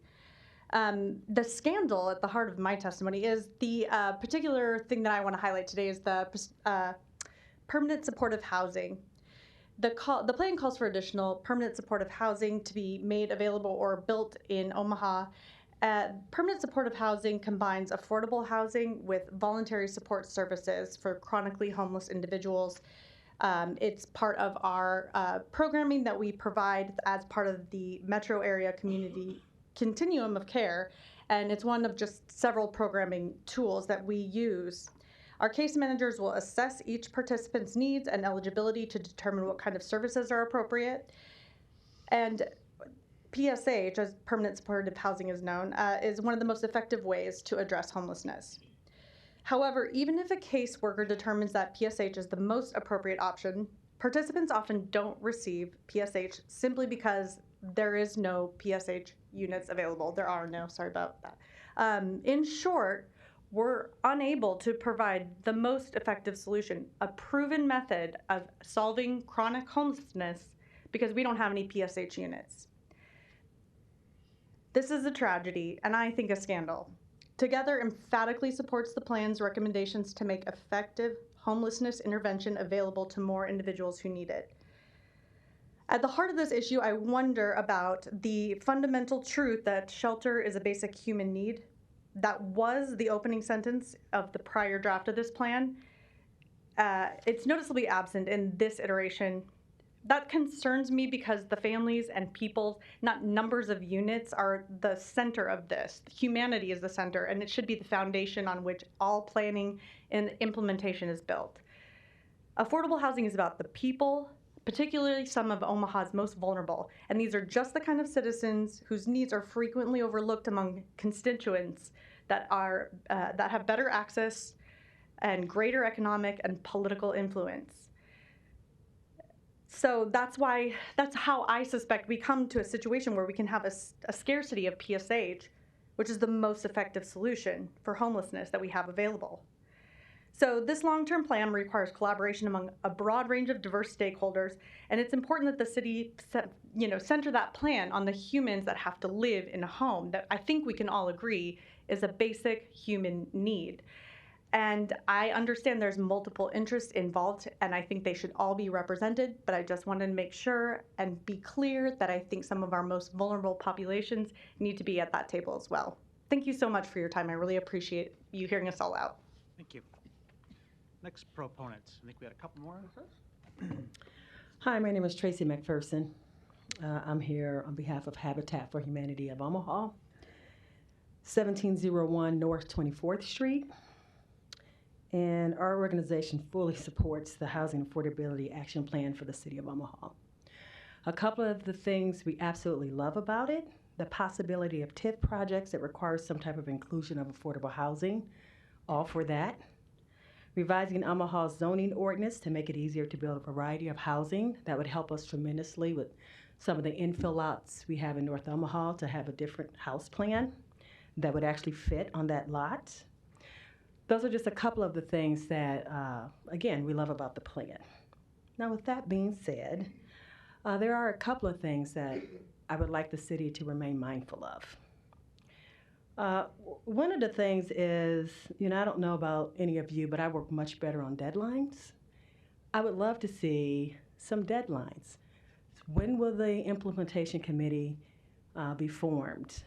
When will research be completed? I think it would be really nice to have a transparent schedule of when some of this may happen. Not looking for it to happen fast, but just so that we know there's movement. The other thing that I'd like for the city to consider is to continue to engage the public and to create a feedback loop that can help make this document a real and living thing. Because it's so easy to put it in a file cabinet, right? And not move it forward. So I would love to see some deadlines. I would love to see how and what's the plan to continue to move it forward. Why housing matters? I think it's good that we talk about the number of units, short we are, but the thing I want us again to be mindful of, that these are people, right? These are people like, we recently had a dad about 1.5 years who closed on his house. He's an elementary school teacher with a master's degree who was living in his car. He and his 2 boys currently have a Habitat home they've been in for about 1.5 years now. It matters to him. It matters to people like him. It matters to Miss Tara. Miss Tara lived in her Habitat house for 22 years before she paid it off. She has written 2 children's books, and she told me without having stability in housing, she never would have had the creative bandwidth to become a children's author. Housing matters to people like Miss Tara. It also matters to a homeowner who closed on her house, and about 2 years later, she passed away, leaving 3 small children. Her sister was able to move in the house to continue providing stability for those kids. For that family, housing matters. So please be mindful as we continue to talk about how many units we short. Just be mindful that these are people, these are real families that this will impact as we try to help even more families to become housing stable. With the passing of the plan, that's not the end of the work. To me, it feels like the beginning. So again, Habitat Omaha, we are on standby to do our part, to do what we can to make this plan successful, because we know that it's imperative that we get this right. Thank you. Good evening. I'm Eva Roberts, Director of Policy and Strategy with Front Porch Investments, a nonprofit focused on innovative investments in affordable housing and homelessness prevention. We've been proud to partner together with the city on the Non-Congregate Shelter Project and in distributing ARPA funding for the development and preservation of affordable housing. And I'm here just to say a few brief words in support of the plan, which is already creating greater clarity and shared purpose among the many stakeholders concerned with this issue. Front Porch is particularly supportive of recommendations including enacting zoning changes to promote greater density, requiring affordability in TIF projects in the TOD district, addressing source of income discrimination and providing eviction protection, increasing participation in the homestead exemption program, and dedicating funds to support housing development. We know that there are some who think that affordable housing decreases property values, but this concern is not substantiated by evidence. In fact, the National Association of Realtors confirms that affordable housing units developed in above median income census tracts typically have a net zero or even a positive effect on property values. And new affordable housing in lower income neighborhood raises property values. And it's for this reason that Front Porch supports the plan's recommendation to provide property tax reimbursement for low income households to prevent unintentional displacement. We appreciate your genuine commitment to community engagement throughout this entire process, and so support the creation of the Multi-Sector Implementation Committee. We hope that work will begin quickly and stand ready to partner with you to implement the recommendations. Thank you. Thank you, Eva. And I don't think I got your address at the start there. Yes, 1120 South 101st Street. Great, Thank you. Any other proponents?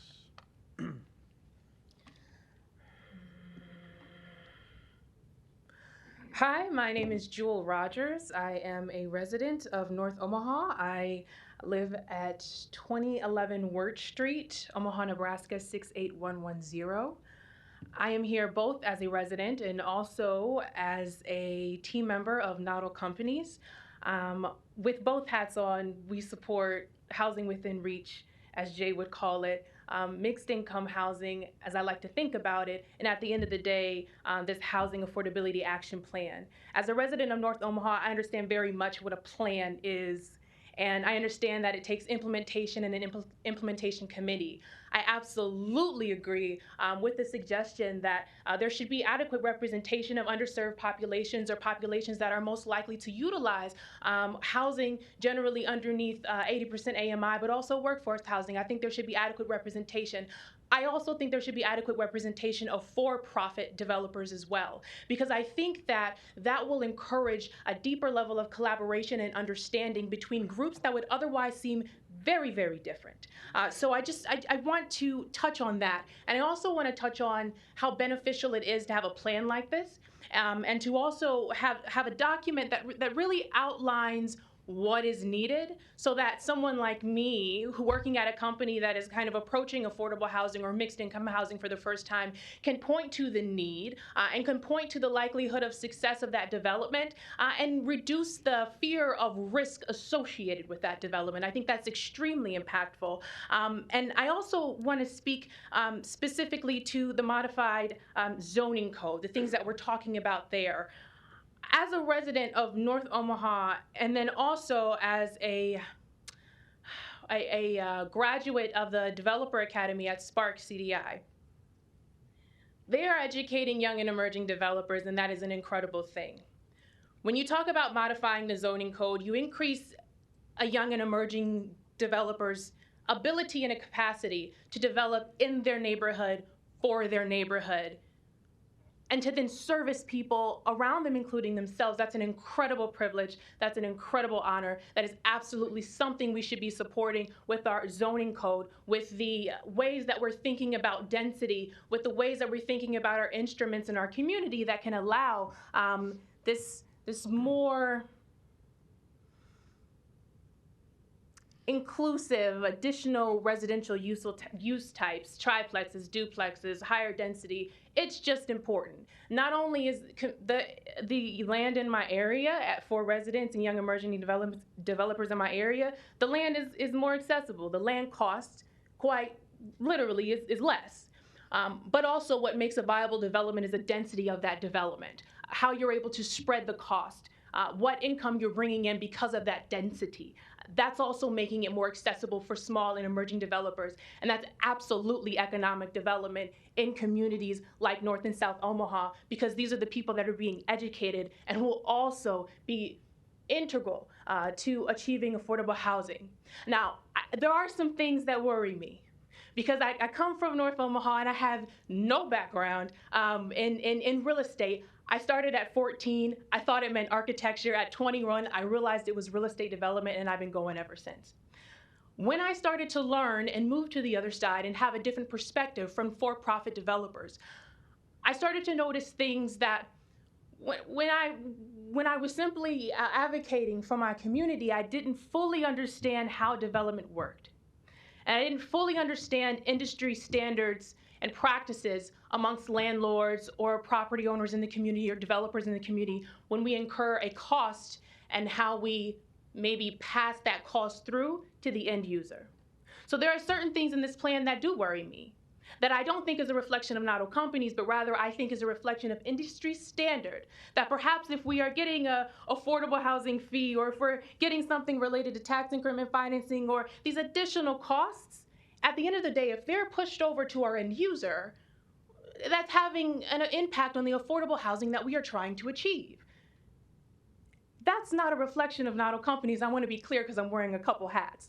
What I'm saying is I've observed that as an industry standard, and that's why I feel it is so integral to have for-profit developers in that implementation committee so that we can continue to have those conversations. We can continue to collaborate and have a little bit more transparency and understanding how our decisions will affect everybody as a whole. I appreciate your time. Thank you. Thank you. I think we have one more proponent, is that right? Okay.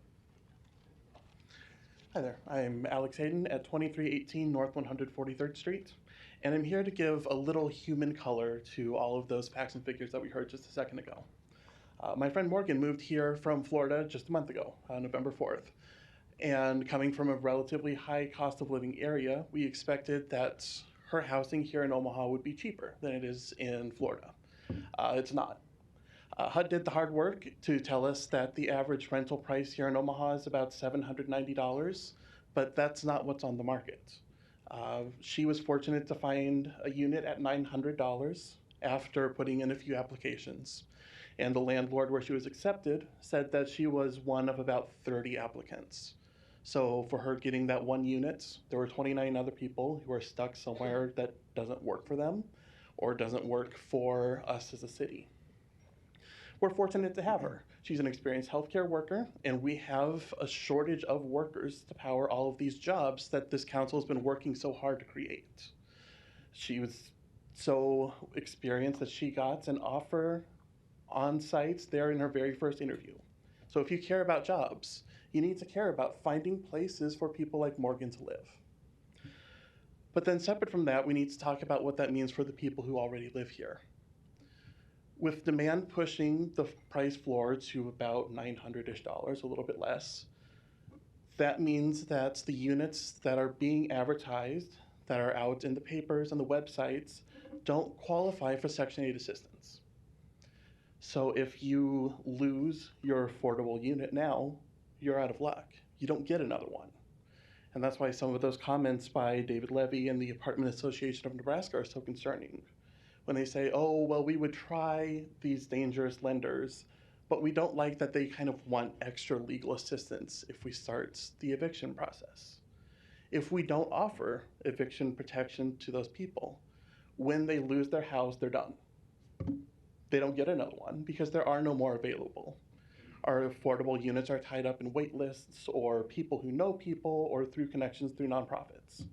If you land into this situation on your own, you move in with family, you move in with an abusive boyfriend, or you leave the city and leave a job unfilled.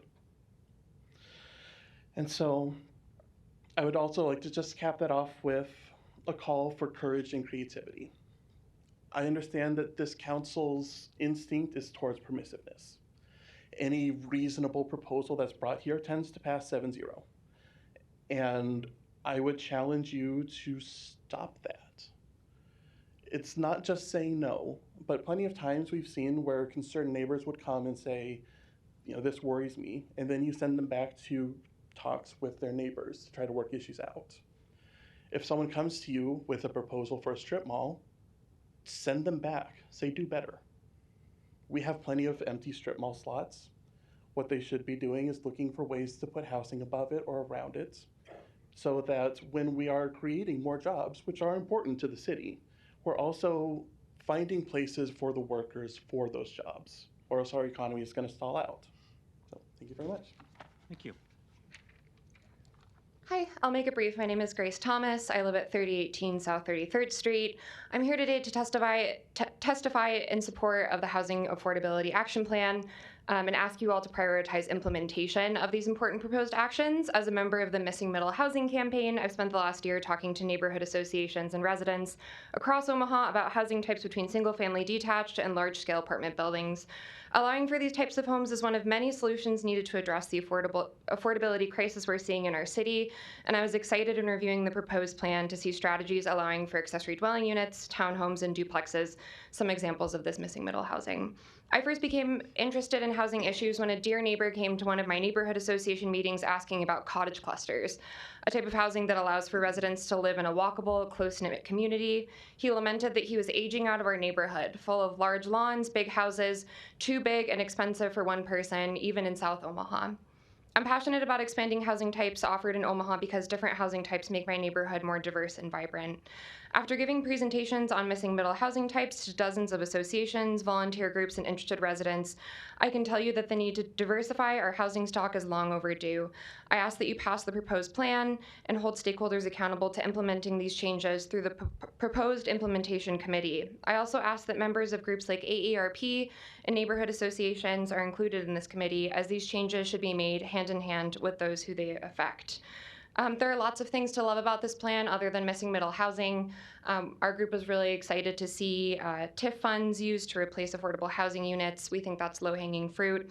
And we know that keeping people housed through security and support measures is a better both financial and moral proposition than removing residents from their homes and relying on shelters and other resources solely. I implore you to maintain the housing security and stability measures outlined in this plan, and thank you. Thank you. Are there any other proponents today? Okay, one more. I'm going to make it quick. Yeah.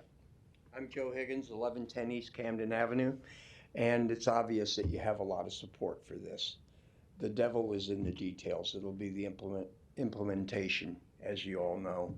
Everybody's for this. What can be bad? The problem is how do you implement it? And so in my neighborhood, which is the Levi Carter Sherman neighborhood, the residents don't engage with the city much. I tried having meetings. They don't go to them. The people that come to meetings are people that have a voice. It's the unheard people that you don't see here. And those people are afraid of the city sometimes, particularly in my neighborhood. So what I have to say is that I support, a lot of the things that I was going to say has been brought up by everybody, and they're all great ideas. And I just think the implementation of this is going to be the important part, that you have people from all areas, walks of life, and communities to be able to implement it, and that we don't displace people, and that a lot of this can be made affordable by zoning changes. It doesn't all have to be a money problem. So that's just part of it. And I would like to see local developers and small business developers and builders involved in the plan. If there's some way to set that aside, that would be great. I'm proud to be a resident of Omaha. I recently have visited Scottsdale and Portland, and I've heard a lot of good stories about Portland's transit. But if you look at their downtown, it's not so nice anymore because of the riots. Our police force has reduced crime over the last year. I know we're not perfect, but we've got a lot of good things going in Omaha and in Nebraska, and I'm glad to be part of it, and we support it. Thank you. Any other proponents here today? Okay. I want to get a sense of how many opponents are here to speak. Can I show of hands, please? All right, we have about 5 or 10. All right, we'll start with opponents. Larry Storr, 5015 Lafayette Avenue, 68132, Omaha, Nebraska. Thanks, Mom. I'm finally on the camera. And thank you very much for keeping an old man up so late. Whatever happened to the rules of proponent versus opponent and 5 minutes? Anyway, I'm not an old meanie, but as I went through the documents on your attachments to this proposal, I have to be against it on the grounds of it sure sounds like socialism to me.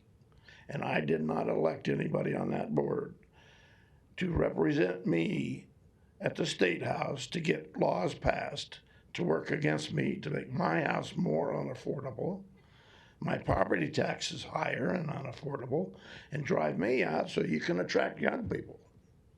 Now, we've had a lot of stakeholders here tonight. I'm not a stakeholder, I'm just a citizen. But you know what? Citizens are the real stakeholders, and we're getting kind of tired of government overreach. I know a few people that are landlords. I know a few people that have tried to struggle with repairing their houses.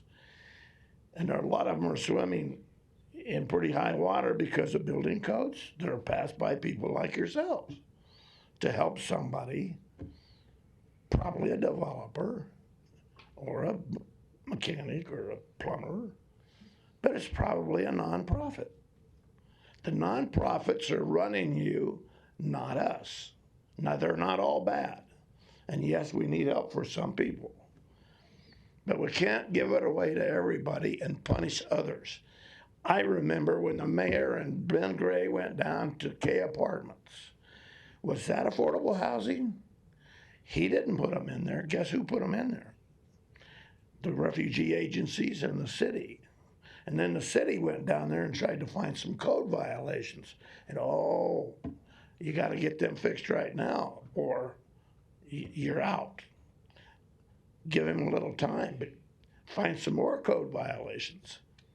Well, you might do that to me too in my house, in my neighborhood, so that you can put up another multi-use, multi-family to fit the plan that you showed up there. You can turn the cameras back on, by the way. Just because I'm here, you didn't have to turn them off. But I went through all those pages, and I'm going to go through them again just in case I misunderstood something. But it's definitely out of socialist handbooks. You're going to do this for everybody else. And you list everybody else. You list all the stakeholders. You list all the people that went to your meetings that most of us didn't hear about. And then you want to go after the landlords. Affordable housing, I remember a gentleman with the last name of Palladino that wanted to redevelop a hotel with your TIF help, but you denied it right downtown Omaha. But now you have done that for somebody else. Gotta stop, fellas. Thank you. Next opponent.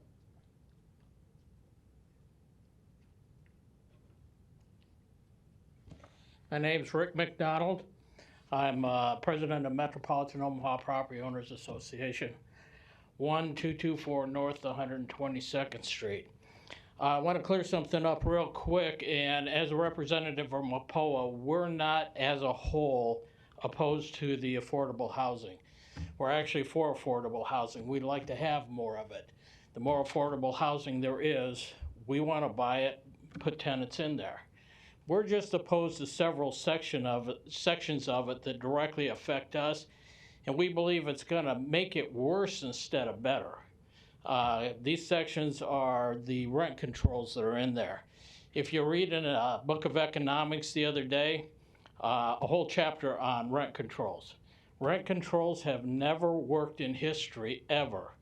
Case after case after case shows that they make the problem worse, not better. So that's an issue that we have with. As far as that goes also, if you think rents are getting too high, if you look at it, our costs are going up huge. I did a study of my properties just a couple weeks ago. In the last 6 years, my rents as a whole have gone up 17%. My property taxes have gone up 31%. My insurance has gone up 44%. That doesn't include the contractors and materials and overhead that goes along with this. Our rents are just reflective of what the entire market is doing throughout. If it was a restaurant and you proposed putting restrictions on what they could charge, with their increased costs with help, with their increased costs with supplies, they'd have the same issue. You wouldn't even think of doing that. With the registration and inspection program, since I've taken over MAPO about a year ago, we've tried to work with the city and other organizations more and more.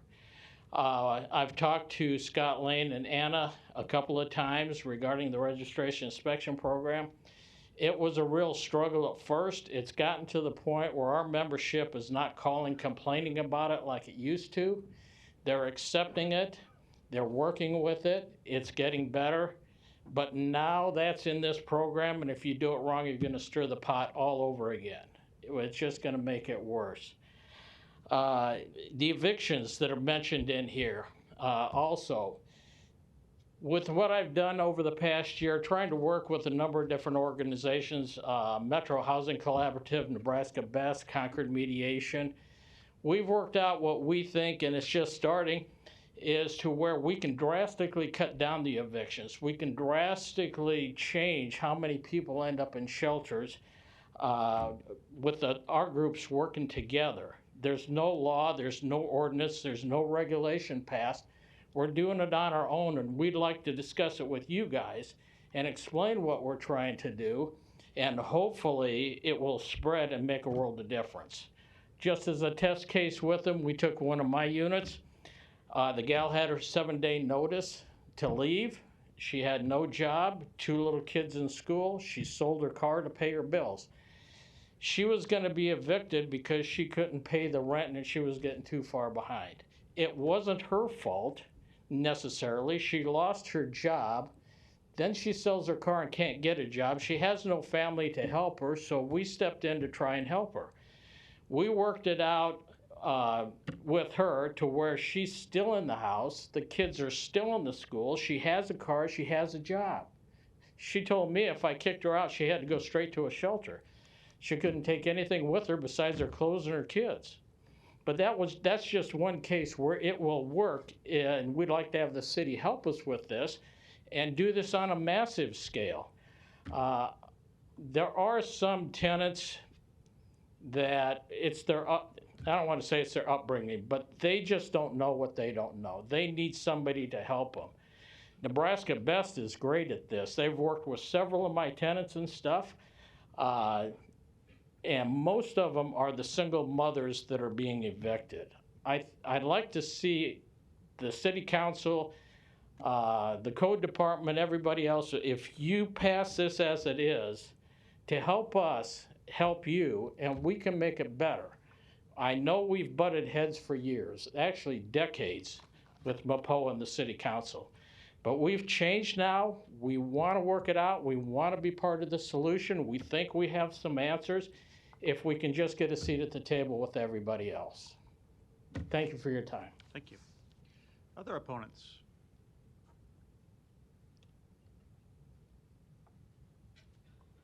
Dennis Tierney, 1325 North 129th Circle, Omaha.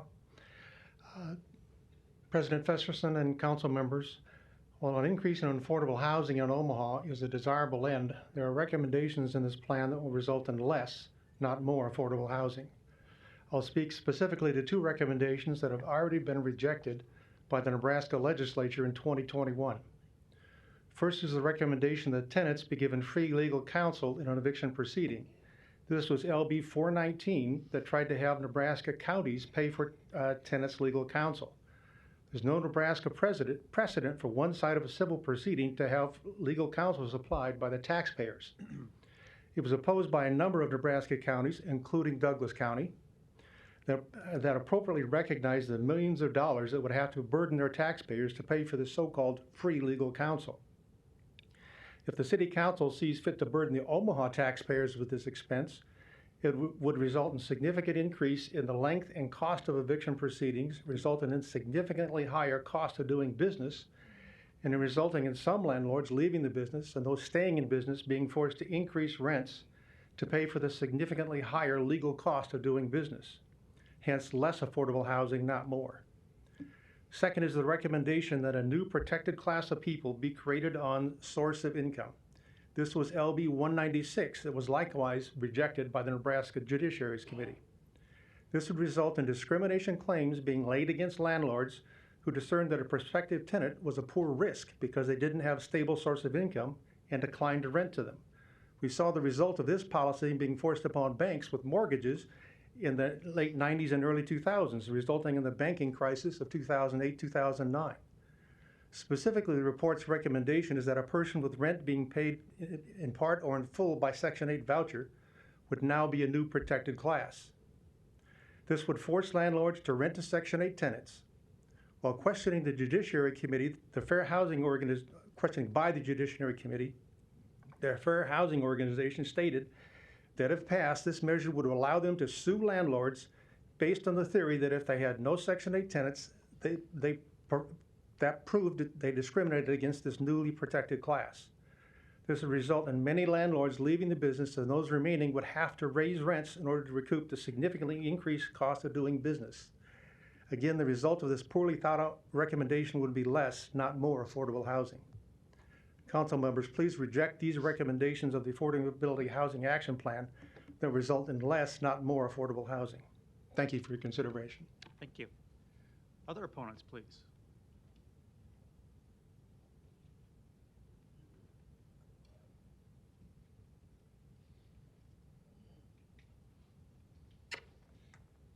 Good evening. I'm Bill Stowell. I'm a real estate broker, and I live at 15280 Pepperwood Drive here in Omaha. At least my wife lets me come home there every night, so we're good there. And in looking over the documentation on this, I see where there are 7,000 fewer affordable units available now than there were 10 years ago. You're looking at one of them. I got out of it. And I got out of it for my own reasons. But one of them that's consistent with everybody I've talked to that gets out of that is if you get involved with the city, it becomes an adversarial situation. They're fighting with a tenant, now they got to fight with the city. Or they're fighting with, but every time the city gets involved, you got another adversary that you got to deal with. And it gets to the point where you say, why do I want to go through this? But there are those that the hope springs eternal. They want to make the investment and they want to see it grow, and they're trying to put together some kind of asset set so that when they retire, they've got someplace to go. I'm not going to get into a lot of this stuff. I'm not really sure what's happening there. All right, go ahead. Yeah. Okay.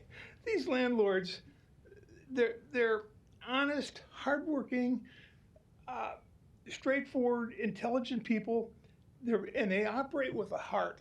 I've known a lot of landlords that have gone way overboard on giving rent considerations, finding furniture for tenants that are really hard up, and doing all sorts of things for them that nobody else can do, but them. So if they didn't do it, it wouldn't get done. But they do that because they are, I'll say there are some bad actors out there, absolutely. But I'm going to say the preponderance of these guys are just, you'd rather be locked in a room with a bunch of landlords than a bunch of the tenants that they have. Let me tell you, it would be just the way it is. But the thing that rankles me about this is, yeah, it's the paying attorneys to assist with the evictions. You know, here I am a landlord and I'm paying a lot of taxes, and they're using my taxes to pay this attorney this person that I'm trying to evict. It just doesn't rate.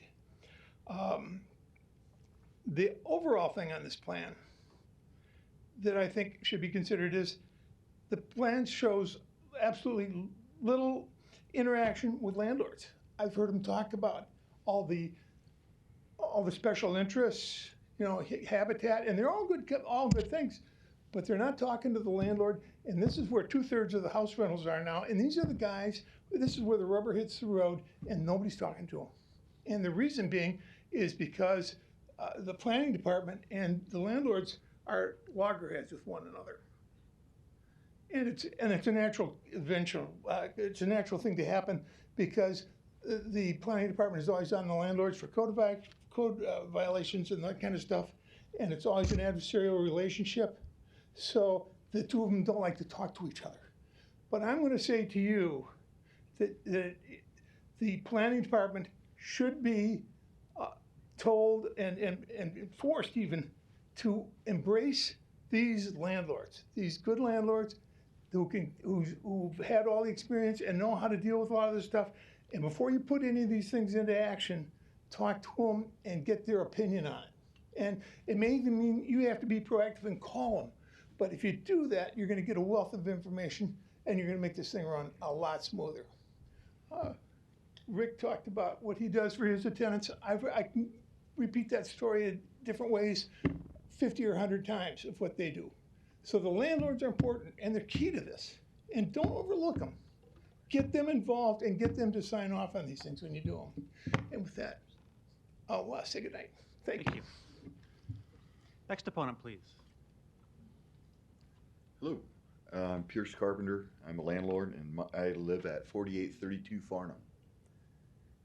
I want to start with my notes are kind of in not good order, but I would like to start to talk about firemen. Where do you see firemen? You see firemen at fire. And to an unknowing, ignorant person, they would see the firemen at the fire. At every fire, there's firemen, and they would conclude the fireman must be starting the fire.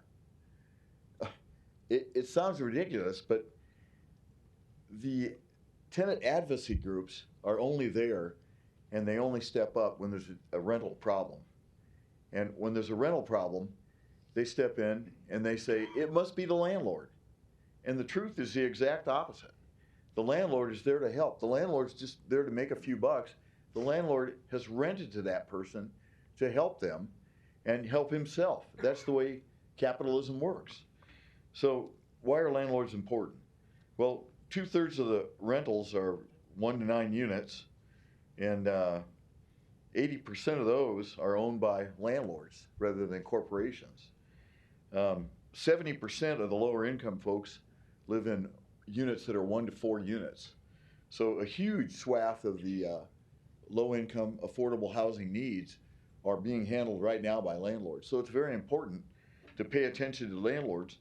Yet when you read the Housing Affordability Action Plan, I mean, my take on it is that it was a wish list for all of the tenant advocacy groups.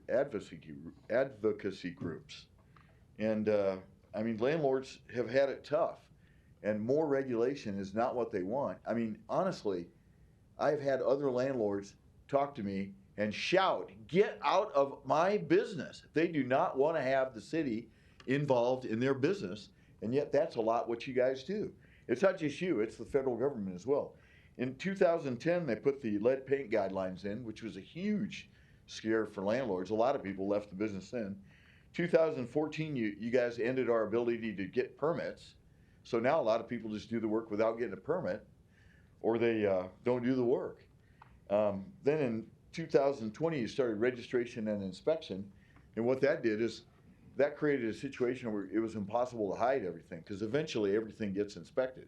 So the result of that is, I mean, the number that Scott Lane uses is 7,000 units got lost. But I think the reality is probably closer to 15,000. Back when we thought there were 60,000 units, we used the Council Bluffs estimate of how many units were lost, and we used that ratio and came up with 11,000 units expected to be lost by the registration program. In reality, there's like 96,000 units registered. So what is the actual number? Well, it's a lot. If you could add, 10,000 units of low-income housing to the market today, imagine what type of impact that would have. Yet, here you are looking at more regulation and legislation to get involved in our business. I mean, it's not what anybody wants to see. It's not what anybody wants to hear. I myself tore down 2 houses because they had already implemented the licensing program where you couldn't get a permit. So these houses had major problems to begin with. One of your pet peeves, President Festerson, was you don't like houses that only have one furnace and 5 apartments. That's what the situation was. And that had been that way since probably 1900. And I know that because when I took the closet floor out, they had used newspapers for 1900 to pad the floor to put the 2x4s on to make it level. And that house had existed there for 114 years as a split into apartments with one furnace, and now it's gone. But I tore down 2 houses and 9 units. That's part of that 7,000, I'm sure. Anyways, I guess one of the other comments I wanted to make was the Affordability Action Plan reads like, you know, it was written by tenant advocacy agencies. And I know somebody up here was talking about tightening up the rental registration and inspection, or reviewing the rental registration and inspection program. If you look at the document, it actually says tighten it up, you know, make it more stringent, put more regulations in is what they're asking for. Another lady said she loved the rental registration program, and she talked about unintended consequences. Well, the unintended consequences is you blew probably 10,000 units out of the market, and, you know, supply and demand, guess what happened? Rates went way up, rents went way up. I haven't raised rent. People live there and they move out eventually.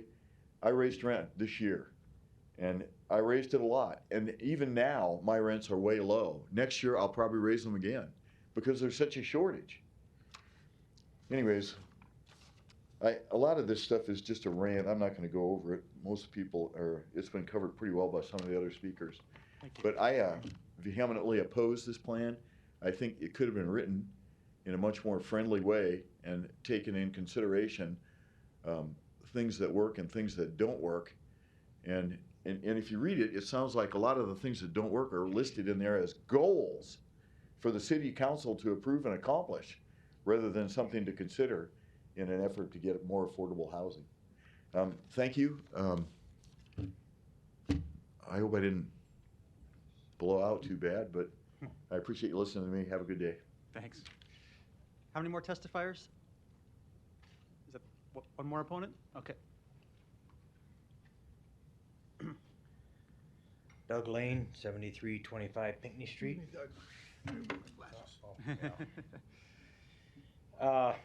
Yeah. I went to 3 of those meetings that were supposed to be in all 7 districts, and I interviewed the interviewers. Can you hear me all right? Yeah. I interviewed the interviewers. I asked them what their experiences were with housing and so on. There were no carpenters, no plumbers, no foundation contractors, no real estate agents, no loan officers, no landlords, no building material estimators. You know, these are the people who are going to figure out how to build houses more affordable. They have 0 experience in the field. That's just one note, I guess. I would like to see the 7 people in front of me here meet with us, and us landlords, home providers, home builders, to come up with a workable plan. That's positive plan. In 2000, I forgot what he said, 4, 5, 6. The big home builders were struggling. You couldn't give houses away. Banks were foreclosing. And I was cleaning out a lot of foreclosed houses for a national bank, getting them broom clean, rekeying them, and then they'd put them on the market. And at some point, at the height of things, they were even paying me to rehabilitate houses. They weren't, and I had to charge them, you know, a good amount of money. They were going to lose money on that house by paying me to rehab that house. But they were circling the block on a bunch of other houses in the neighborhood, and if they sell that house cheap, and it was a newer neighborhood, all the houses were very similar, so now that becomes you know, that becomes the price of houses in the neighborhood. So it would be hard to get loans on the other houses or sell them at a higher price if they had to foreclose on the other ones. Anyway, I would like to see this group meet with myself and show you some houses. I've got one on the market right now for $135,000. You can move right in. It's a 3-bedroom, 1-bathroom. It's an older house. It's just straight north of the Med Center. But the only people who are going to be looking at that house are investors. I hope to find a homeowner, but so far, that's not going to happen. Some years ago, when there was meetings like this going on and somebody spoke in front of our church, you know, about affordable housing and so on, I just bought a house for $1 on 25th and Pinckney.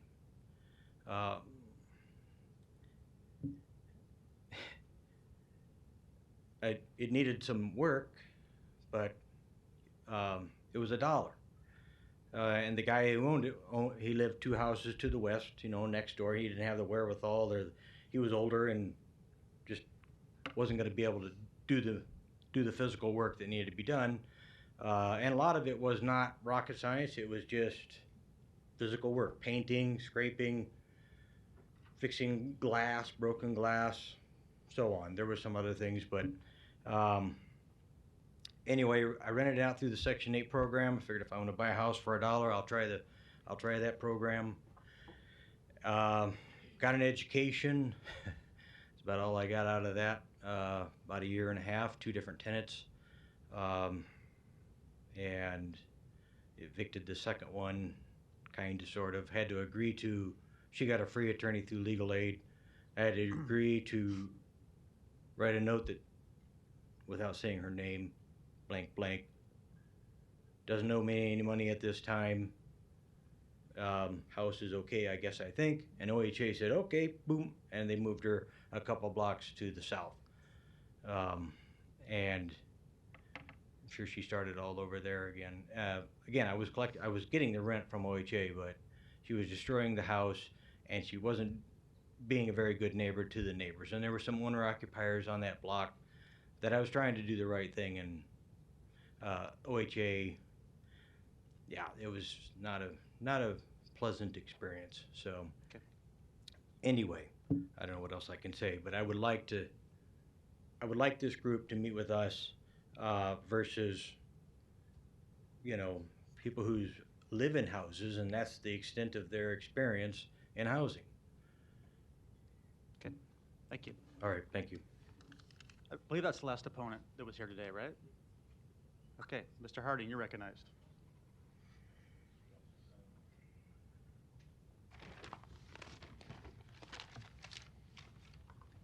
So I'm going to first state that, and we talked a little bit about this at our pre-council meeting this morning, but I'm going to make a motion at some point during my comments to lay this over for a week and to continue the public hearing for a couple reasons. One, as I think Ms. Snipes even acknowledged, that there are many people here today that wanted to testify, and I'll say both for and maybe against, or have issues with some of the components of this plan.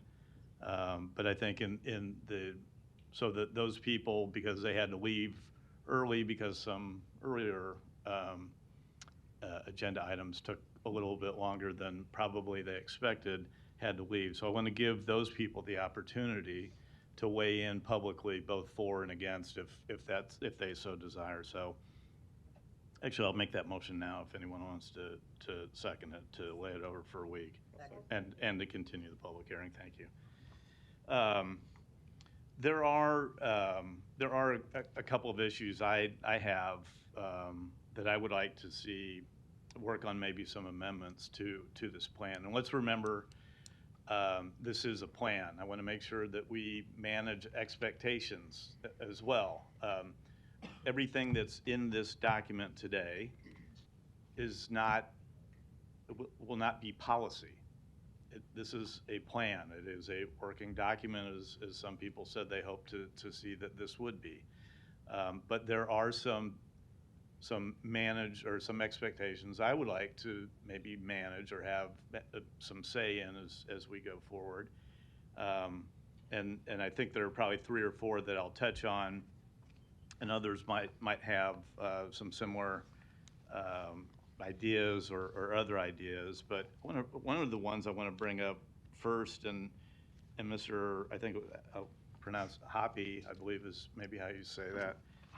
Mr. Hoppy brought up a point as it related to TIF, and I'll probably try to make this kind of a more global conversation in nature by saying that I totally agree with his idea or the notion that we should have a tool that can be used citywide, because TIF, for all intents and purposes, doesn't affect half of the city of Omaha.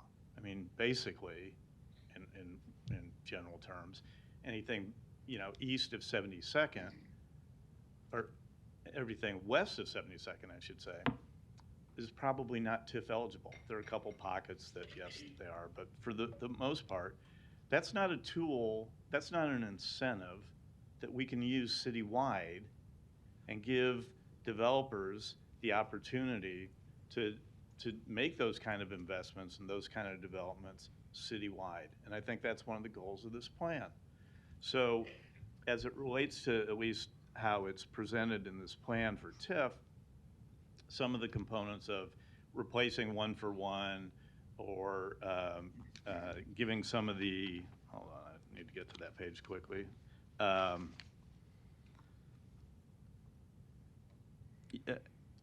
Having 1-for-1 replacement, I've used the example of there's a proposed development on about 37th and Dodge on the north side. There are 3 homes currently that have been converted into multifamily.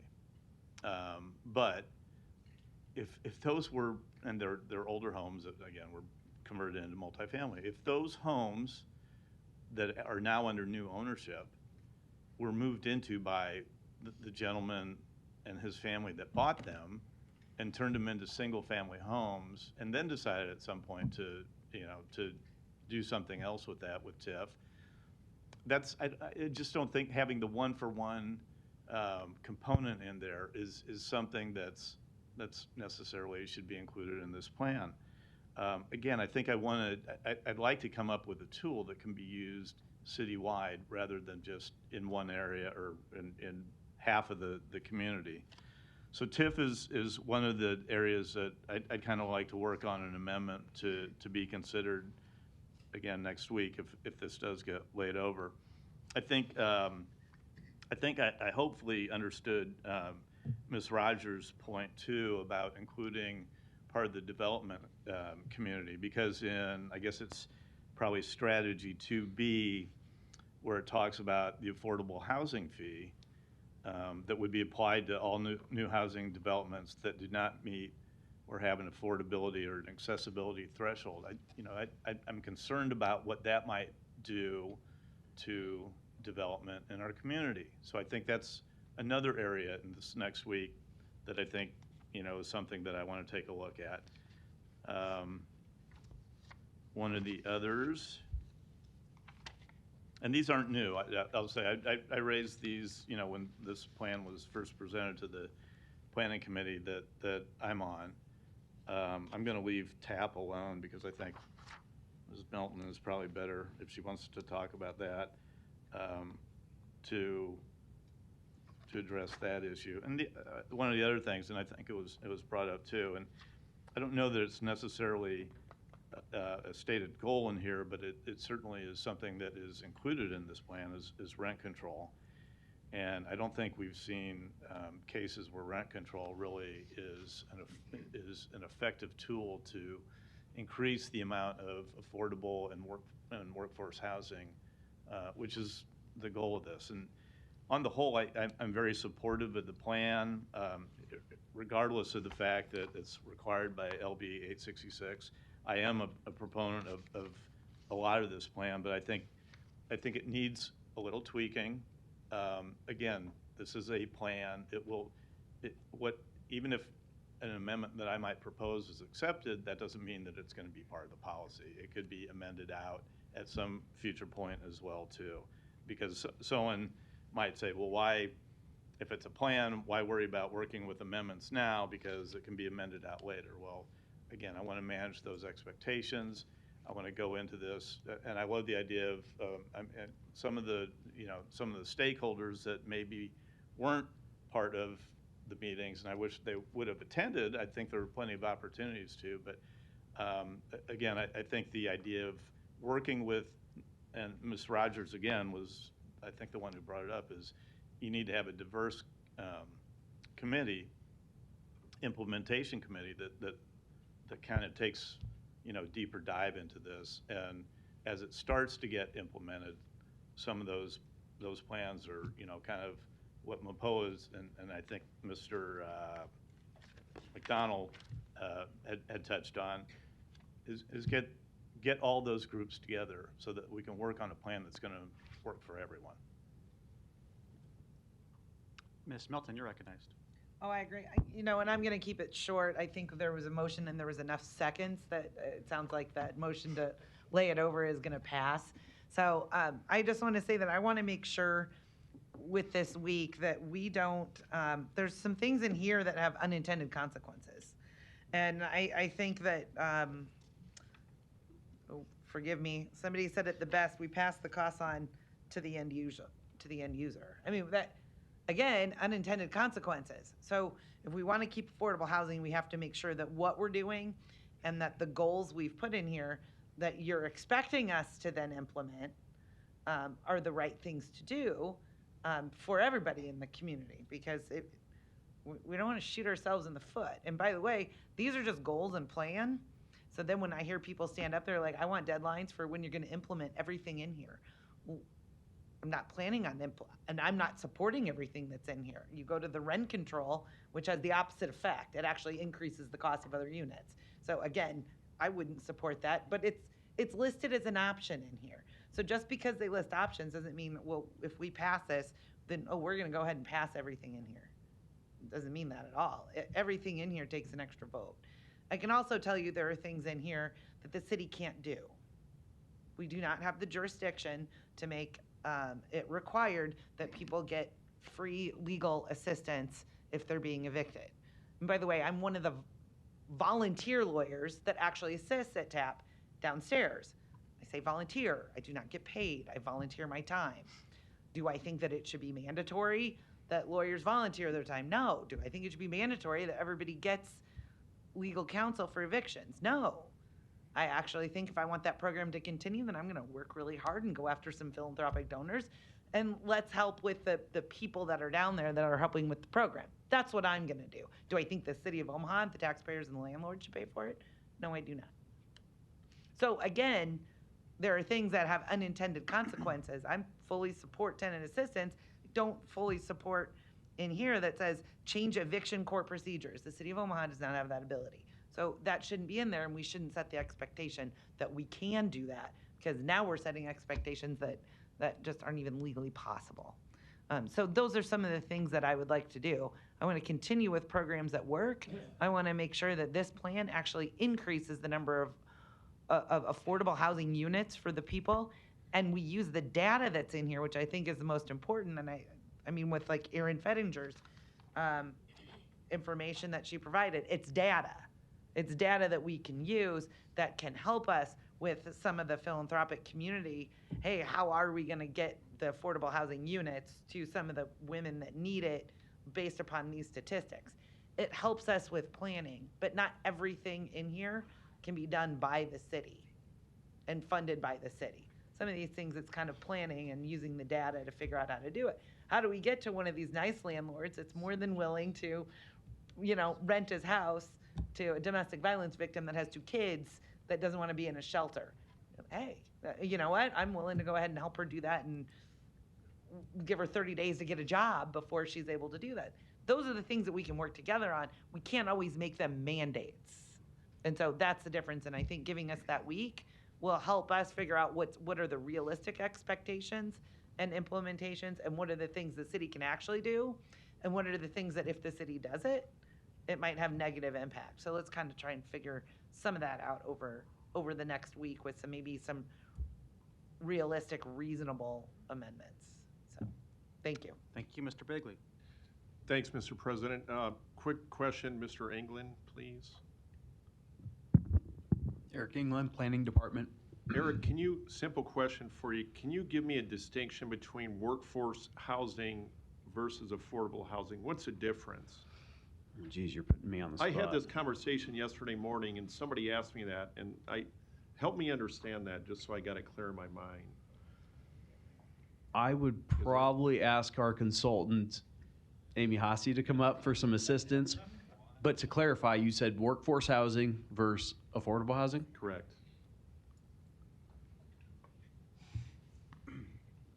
Amy Hasse, 1302 Howard Street. Well, I think there is a very clear definition of what affordable housing means, often by how it's used, I should say, within federal requirements and so forth. So affordable housing is, individuals are not paying more than 30% of their income on housing. Workforce housing gets a little bit more nebulous, and a lot of people define it in different ways.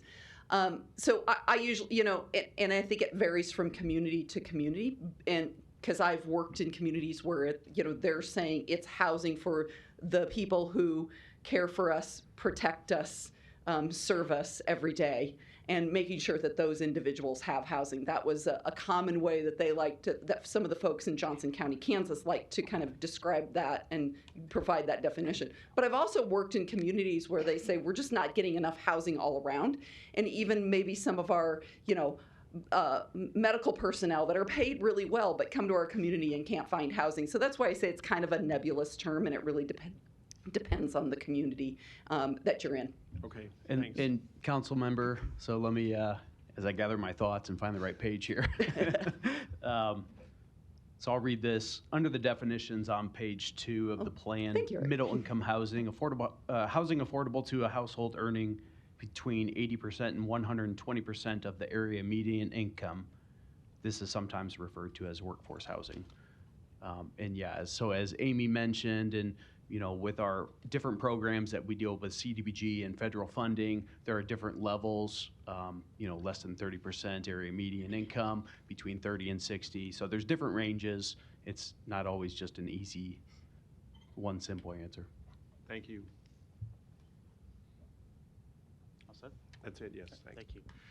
So there's no more lights. So I'll say that I'll support the layover today too, because I observed the same thing. There were other folks here that were, I think, looking to speak on this item, but maybe couldn't stay as long. To be clear on the next public hearing, though, we aren't looking for a retread of everything we heard this afternoon. It's primarily for those that were not here to have their input. And should there be something new, like an amendment or something, certainly some comments on that, should you wish. I'll just say that, having said that, I'm very supportive of this effort.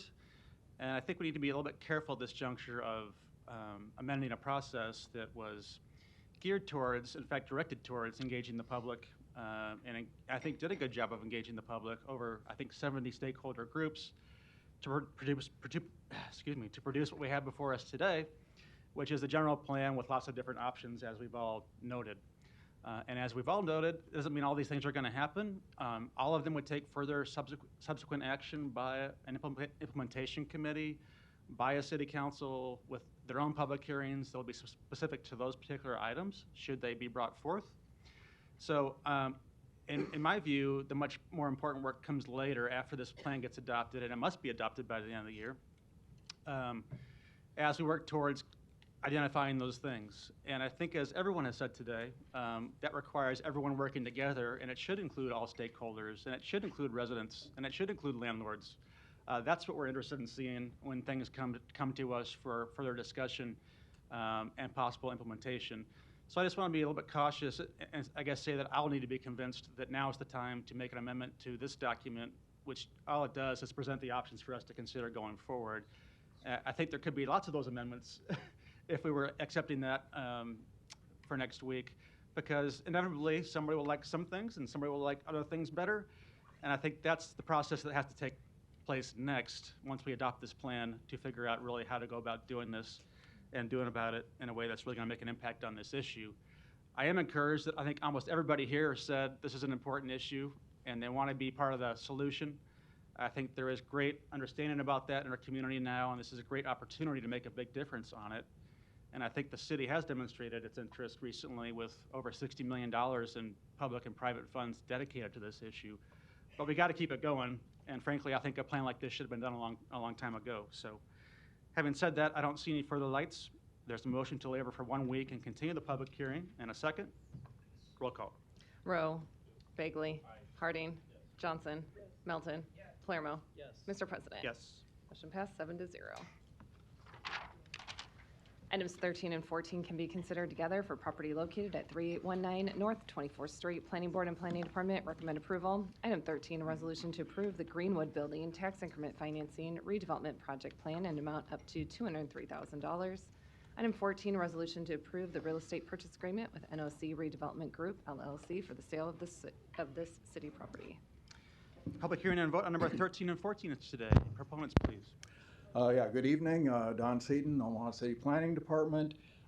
This is the Greenwood Building TIF redevelopment project plan.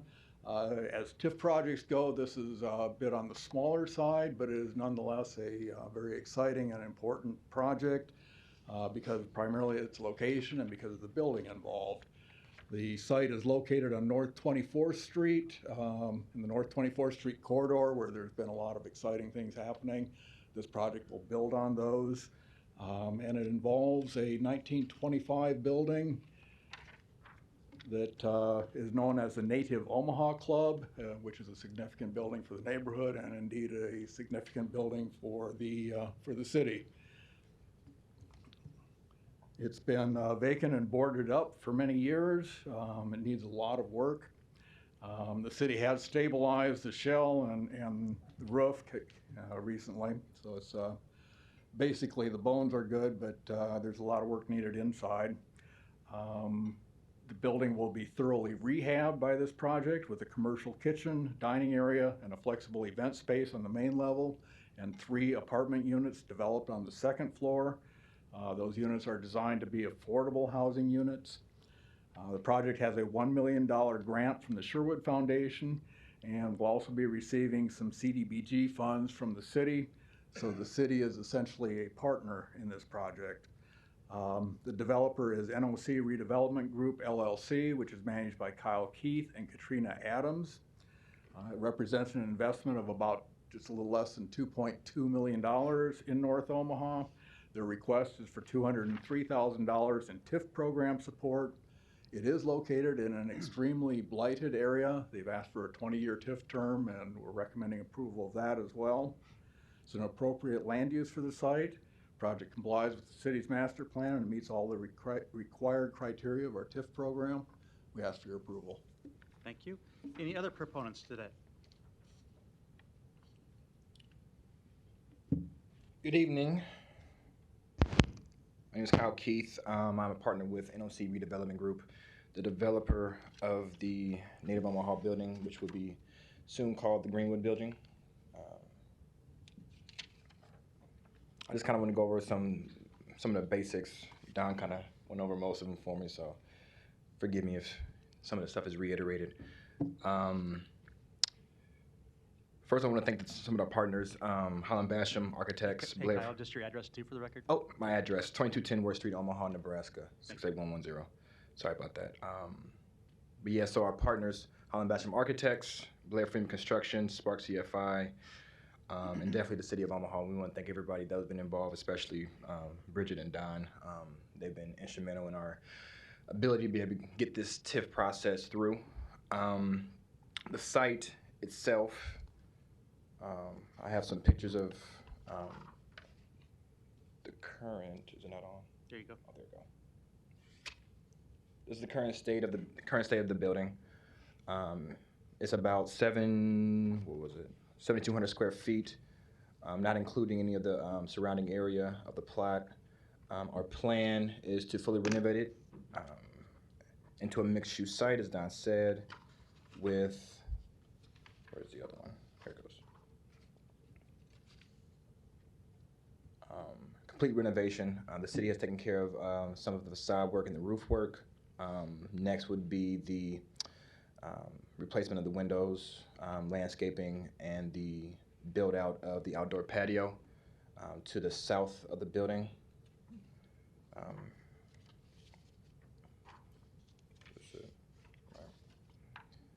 If you look at the first floor's floor plan, you can see the outdoor patio here. In the middle is where you will have the flex space, where it will be rentable out to neighborhood associations for free. If you're outside of a certain area, we haven't really gone through that too much, but it'll be on a sliding scale based on need. To the north, the northmost unit will be office space, and then the south unit would be the commercial kitchen and restaurant with the patio connecting to the south. And then on the second floor, we have those 3 units, two 2-bedrooms, and the middle one will be 1 bedroom. 2 of those units will be affordable housing. We think it was appropriate for the location and the type of project we want to have on North 24th Street. We want to be able to make it equitable and accessible to as many people that already live there. That's what we plan on doing. We want to thank everybody that's been involved with the project. Like I said, mainly the city. Like I said, they've been instrumental. I don't have anything else, and I'm here for questions. Thank you. Any other proponents? Seeing none, any opponents? Public hearing is closed. Ms. Johnson, you're recognized. Thank you, Mr. President. Kyle, Katrina, in her absence, this is certainly a welcome investment and difference in the community, especially there at 24th Street. As was previously mentioned by Don in the planning department, this building has been vacant for quite some time, boarded up, really not doing much. So I would like to say thank you for the investment. Wish you well. Appreciate it. Thank you. Thank you. Is that a motion? I'll second it. No further lights. Roll call. 13 and 14, right? Okay. Rowe, Bagley, Harding, Johnson, Melton. Palermo. Mr. President. Yes. Motion passed 7-0. Item 15, a resolution to approve a special use permit to allow development in the ED overlay district located at 5220 Wedge Court. Planning Board and Planning Department recommend approval. B is communication and support. Public hearing and vote on number 15 is today. Proponents, please. Seeing none, any opponents? Public hearing is closed. I'll second. Roll call. Rowe. Bagley. Harding. Johnson. Melton. Palermo.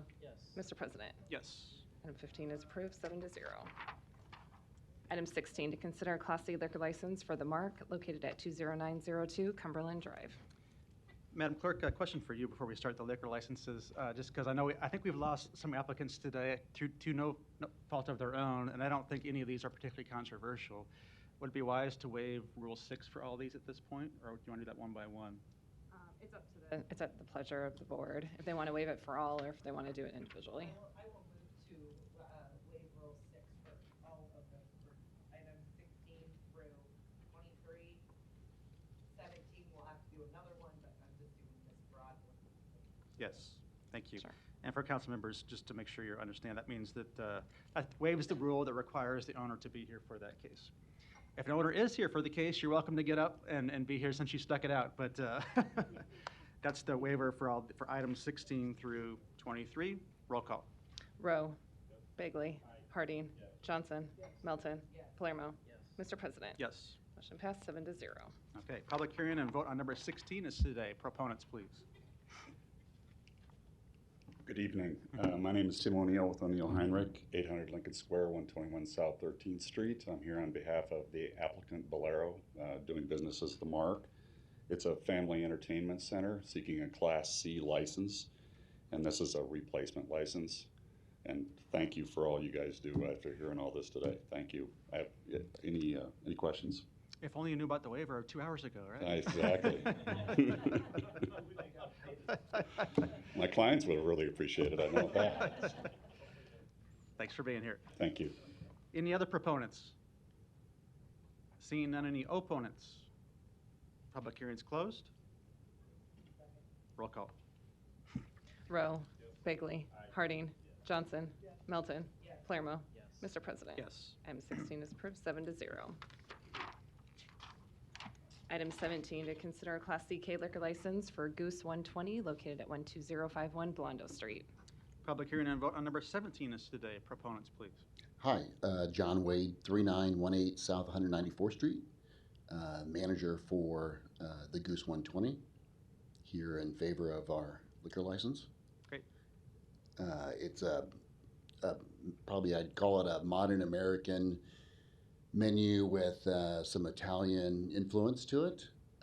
It's going in place of where Rivera's restaurant was recently operating, and we're doing some remodel on the space, expanded into the bay next door to have a private dining area as well, and also looking to do some catering outside of the premise. So that's why we added on the K portion of the license. Got it. Thank you. It's a popular location. Thanks. Yeah. Any other proponents here today? Seeing none, any opponents? Public hearing's closed.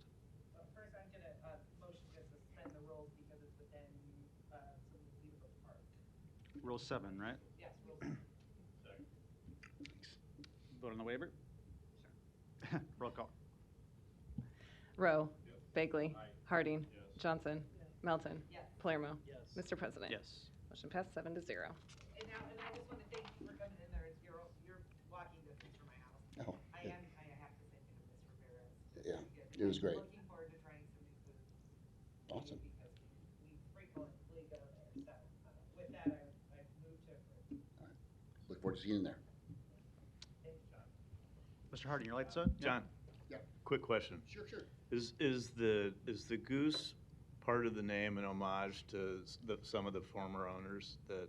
Yeah, the neon goose back in the day. Yeah. Okay. So I when wondered we bought taxis from the late Mac Thompson, yeah. So we also bought the names to the naming rights to Neon Goose, and there was a lot of discussion about whether we were going to go down that route, but then ultimately decided that would maybe set too many preset expectations on it. So yeah, definitely an homage. I kind of wondered if it was. Yeah. Thanks for clarifying it. Yeah, sure thing. 120, I like it. Good luck. Thanks. All right. There's a motion and a second to approve. Roll call. Rowe. Bagley. Harding. Johnson. Melton. Palermo. Mr. President. Yes. Motion passed, 7-0. Thanks Item, for being down here this long. You're dedicated. You really wanted that liquor license. Item 18, to consider Class C liquor license for Quick Trip 578 located at 14405 West Center Road. Public hearing and vote on number 18 is today. Proponents, please. Seeing none, any opponents? Public hearing's closed. Roll call. Rowe. Bagley. Harding. Johnson. Melton. Palermo. Mr. President. Yes. Motion passed, 7-0. Item 19, to consider Class C liquor license for Stories Coffee Company located at 3201 Farnham Street, Suite 6112. Public hearing and vote on number 19 is today. Proponents, please. Any opponents? Public hearing's closed. Roll call. Rowe. Bagley. Harding. Johnson. Melton. Palermo. Mr. President. Yes. Motion passed, 7-0. Item 20, to consider a Class I liquor license for Okie Dokie Diner and Lounge located at 2007 North 72nd Street. Public hearing and vote on number 20 is today. Proponents, please. Mr. President, good evening. Mike Kelly, 2804 South 87th Avenue, here for any questions you might have. Thank you. Any other proponents? Any opponents? Public hearing's closed. Roll call. Rowe. Bagley. Harding. Johnson. Melton. Palermo. Mr. President. Yes. Motion passed, 7-0. Item 21, to consider a Class I liquor license for Dave's Hot Chicken located at 335 North Saddle Creek Road. Public hearing and vote on number 21 is today. Proponents, please. Seeing none, any opponents? Public hearing's closed. Mr. Palermo. Yeah, sorry, I just had to mention that's a super cool name. Dave's Hot Chicken. I couldn't let that go. Is this your district? You getting hungry? Oh, it is. Okay. Thank you. It's about dinner time, huh? Okay, was there a motion and a second? Roll call. Rowe. Bagley. Harding. Johnson. Melton. Palermo. Mr. President. Yes. Motion passed 7-0. Item 22, to consider Class D liquor license for MP Mart 19, located at 7166 North 30th Street. Public hearing and vote on number 22 is today. Proponents, please. Again, Mr. President, I'm Mike Kelly, 2804 South 87th Avenue. Here for any questions you might have. The owner is also present. He has also stuck it out with me. Extra credit. Right. Any other proponents that want to speak today?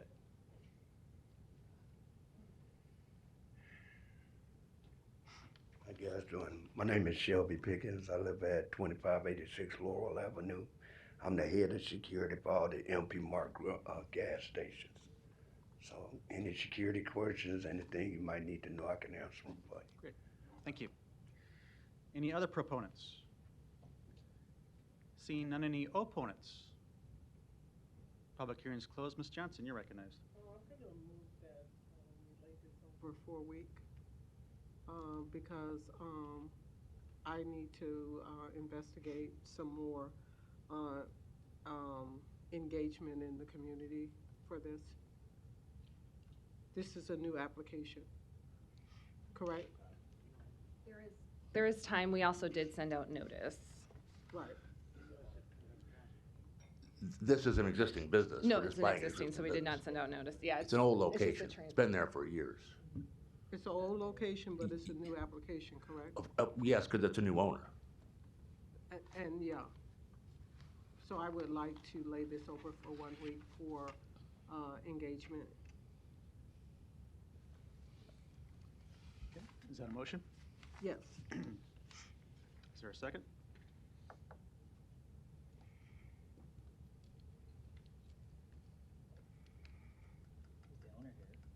The owner is right there.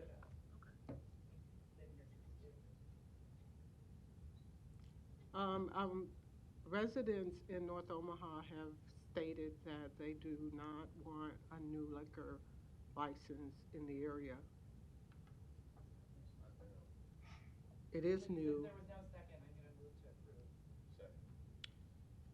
Mr. Palermo, do you have your light on? Yeah. Thank you, Mr. President. Mr. Kelly, or the owner, could you come down, please? So,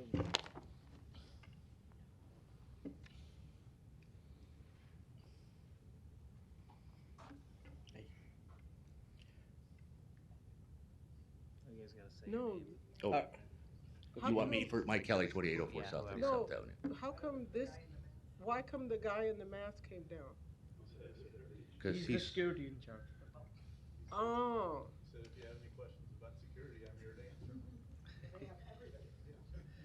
The whole team. Mr. Kelly, tell me about your client. Can I, Mr. Palermo has the floor. Let me ask some questions here. I'm gonna try to help you out.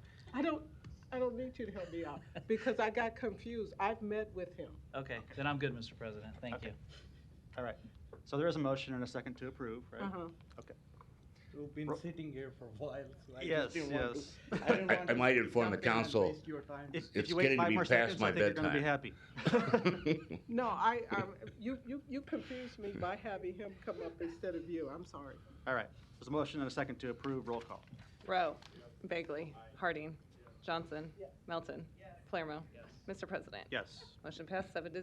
Thank you very much, and your service. Thank you. Thank you.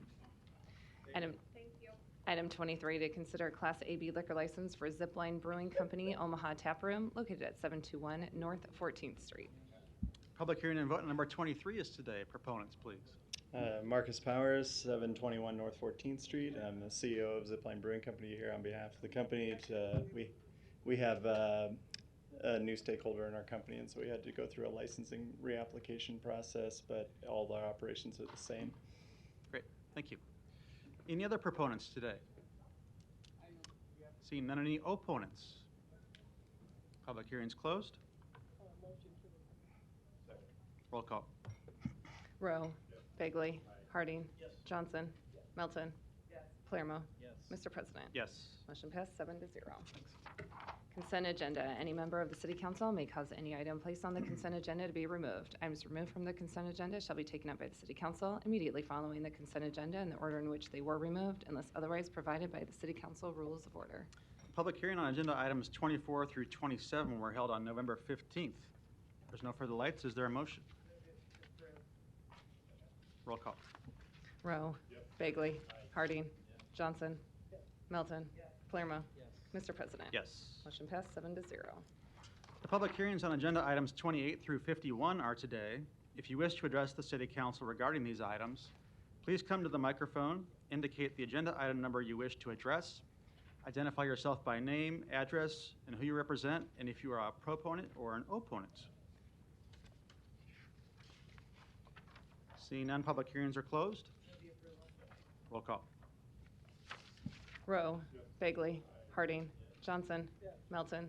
Palermo. Mr. President. Yes. Motion passed 7-0.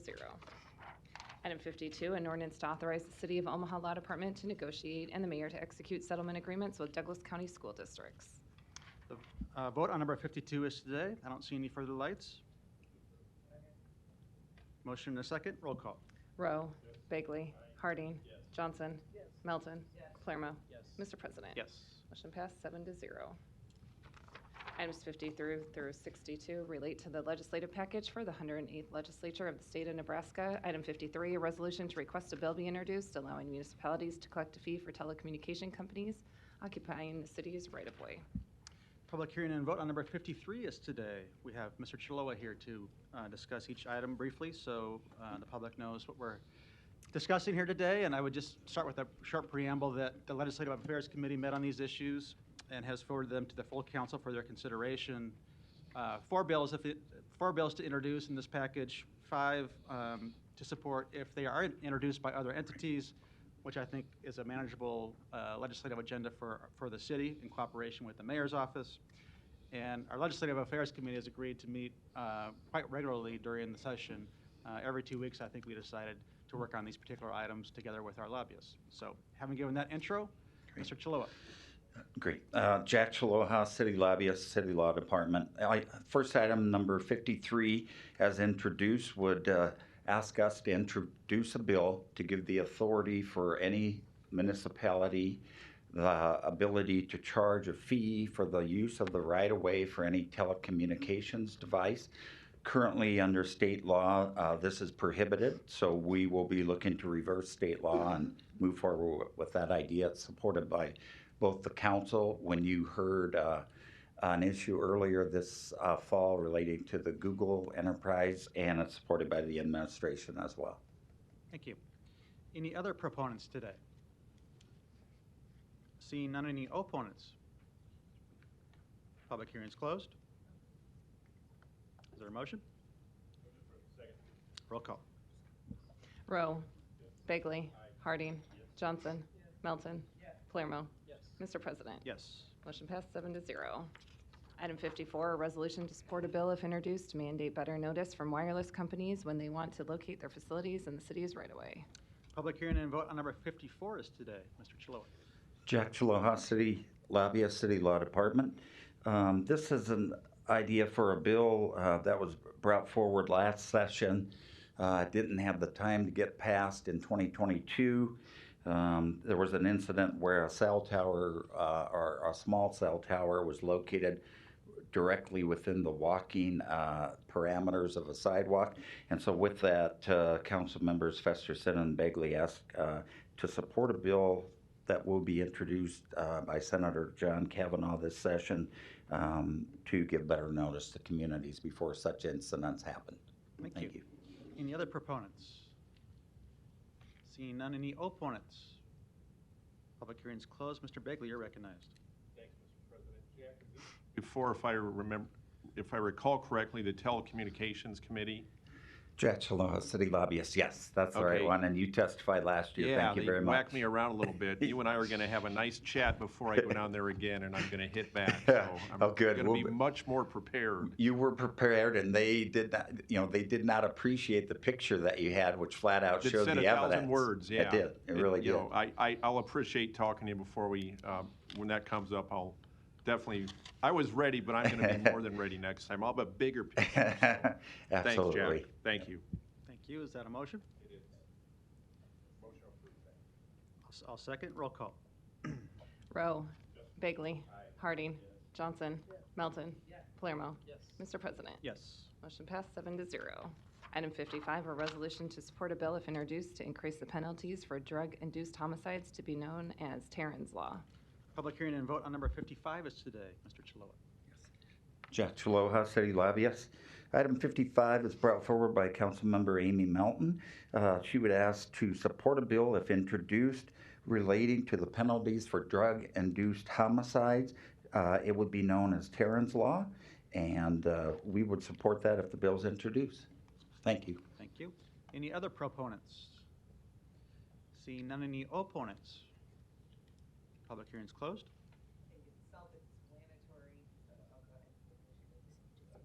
Motion and a second. Roll call. Rowe. Bagley. Harding. Johnson. Melton. Palermo.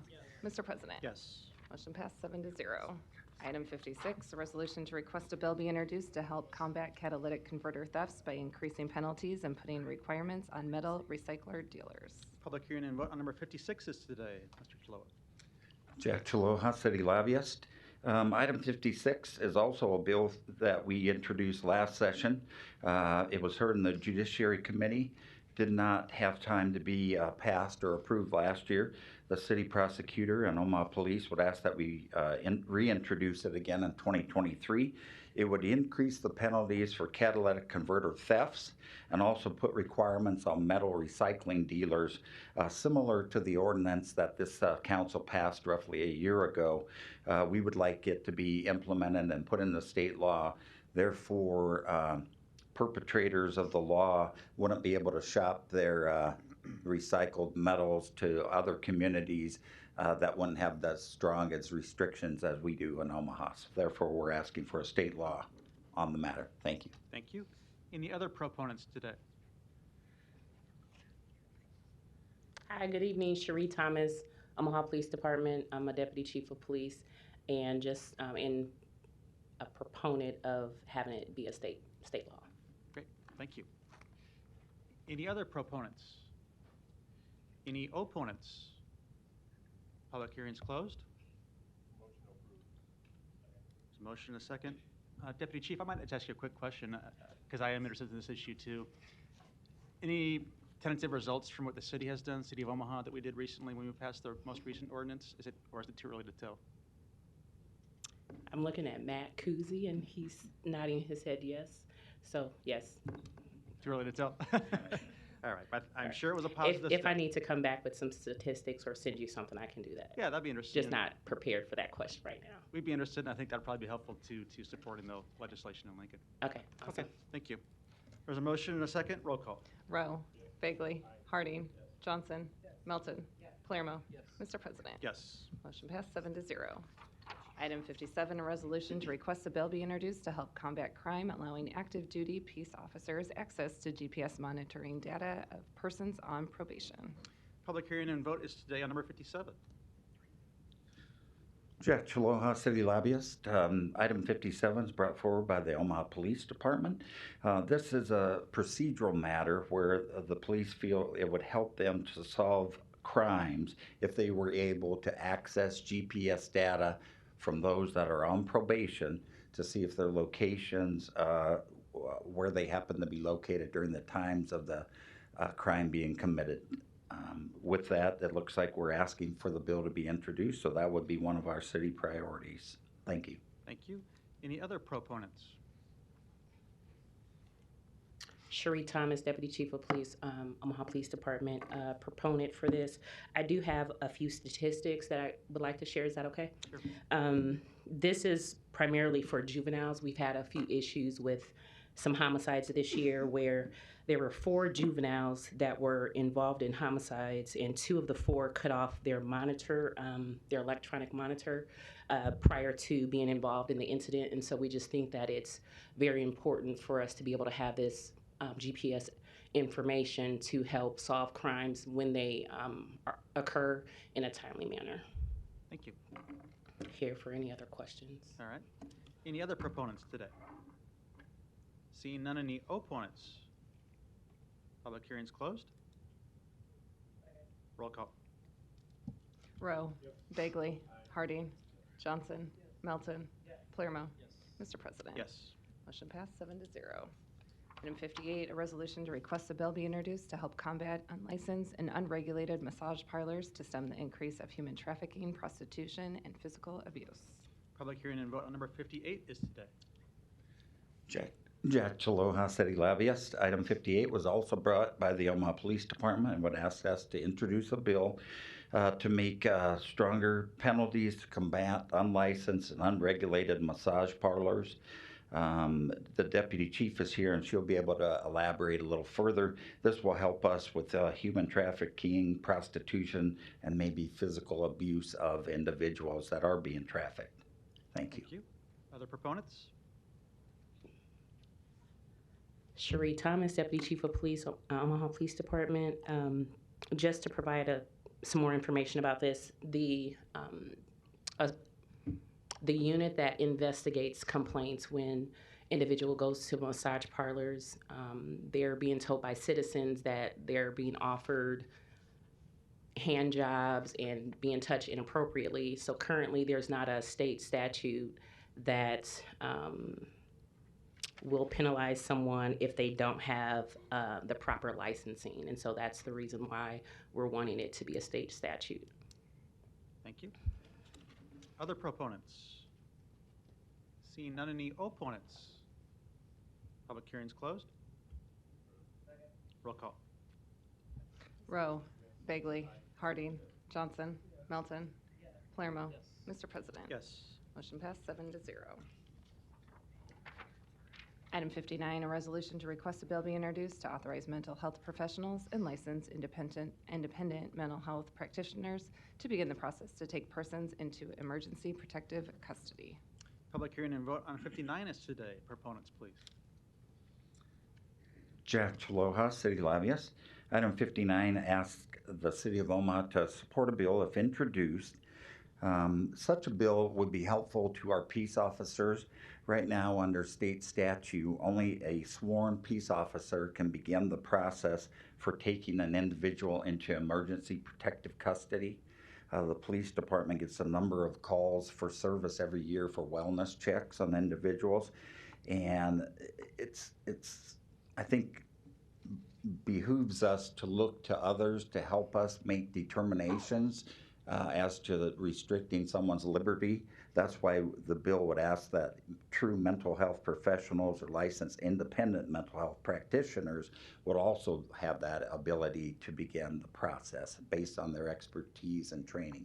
And for those reasons, we would support it if the bill is introduced. Thank you. Other proponents? Cherie Thomas, Omaha Police Department Deputy Chief of Police, just a proponent of the bill. Thank you. Any opponents? Public hearing is closed.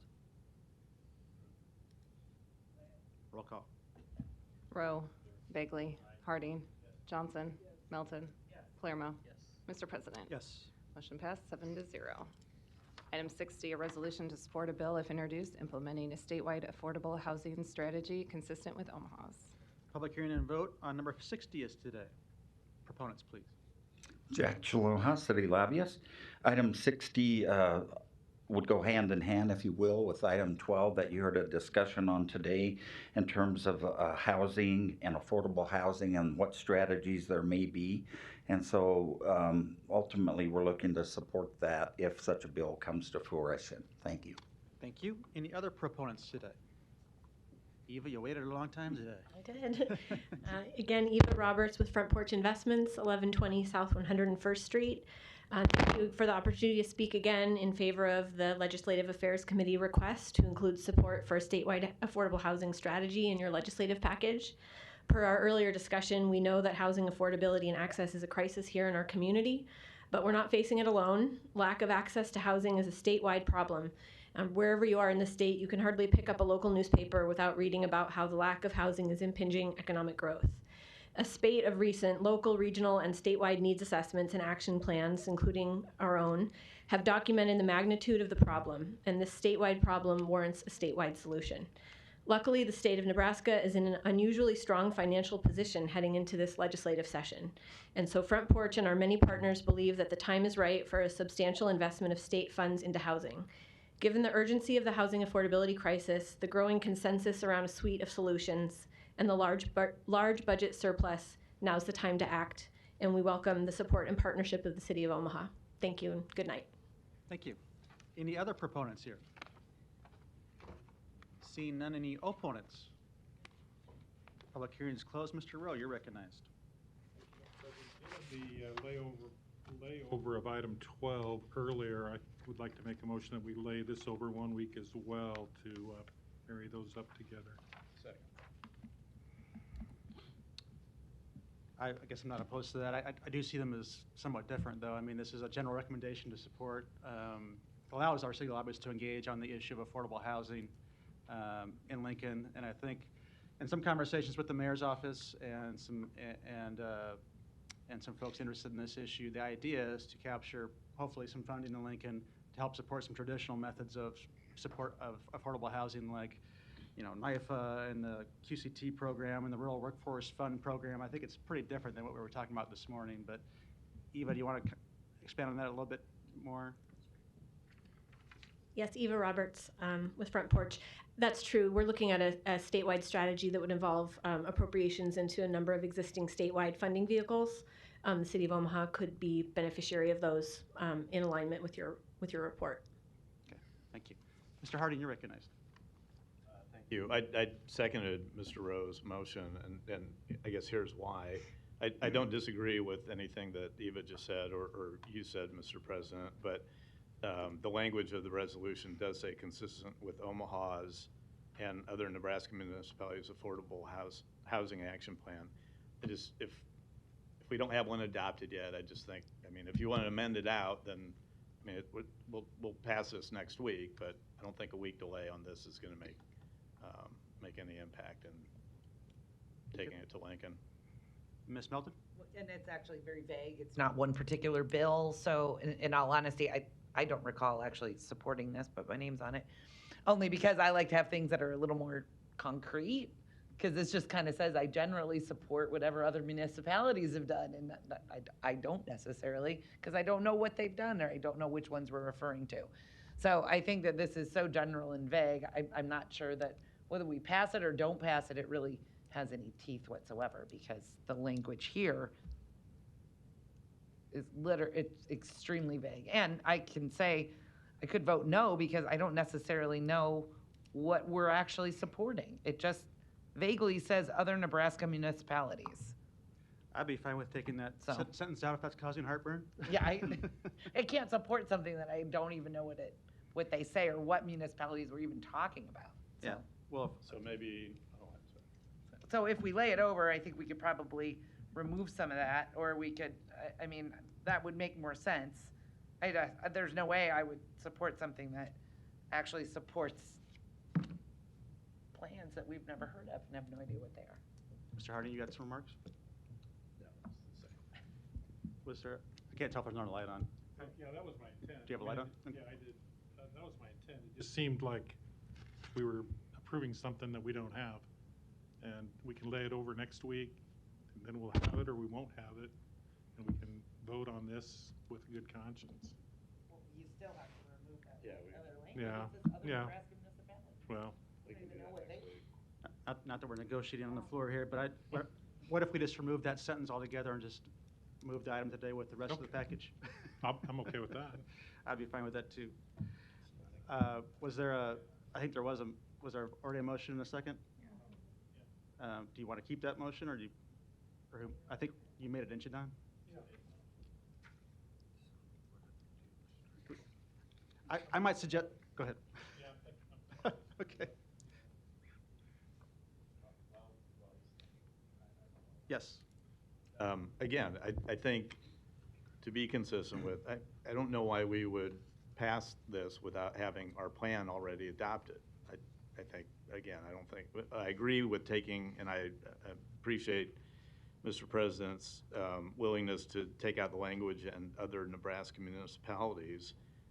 But again, I'll vote for this next week when we pass our plan. I just don't think we should pass it ahead of approving our plan before we approve the plan. Yeah, and I'm okay with that. I just don't want people to get confused that we're saying whatever we adopt next week is what we're going to support in Lincoln. This just basically says, or the intent of it is to say, we're seeking additional funding for affordable housing. Then maybe that's not what the resolution says then. We should amend it to Maybe it should be a different resolution. Yeah. Well, like I said, I'd be willing to take out that sentence if that's causing the problem. I think we're getting in the weeds here pretty well, but. Mr. Kuzi, did you? Yeah. Matt Kuzi, Law Department. Given what the council is saying, it's not my place to take a position on the layover, but if the council wants to change the language of the resolution with regard to how we would, to make it more vague, less vague, whatever we want to do, I understand about the taking the Nebraska and other Nebraska municipalities out, whatever the council ends up saying, I'll just take as a verbal request to law for Jack to amend the resolution. My only hope is that it's clear what you want Jack to do. Jackie, you're getting up. Go ahead. Okay. Yeah, sorry about that. Jack Shaloha, city lobbyist. Right, it's a general resolution giving us authority to act on behalf of the city. I guess if agreeable, I have some language I could ask the clerk to put in or before you. It would be the resolution, but then we would, after the word introduced, support state funding for implementing a statewide affordable housing, period, and leave it at that. I'd be amenable to that. I would be fine with that. So I would make an oral motion to amend to state, Jack? Yes. State? Okay, support for a bill, if introduced, to support state funding for implementing a statewide affordable housing, period. And everything else would be deleted. That's my motion. Affordable Housing Action Plan. Is that good enough, Matt, since I didn't repeat it, or do you need me to actually read it? We still have a motion. I'll withdraw the motion. I'll withdraw my second. Okay. And then Matt Kuzi, Law Department. With regard to Councilmember Melton's question, I think the clerk, maybe Jack wrote it out. Yeah, Okay. Kimberly needs the last part since it's an oral motion. Do you want me to read it? Oh, sure. And then you can, then we can hand it to her. How about that? Then it's yours. But do you see where we strike? So if introduced, say, supporting state funding. Supporting state funding. Okay.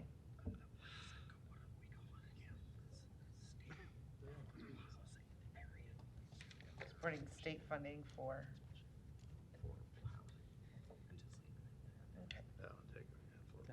Okay, so if I could repeat my motion, I would like to make a motion to amend this resolution that states, after the request of the City Council Legislative Affairs Committee, the legislative package of the City of Omaha for the first session, after legislature of the state of Nebraska, we're gonna state, shall express support for a bill supporting state funding for statewide affordable housing. If introduced or not. If introduced. If introduced. Okay, I apologize. Start it with if No, introduced. we got it. Kimberly, got it? Okay. And I'll second it. That's my motion. Can you reread that? Okay, then I'm just gonna put, it starts after the state of Nebraska. If introduced, supporting state funding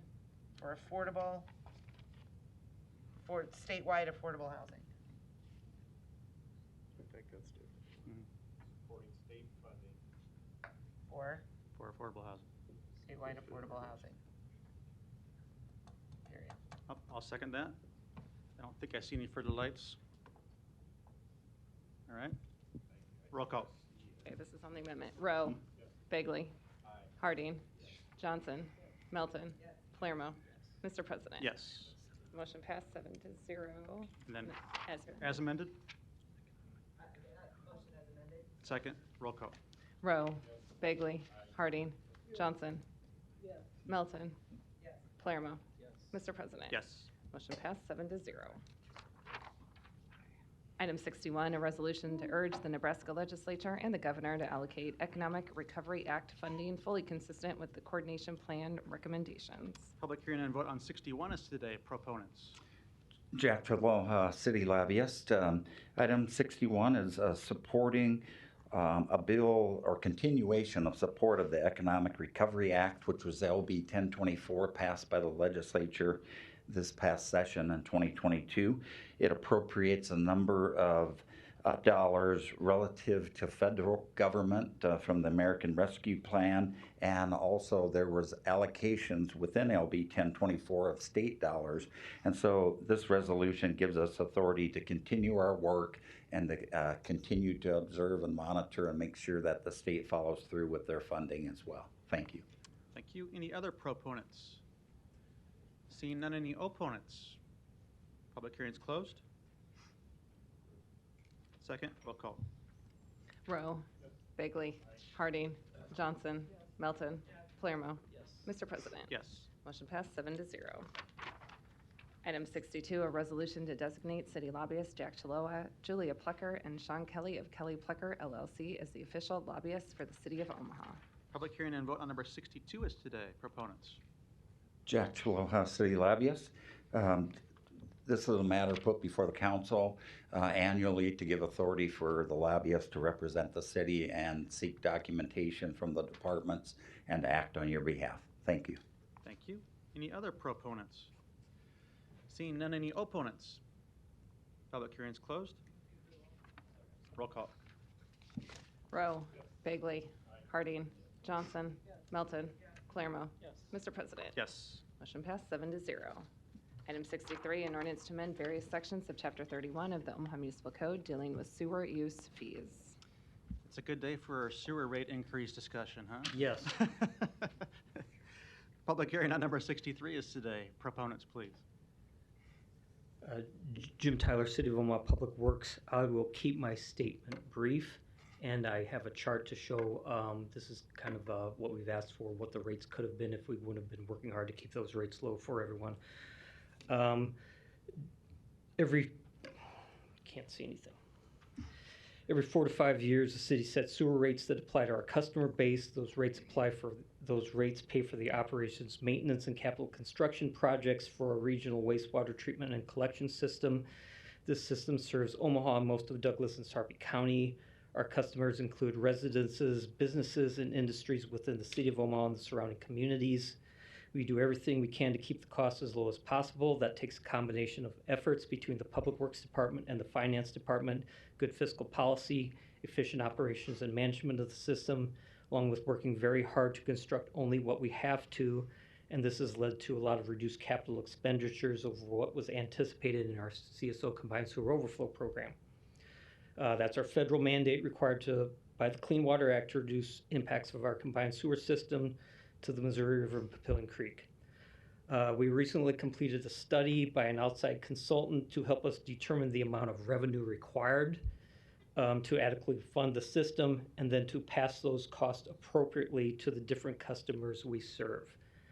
As a result of that study, it was determined that the revenue requirements would be met by increasing revenues by 2.5% annually in the 5 years starting 2024 through 2028. To achieve this, in order to pass those increases on fairly and equitably to the different customers we serve, those resulted in increases of 1.39% to the residents, 3.42% to commercial industrial customers, 4.36% to outside communities we serve. That keeps those rates fair and equitable between the customers we serve. This is a chart that shows what rates could have been based on past projections that we had made in the past. So back in predating this, that they could have been even higher, but back in 2014, we had rate projections at the time of 9% indefinitely out as far as we could see. If those would have occurred through 2028, a typical residential bill could have been $116. Okay, we changed those projections in 2018 when we last did this study, and we were projecting annual increases about 5 to 6% for the foreseeable future again. Again, those would have resulted in bills in 2028 of a little over $82 for the typical residential bill.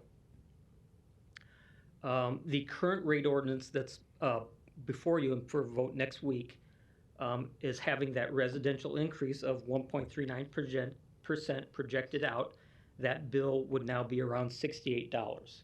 So what that's showing you is what we were projecting in 2014, what those rates could have been if we would have been continued to work to keep those rates low. We're seeing that as about 50% of what we were projecting a little less than 10 years ago. So I'm hoping that's going to help you show what we're trying to do to keep those rates as low as possible, and we keep working hard over and over to do that. You were all briefed about a month ago and given some information. If you have any more questions, I'm here to answer any questions. I can provide this chart to Mr. Scarpello, and he can provide that to all of you.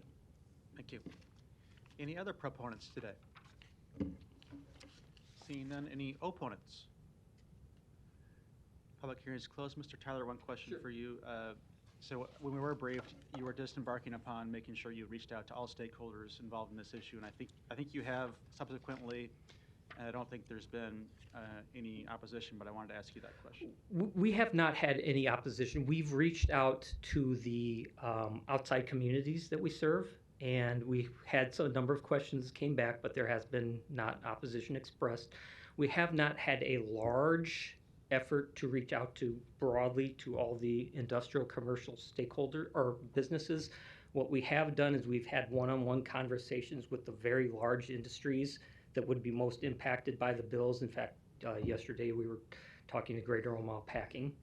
But a number of the very large industries we actually reached out to, as well as had someone that works with those industries reach out to those industries. And as of this point, we have had no negative feedback on this rates. Thank you. Yep. And we appreciate your efforts to limit the costs of the program and the impact on ratepayers too. I think the biggest factor was probably the deep tunnel segment of this project that's no longer part of the plan, but you've definitely demonstrated that you're trying to limit the cost. We worked very hard to accomplish what that tunnel was going to accomplish at a much lower cost. Yep. Thank you. Now for the lights, next item. Item 64, an ordinance to approve a major amendment to mixed-use district development agreement for North Streams located northeast of 204th and Q Streets. Planning Board and Planning Department recommend approval. Public hearing on number 64 is today. Proponents, please. Thank you, Mr. President. Council members, Bradley Hike, 10836 Old Mill Road, engineer for the project, here to answer any questions you might have. Thank you. Any other proponents? Seeing none, any opponents? Public hearing is closed. Item 65, an ordinance to approve the 48th and Dodge tax increment financing redevelopment agreement. Public hearing on number 65 is today. Proponents, please. Yeah, good evening. Don Seaton, Omaha City Planning. I'm here for any questions you may have. Thank you. Any other proponents? Good evening. Michael Sand, 1700 Farnham, on behalf of the project developer. Happy to answer any questions you have. Thanks. Thank you. Any other proponents today? Seeing none, any opponents? Public hearing is closed. Item 66, an ordinance to approve a memorandum of understanding amending the collective bargaining agreement with the Omaha Police Officers Association to implement a special pay 401A plan and a health reimbursement arrangement. Public hearing on number 66 is today. Proponents, please. Seeing none, any opponents? Public hearing is closed. One public hearing can be held for items 67 through 72, ordinances levying a special tax and assessments on lots and pieces of real estate within Benson Business Improvement District, Blackstone Business Improvement District, Dundee Business Improvement District, Elkhorn Business Improvement District, North 24th Street Business Improvement District, South Omaha Business Improvement District. Public hearings on 67 through 72 are today. Proponents, please. Seeing none, any opponents? Public hearings closed. Non-action items, items 75 through 124, do not require public hearing or city council consideration at this meeting, but will be placed on a future agenda for public hearing and/or vote. The reason for non-action is noted after the item on the agenda, as well as the date the item is expected to appear on the agenda for consideration. Second. Roll call. Rowe. Bagley. Harding. Johnson. Melton. Palermo. Mr. President. Yes. Motion passed 7-0. Meeting is adjourned at 8:18 p.m.